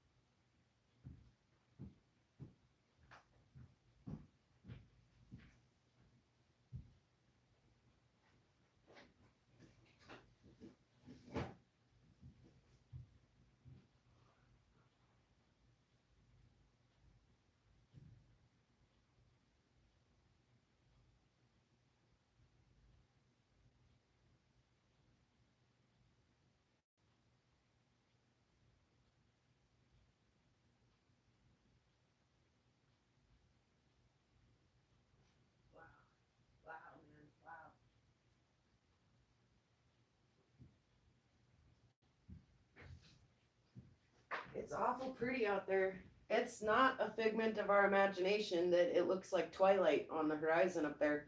It is absolutely bright. Very, very bright up there to the north. All right, let me get resettled in here just a little bit. I'm going to have, if you guys haven't tried Dr. Pepper with the coconut flavor in it yet, I strongly urge you to go ahead and do that. If you're not a coconut kind of person, then don't. But if you think you might enjoy that, in the words of the old Tim the Tool Man Taylor, the coconut Dr. Pepper. Okay.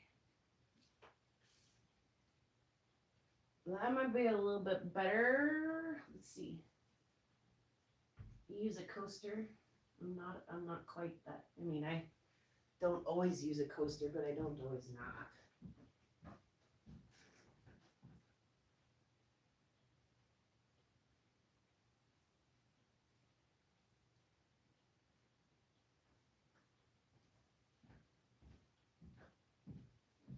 Okay. I'm back. Great grunt. Thanks, Angie. Oh, let's see. Oh, Cindy. They just started my significant other on some blood pressure meds. I'm sure he's probably like, don't tell people. He doesn't like it. It actually did help him out a little bit, though.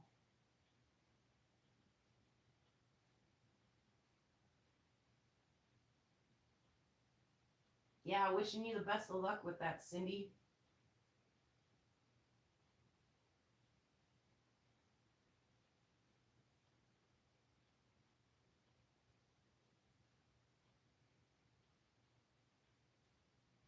It's really bright up there. I mean, it's not dancing and waving, but as it says in the description, the northern lights tonight on the prairie.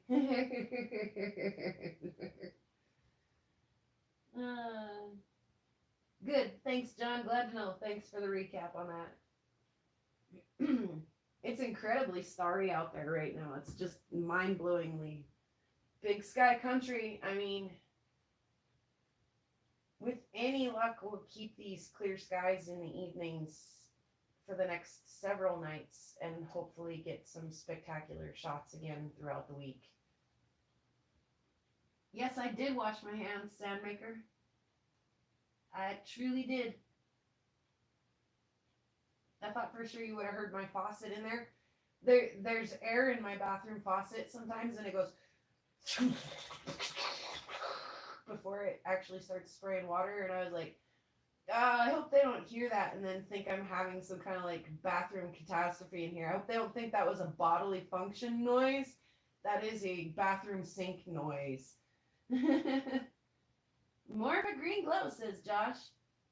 Well, like Rufo said, like 7 hours from whenever that was, and I was like, that'll be early morning. So it just clicked over to 3 a.m., as you guys will notice on the timestamp down there. Wouldn't be surprised if we had a really early morning show here. And if we're getting some, we had some of our members. Tomcat Josh was here for a minute. Angie, I know you're just kind of popping in, and Josh was kind of checking around some of the other things. That Opal guy was here just a little while ago, and he was checking some other live feeds, and they were starting to get lights in to the east and northeast of me.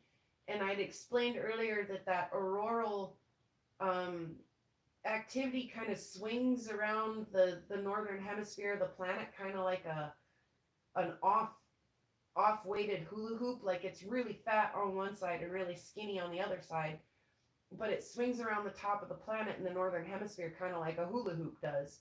And so if that fat part of that hula hoop will swing right over Montana, we will get some lights. But it's gotta make its way here. And so that sounds kind of strange to say, oh well, like maybe an hour ago they were getting some lights in Minnesota, and then the next thing you know, like an hour after that, they're getting like full screen lights. That's a possibility that we're just kind of like on track, kind of right behind them to catch that swoop of that auroral. Yeah, guys, there's some activity out there. This is one of those few times when it's actually better naked eye than it is on camera, because you can only see just a little sliver of the sky, and I can see the whole thing from horizon to horizon. And I know how much light is coming from the north right now. So, yeah, I mean, it's an option. It's happening. It's an option to sit here and watch. We don't have to. But as long as we're enjoying ourselves, and whatever's gonna happen's gonna happen.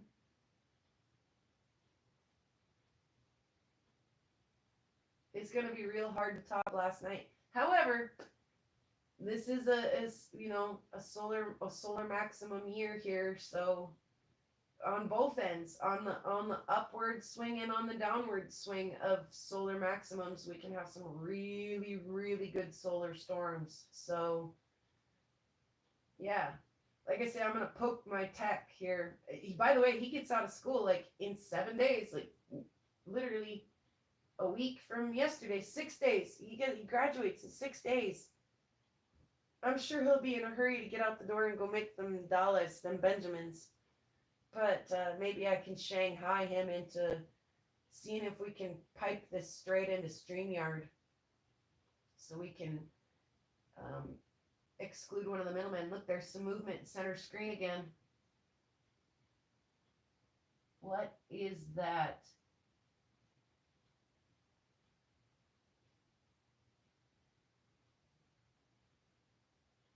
Let me go look with my eye and see if I can see any better. I'll be right back.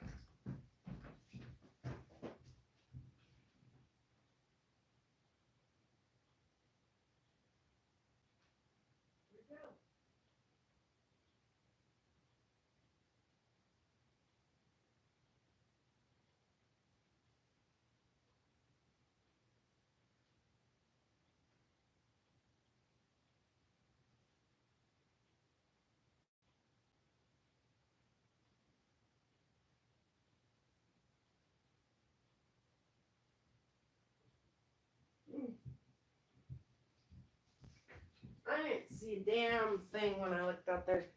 However, the light is all the way up. I can see the Big Dipper just to the left hand side of the screen, and the light is touching the bottom of the dipper out there. So the aliens are coming through the Northern Lights. That'd be very interesting, wouldn't it, Angie? Boy, that would put this next election in the back burner, wouldn't it? We're like, okay, never mind. We got bigger fish to fry here, guys. What are we gonna do about the visitors? Oh, it's kind of pretty out there, guys.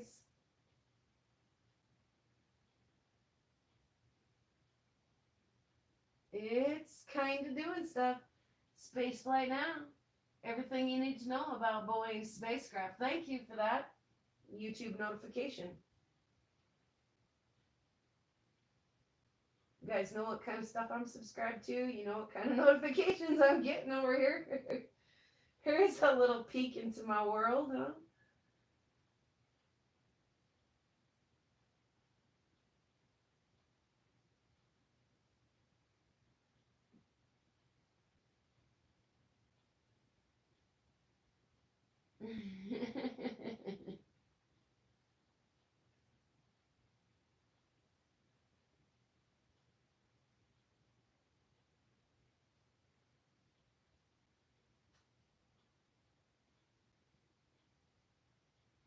Yeah, it's pretty active out there. Not just the lights, but all of the stuff like going on along with it, like shooting stars, airplanes. We caught the ISS again tonight, Angie. I don't know, Angie, were you with us last night? I'm not sure you were. Um, last night was phenomenal, Angie and Cindy. Were you with us too, Cindy? Anyway, last night's lights were insane, but before, like, there was like a whole hour of like nothing really going on, and the ISS came through, and I wigged out. And then tonight, the ISS came over again, and Opal guy and Joseph. Opal guy was like, "Hey, the ISS will be over you in like T minus 4 minutes or whatever," and then Joseph shared the link with me that drew a line across my sky where it would be, and I went out and aimed my camera to the best of my ability where I thought it was going to come over. And no joke, we caught it. It came like right on time, like as predicted, and came through the frame of the camera. That was a lot of fun. So even though the Northern Lights are doing this now, and this is the most excitement we've had so far, we've had all kinds of other excitement in the sky tonight. Just little things here and there that have been cool. We saw some lightning. We saw my first lightning this year early in the feed. I smelled the rain. I did not hear thunder, which it will excite me as well. The first time I hear thunder, I kind of get a little excited. And it has rained on us here, but not a thunder and lightning storm. That was my first lightning this year too. So there's been some stuff on this feed it's definitely been kind of a more laid back style, kind of chill thing here, but we've had some stuff that's been cool. You'll have to go back and check it out, Angie. I think Ma time stamped the ISS at about 11 minutes into the video, and then John time stamped 50. If you start at like 51 minutes into the video, it's no joke. Like the whole first 50 minutes, it's like this on the screen where it's like half and half. The screen's like dark on one side and light on the other, and it's yay. And all of a sudden on the right hand side of the screen, the lights kind of starts doing something, and it's just like somebody grabbed a dial and just cranked it up. And it's one of the most amazing, most dazzling displays I've seen up here in probably 10-20 years at the least. It was pretty intense. So go back and check that out, Angie, when you got some time. This is just a baby show compared to last night. And who knows, there may be more nights like this where they're like, hey, they're predicting some pretty intense activity tonight, and we turn the camera on and we wind up playing guitar and telling jokes instead.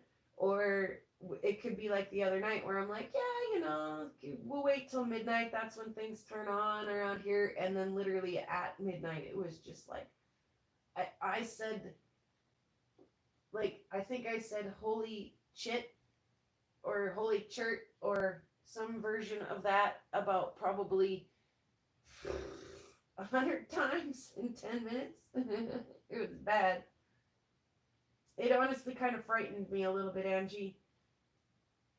And I tried to explain in the video yesterday why it frightened me, because it intensified so fast to such an intense degree that I was like, okay, it's gonna like stop now, right? Like it's gonna plateau somewhere, right? And so, and it did, of course, but there for a minute I was like, oh my goodness, if it doesn't like mellow out a little bit, we may have a Carrington event here, like for real, as predicted. It may be like Carrington style sort of stuff. And it did kind of reach a plateau, and it rode that plateau for a couple hours. It was absolutely gorgeous. But yeah, it startled me just a little bit. You have no control over it, and so like I say, when it turned up with such intensity and so fast, I was like, oh goodness, what are we doing, and what do we expect? And yeah, it makes you feel very, very tiny to stand there and say, I have no control over what's about to happen, and I'm just a spectator, and I'll do nothing but stand here in awe and witness. So it was, yeah, awesome. Very awesome. Good night, Sandmaker, or good morning, or good night, or good morning, or good night. Look, you guys, it's pretty out there.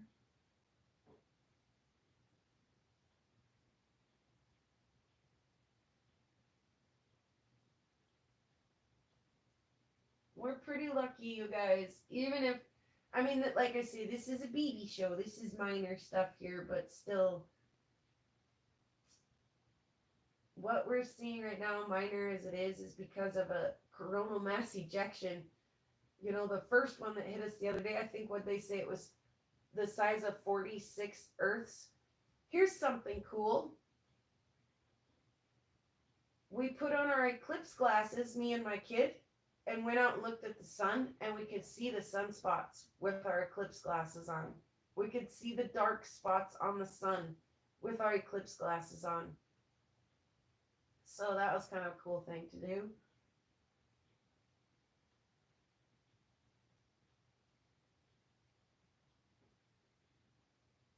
Boy, well, Liz must be moving right on over us right now then, YO. Where they had some lights earlier, this has got half our sky filled with light right now. And pushing, I feel like, and pushing. Nice! Did you guys see that one? Woohoo! 31240. That was a good one. Where's my pen? Where'd that marker go? 31240.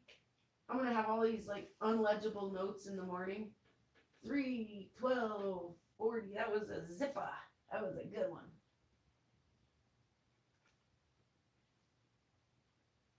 That was a good one. Top right hand screen if you missed it.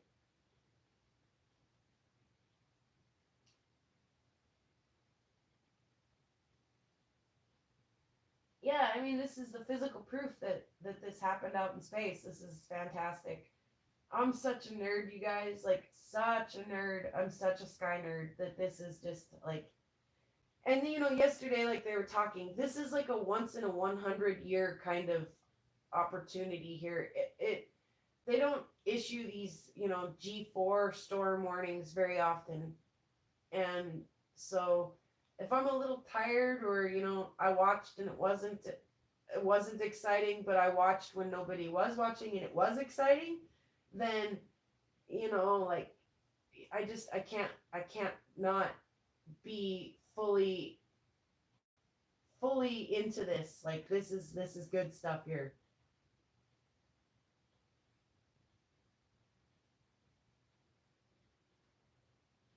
This is a night sky. This whole it's kind of been like a season for really neat sky stuff. And, I don't know how much of it you guys want to know about or have already know about, but it's doing some neat stuff out there, and it's not necessarily like stuff that doesn't happen. It's just all kind of compiling into kind of this like neat little season where you have opportunities to see stuff that doesn't happen very often. So yeah, some neat cool stuff. Thanks for doing it with me and enjoying it with me. You're a wonderful nerd, Angie.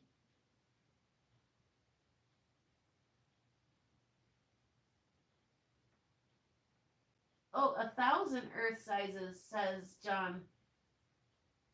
Yeah, we could see one large sunspot down on the bottom right of the sun, and then several more up on the top left. It was really cool to look at with your eclipse glasses. Me and my boy both looked and thought that was really cool that we could see that.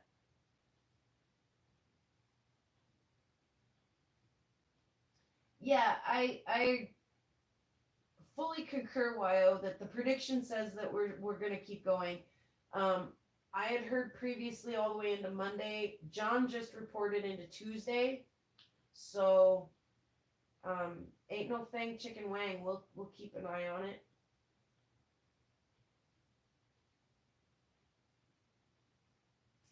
for sure.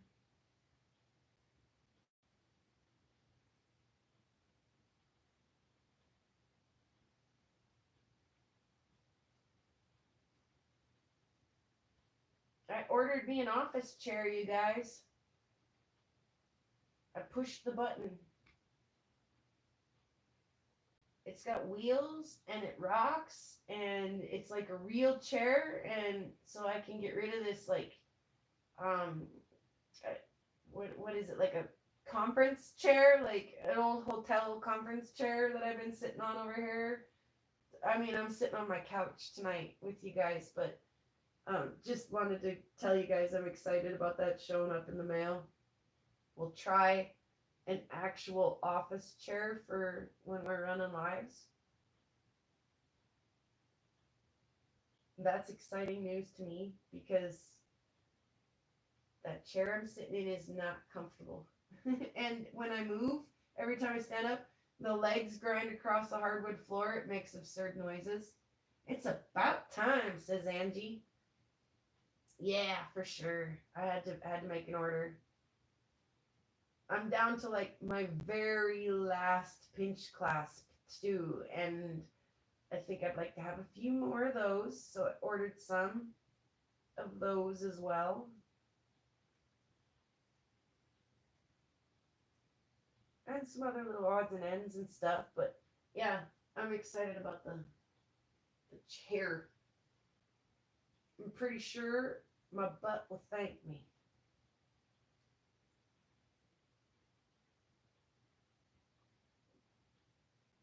My butt, my back, my neck, the whole shebang.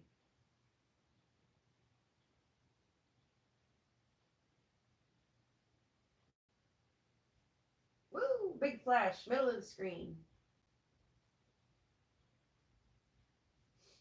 Sometimes it's hard to tell, are those satellite flashes or iridium flares or whatever those are, that we see every once in a while, or is it a meteorite that's coming straight on or going straight away? Sometimes it's kind of hard to tell. What goes flash in the night?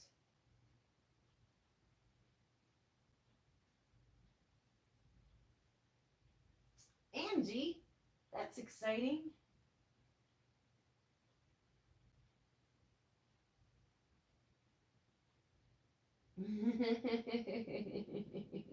Wyoming says that's a good question.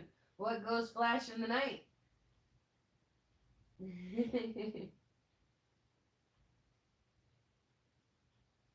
Maybe we could ask the Tootsie Pop Owl.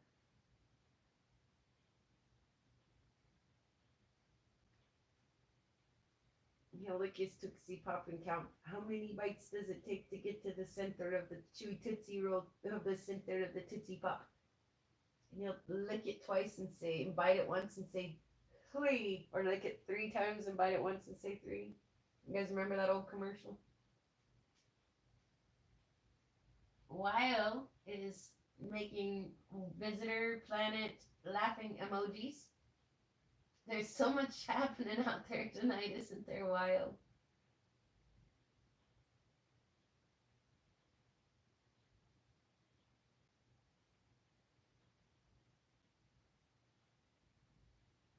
Another thing I catch on my camera quite a bit that's odd the first few times you see it are the Canadian geese heading north. Sometimes that's super crazy looking.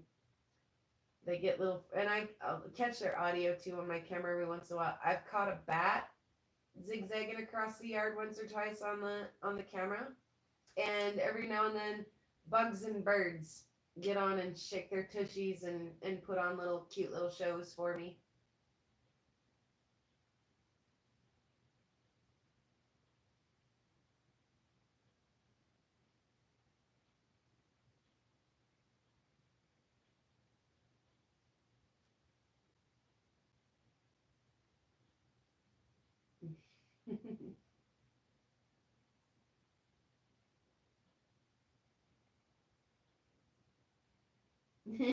Angie says she never licked to the middle either. She always chopped halfway through. I'm pretty sure I chomped it about halfway through too, Angie.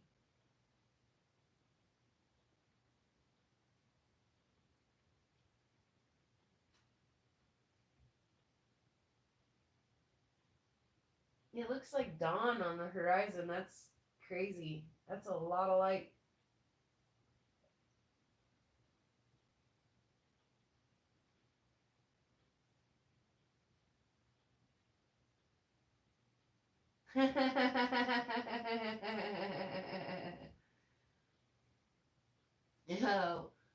Oh, is that the Nordak channel? Their North Dakota Aurora Borealis cam.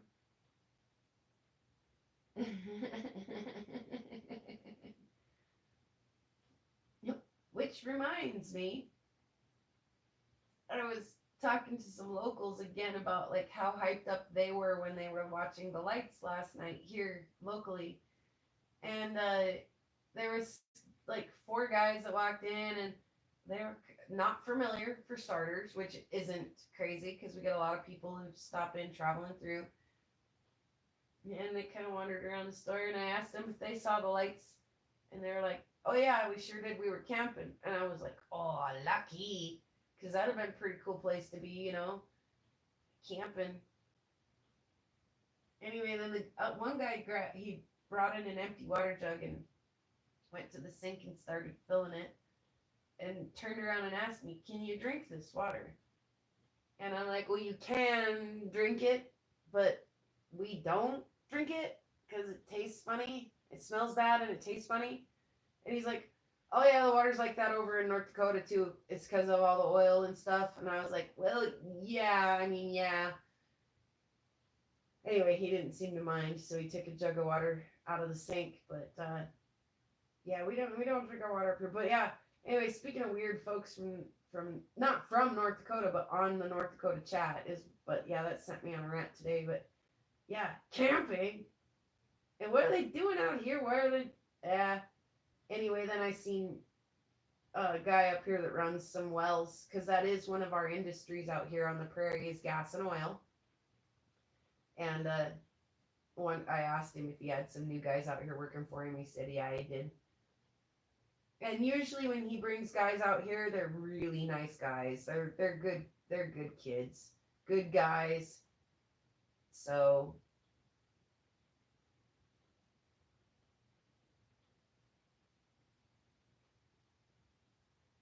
but yeah, thanks, Wild, for keeping an eye on the other channels for us. What's North Dakota look like right now, by the way? I mean, other than the chat being really bizarro.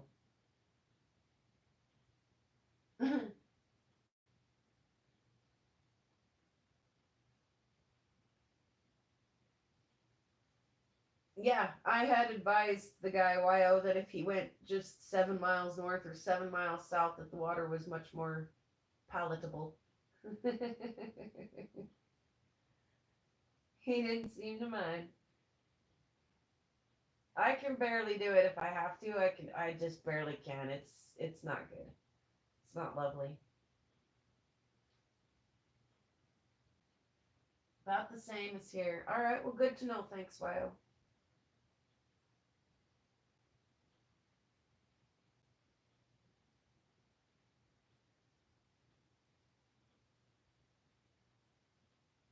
Yeah, it won't make you sick, but it doesn't taste good. I mean, it's chlorinated.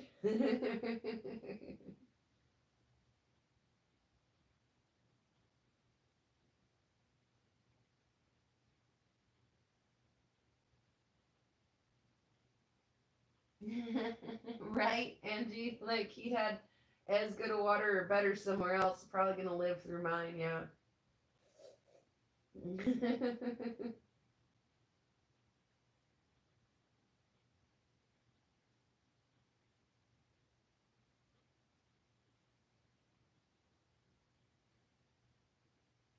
Yeah, for the first time, I actually, like, didn't feel bad. Like, that guy fully understood what he was getting himself into.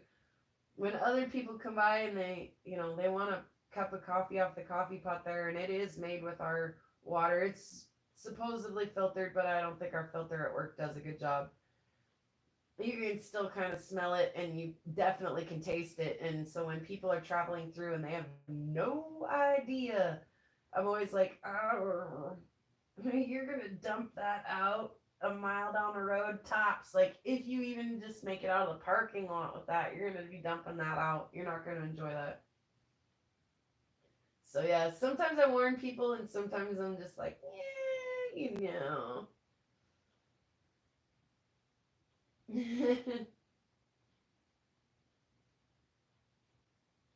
So yeah, I got sick and tired of having to carry water in and out of here, so we put the RO system in, and it works really well.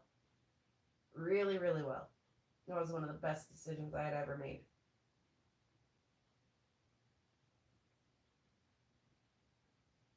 My mother-in-law out at the ranch, oh man, her mountain comes straight out of the spring, right off the hill. It's some of the best water ever.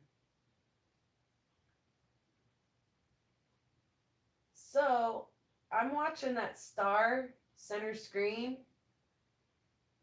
Let's pay attention and see if the lights dip. How far? How far they dip away from that star center screen? I almost have a sensation like they're receding just a little. There was a flash in the sky. Things that go flash in the night. Yeah, it can be very good. Can be very good for you too.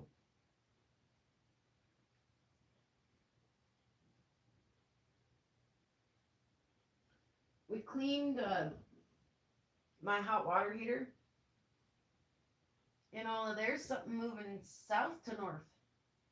North to south, I mean. Beg my pardon on that one. Look at that. What is it? What's that moving?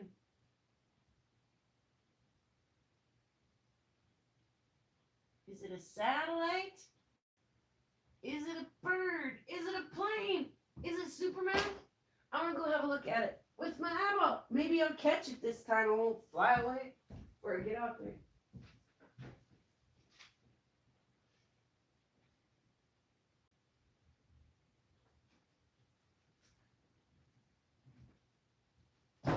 Oh, look out! That's 100% satellite. 100%. It's a bird.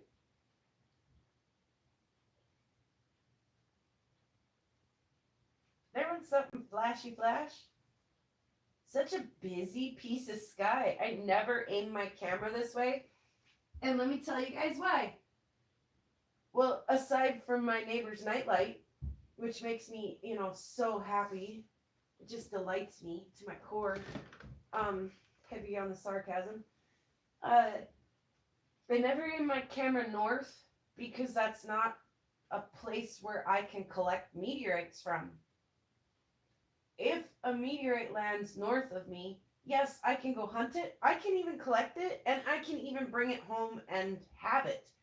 But it entails about 10 times more steps than it does if it lands in Montana or in North Dakota or in Washington or, Idaho or Wyoming, I mean, so if I can catch something on my camera that lands in the States, that's pretty cool. Like if I could get a piece of a meteorite that I have camera footage on, like I have camera footage on, that'd be pretty neat. Little box to check.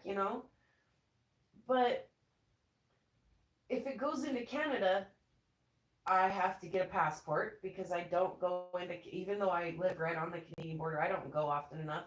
And they just recently changed the rules so that you have to have a passport now instead of just the driver's license to get you in. And you have to have the smart ID, which I don't have. So I'd have to get some paperwork to go into Canada, first of all. And then once you're in Canada and you've collected the meteorites, you have to turn them into the Majesty to get approved to come out, which is fine. You have to do that first. They have to have a look at them and write up some export papers for them so that it's documented that you took that out of the country. It's all fine, but it's so many steps, and it takes time. Like you actually have to leave your meteorites and come to the States and wait for the paperwork to go through, which is, again, it's fine.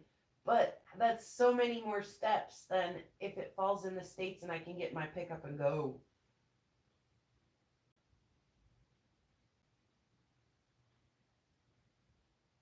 Just say hey and sneak in. Just hey. Sneaking over. Yeah, well, I gotta sneak back then too, Angie, and that could be, nah.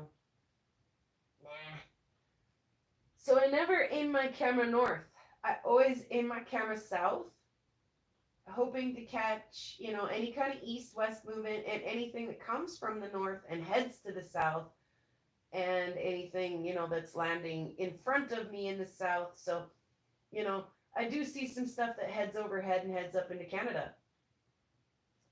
I do see some good looking stuff head that way, but for the majority of, like, if I have to pick a direction to look, north is not the direction I'm going to pick. So I'm quite fascinated with what a busy plot of sky this is. I never look north. There's all kinds of stuff, satellites and planes and things that I've been oblivious to for the whole time I've had this camera. The whole time I've had the camera.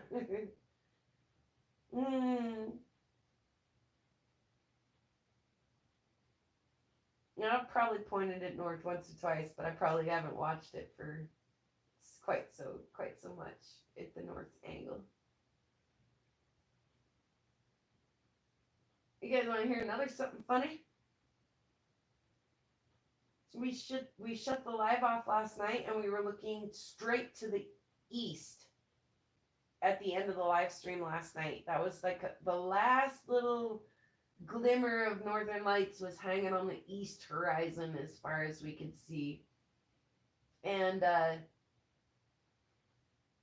I kind of shut the live stream down and crashed and burned. Like, I knew I had to, even though I was still very excited by what we had saw. I knew I needed to go to sleep so I could get up and go to work in the morning. And I left the camera facing straight east, which was fine because I caught a couple more nice events, early in the morning, 3, 4, 5, and 6 in the morning before the sun came up, which the northern lights were still quite active and doing some different things than when we were watching. So that was cool. Excuse me. But when the sun came up, I had like 99 events on my camera because like the sun and the tree branch and the sun, and every time a bird flew in front, because it was like totally watching the sun come up, and it was like, oh, there's all kinds of lights and movement and stuff, and you might want to be notified of. And so I had to go through and delete, like, my thumbs kept scrolling through footage that I had to go through and delete this morning that was unnecessary. So this is a good angle. If I end here and forget here, this isn't quite so offensive as it was the other night. Like, holy, why'd I do that to myself? I just punked myself. Just totally jerked myself, and I have a crap load of footage to delete. So I was watching that star in the middle, and it was very bright just a minute ago, and the lights were kind of dipping way below it. Now we can kind of barely see it. The light is washing it out and almost exceeding it.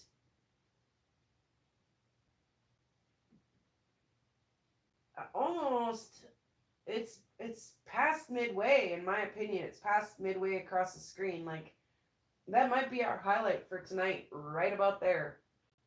That we can really only see like 1 or 2 stars right now, and it's quite bright out. Look at that. That is getting bright.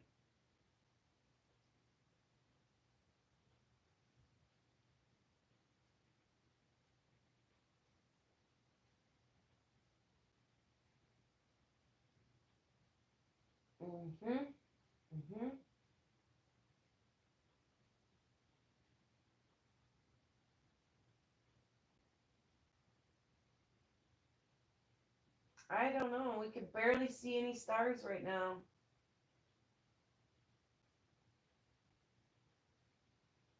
Like I say, that one in the middle of the screen, it's been quite bright all night. And wow, guys. Oh, wow. That one at the top of the screen is kind of diminished right now as well. Are we going to have a 3:30 a.m. solar storm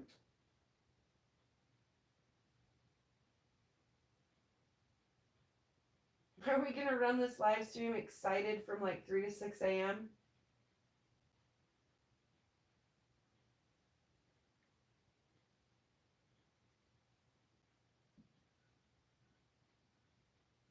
That's kind of looking like it's doing some stuff.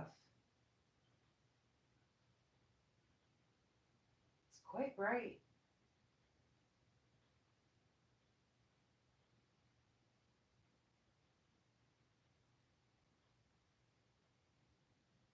Mm-hmm. Mm-hmm.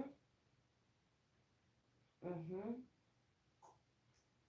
Yeah, I'm having a hard time picking out really any stars in the sky right now. Even that one that was very center is kind of awash with light.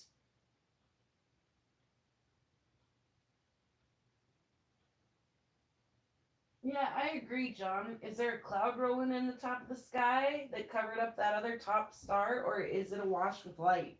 I agree, John. I'm going to go look. And I had compared it earlier to the bottom of the Dipper. Remember when I said the light was touching the bottom of the Dipper, which is just off the left-hand side of the screen? I'm going to have a look at that again, too, and see if we're... Maybe the Dipper's spilling all the colors. Maybe it's getting them spilled.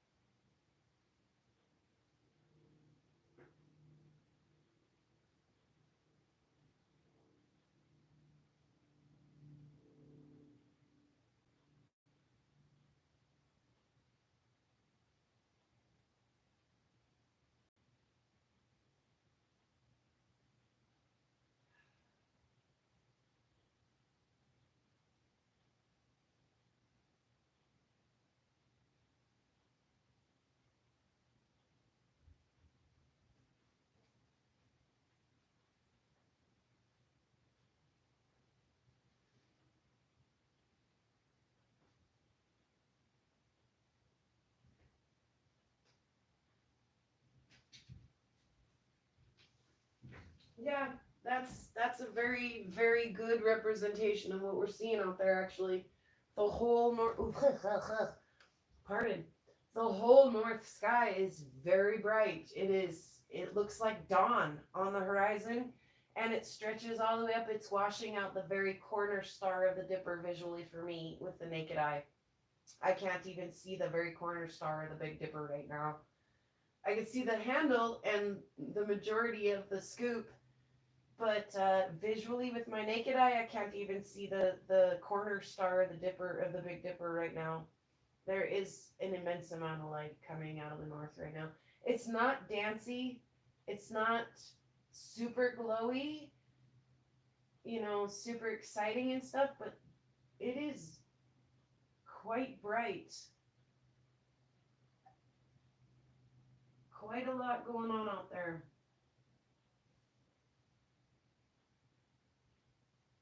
It's definitely washing the stars out. And again, with my naked eye out there, I could see that one in the middle that was very bright. I could see that one in the very middle of the screen, kind of, it's just like here. I could almost kind of pick it out, and then I couldn't. And then I could almost kind of pick it out, and I couldn't. But yeah, that light stretches all the way up to the very cup of the Dipper right now, the Big Dipper right now, and can't even see the corner star of that. Excuse me just a second.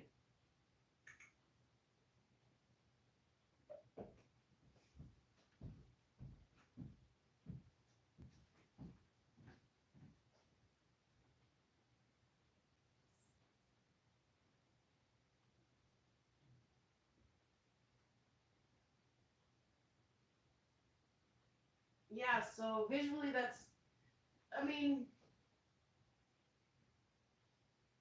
it's not quite half my sky, but it's dang close. It's, a little over 25% of the total horizon out here is doing its thing.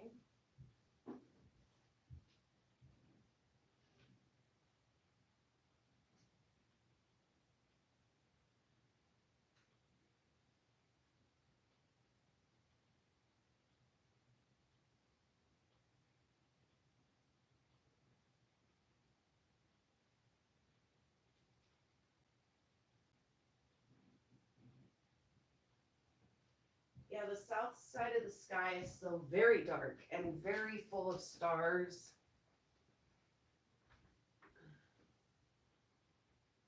And there's just like this midway where, and it's like right at the dipper, where you can see all the stars just twinkling and shining against the dark sky.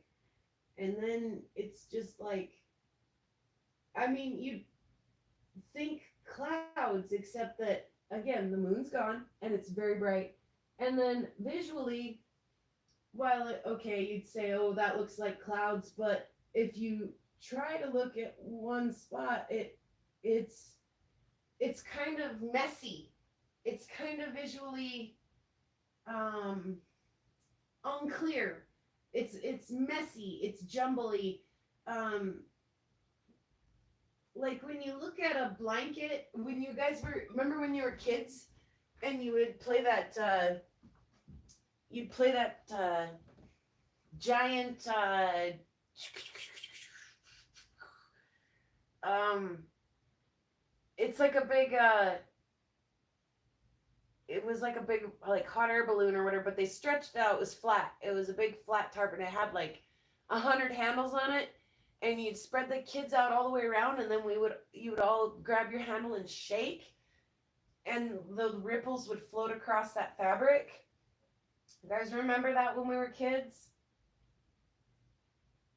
When is your normal sunrise for your area? Late in the summer, it can be as early as 3:43 in the morning. But I'm not sure when exactly it's popping up nowadays. 5 by 5, it start. I woke up at 5 the other day and was like, "Am I late for work?" Joseph was like, no, you're not." So by 5, we're starting to get some light. The parachute thing, exactly, Angie.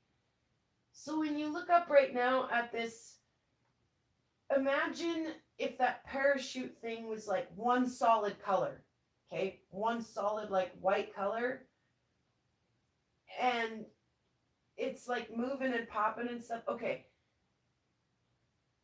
it's not quite maybe that active out there, but it's busy in that kind of that same way where like if it were flat and you looked at it and you focused on it, or if it were still like a cloud and you looked on it and focused at it, you would see that it was a round parachute thing. You know, you'd see the shape of it, you'd see this kind of still image in the sky, but this is kind of busy, kind of poppy and busy. So when you try to look at like one spot, it's not solid or consistent. It's like TV static. Like there is no light, there is no dark. It's just it's kind of messy. It's kind of busy. That was my best description, guys. For especially for what is it, 3:44 in the morning? That was my best description.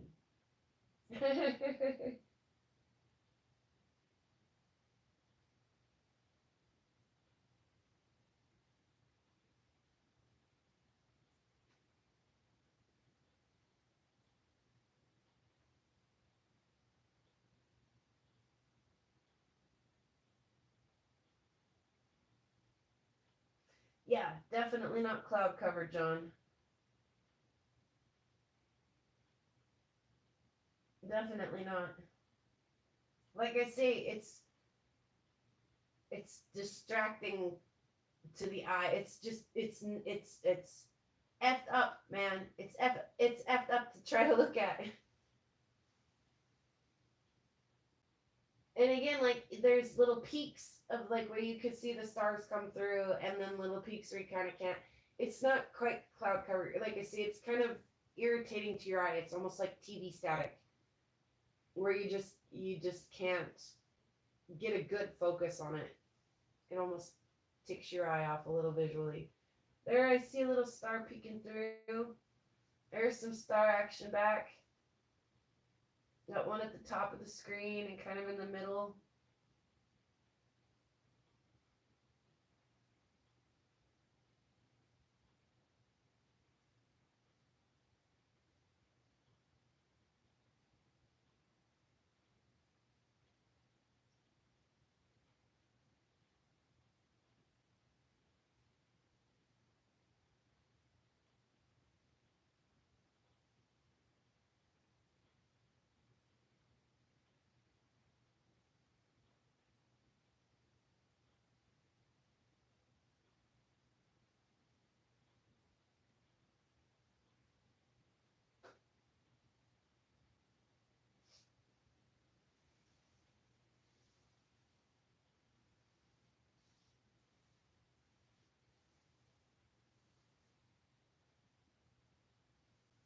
yeah, kind of. I mean, it's there, right? We got a little bit of excited atmosphere, but yeah, just not the actual colors we were getting the other night, and definitely not the activity, the movement and stuff that we were getting the other night either. Like I say, my mom's lived here her whole life, and when she goes out to look at the northern lights, that's kind of what she gets. She's like, is it clouds? If you try to look, like I say, for more than just a second, you can see a movement. There is a movement about them that is not, you can tell it's not clouds, right? Like, but she's never patient or whatever enough to look that long. She's always like, yeah, yeah. So I'm always like hoping mom will look out when it's like it was the other night where you can't miss it. It's in your face. I don't know if she saw it or not. I think she was sleeping. Yeah, definitely, John. And remember how earlier, just a little while ago, there was kind of, again, that band, that auroral, um, what did I call it earlier? Arc band, like circle, half circle. I think we're kind of just barely seeing the very, like, very, very edge of that.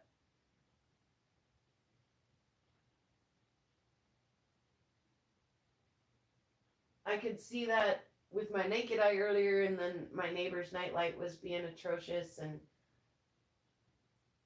that there was kind of a separate one off to it was kind of the northeast, and then that kind of went away, and then we kind of got this hue that faded in, and it kind of covered just like the very bottom of the screen at first, and then it was like kind of halfway up, and now we're kind of having a hard time seeing the stars. And like I say, when I go outside and look, it's clear out there from sky to horizon to horizon. There's not clouds in the sky. Oh, look again.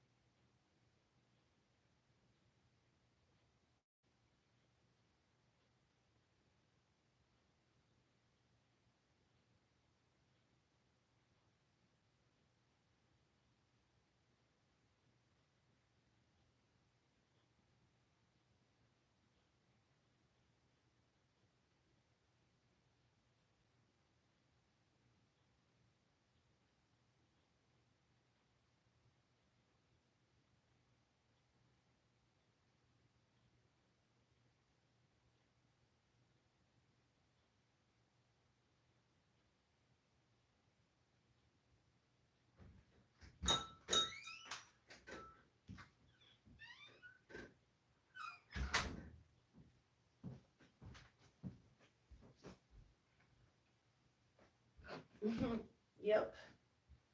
Kind of a nice little arc across the north of the sky there. 350. That's probably one of my longest lives I've ever done, and it was kind of an odd one. I should probably change my spelling error in the title sooner or later. And I wouldn't suggest to your friends to watch the replay on this one. If you suggest to your friends to watch the replay on the last night's one, maybe. Again, John left some helpful timestamps, and so did moi.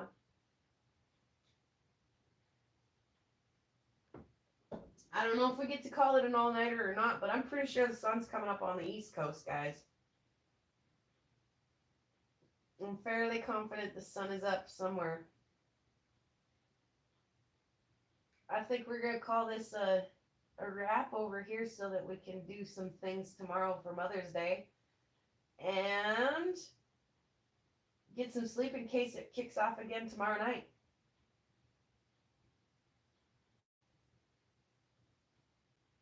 know if I said it when Angie was here. Happy Mother's Day, Angie.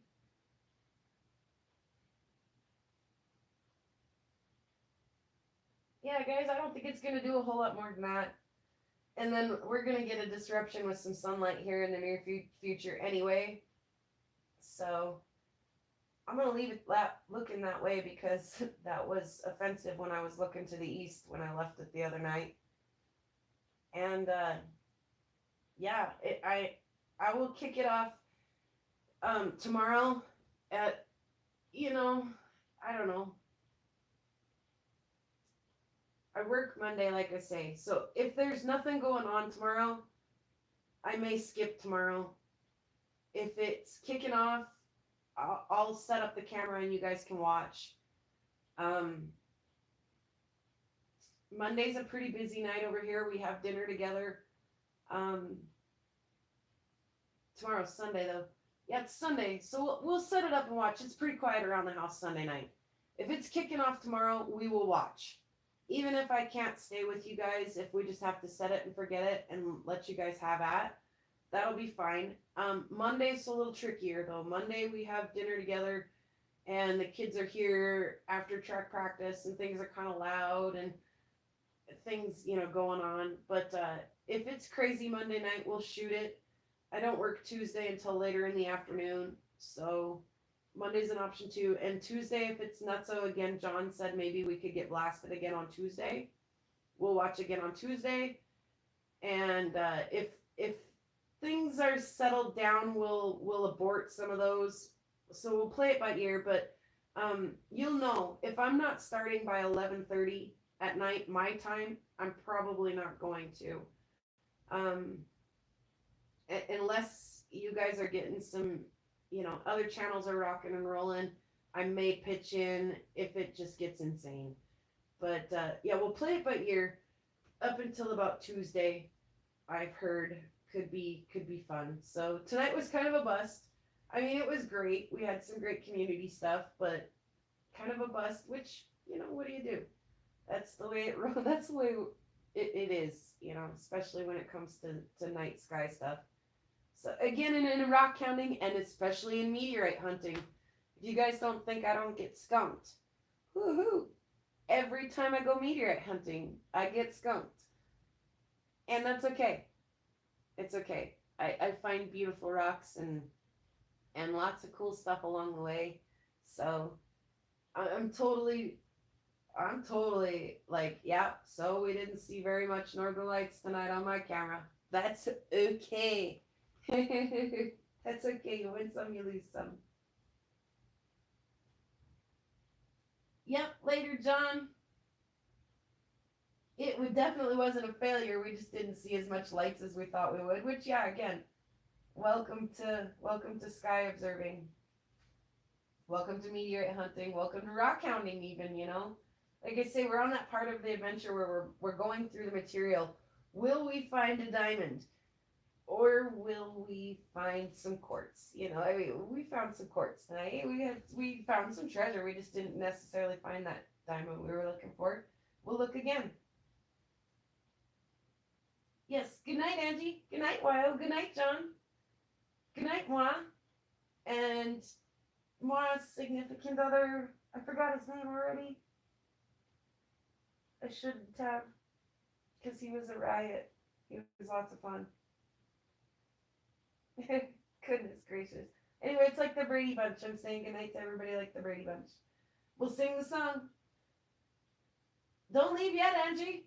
You want the song before you go? Sing along, guys. Here we go. Pretty rocks out on the prairie. Pretty rocks are everywhere. Pretty rocks for us to look at. Pretty rocks are everywhere. There's a pink one and a green one and a blue one and a yellow one, and they all are very pretty, and they all are everywhere. Thank you, guys. Clark, I love it. Thanks, Clark. Oh, good night, you guys. We'll see you again soon. If not, we'll see you on Wednesday. Stay tuned. Good night, guys.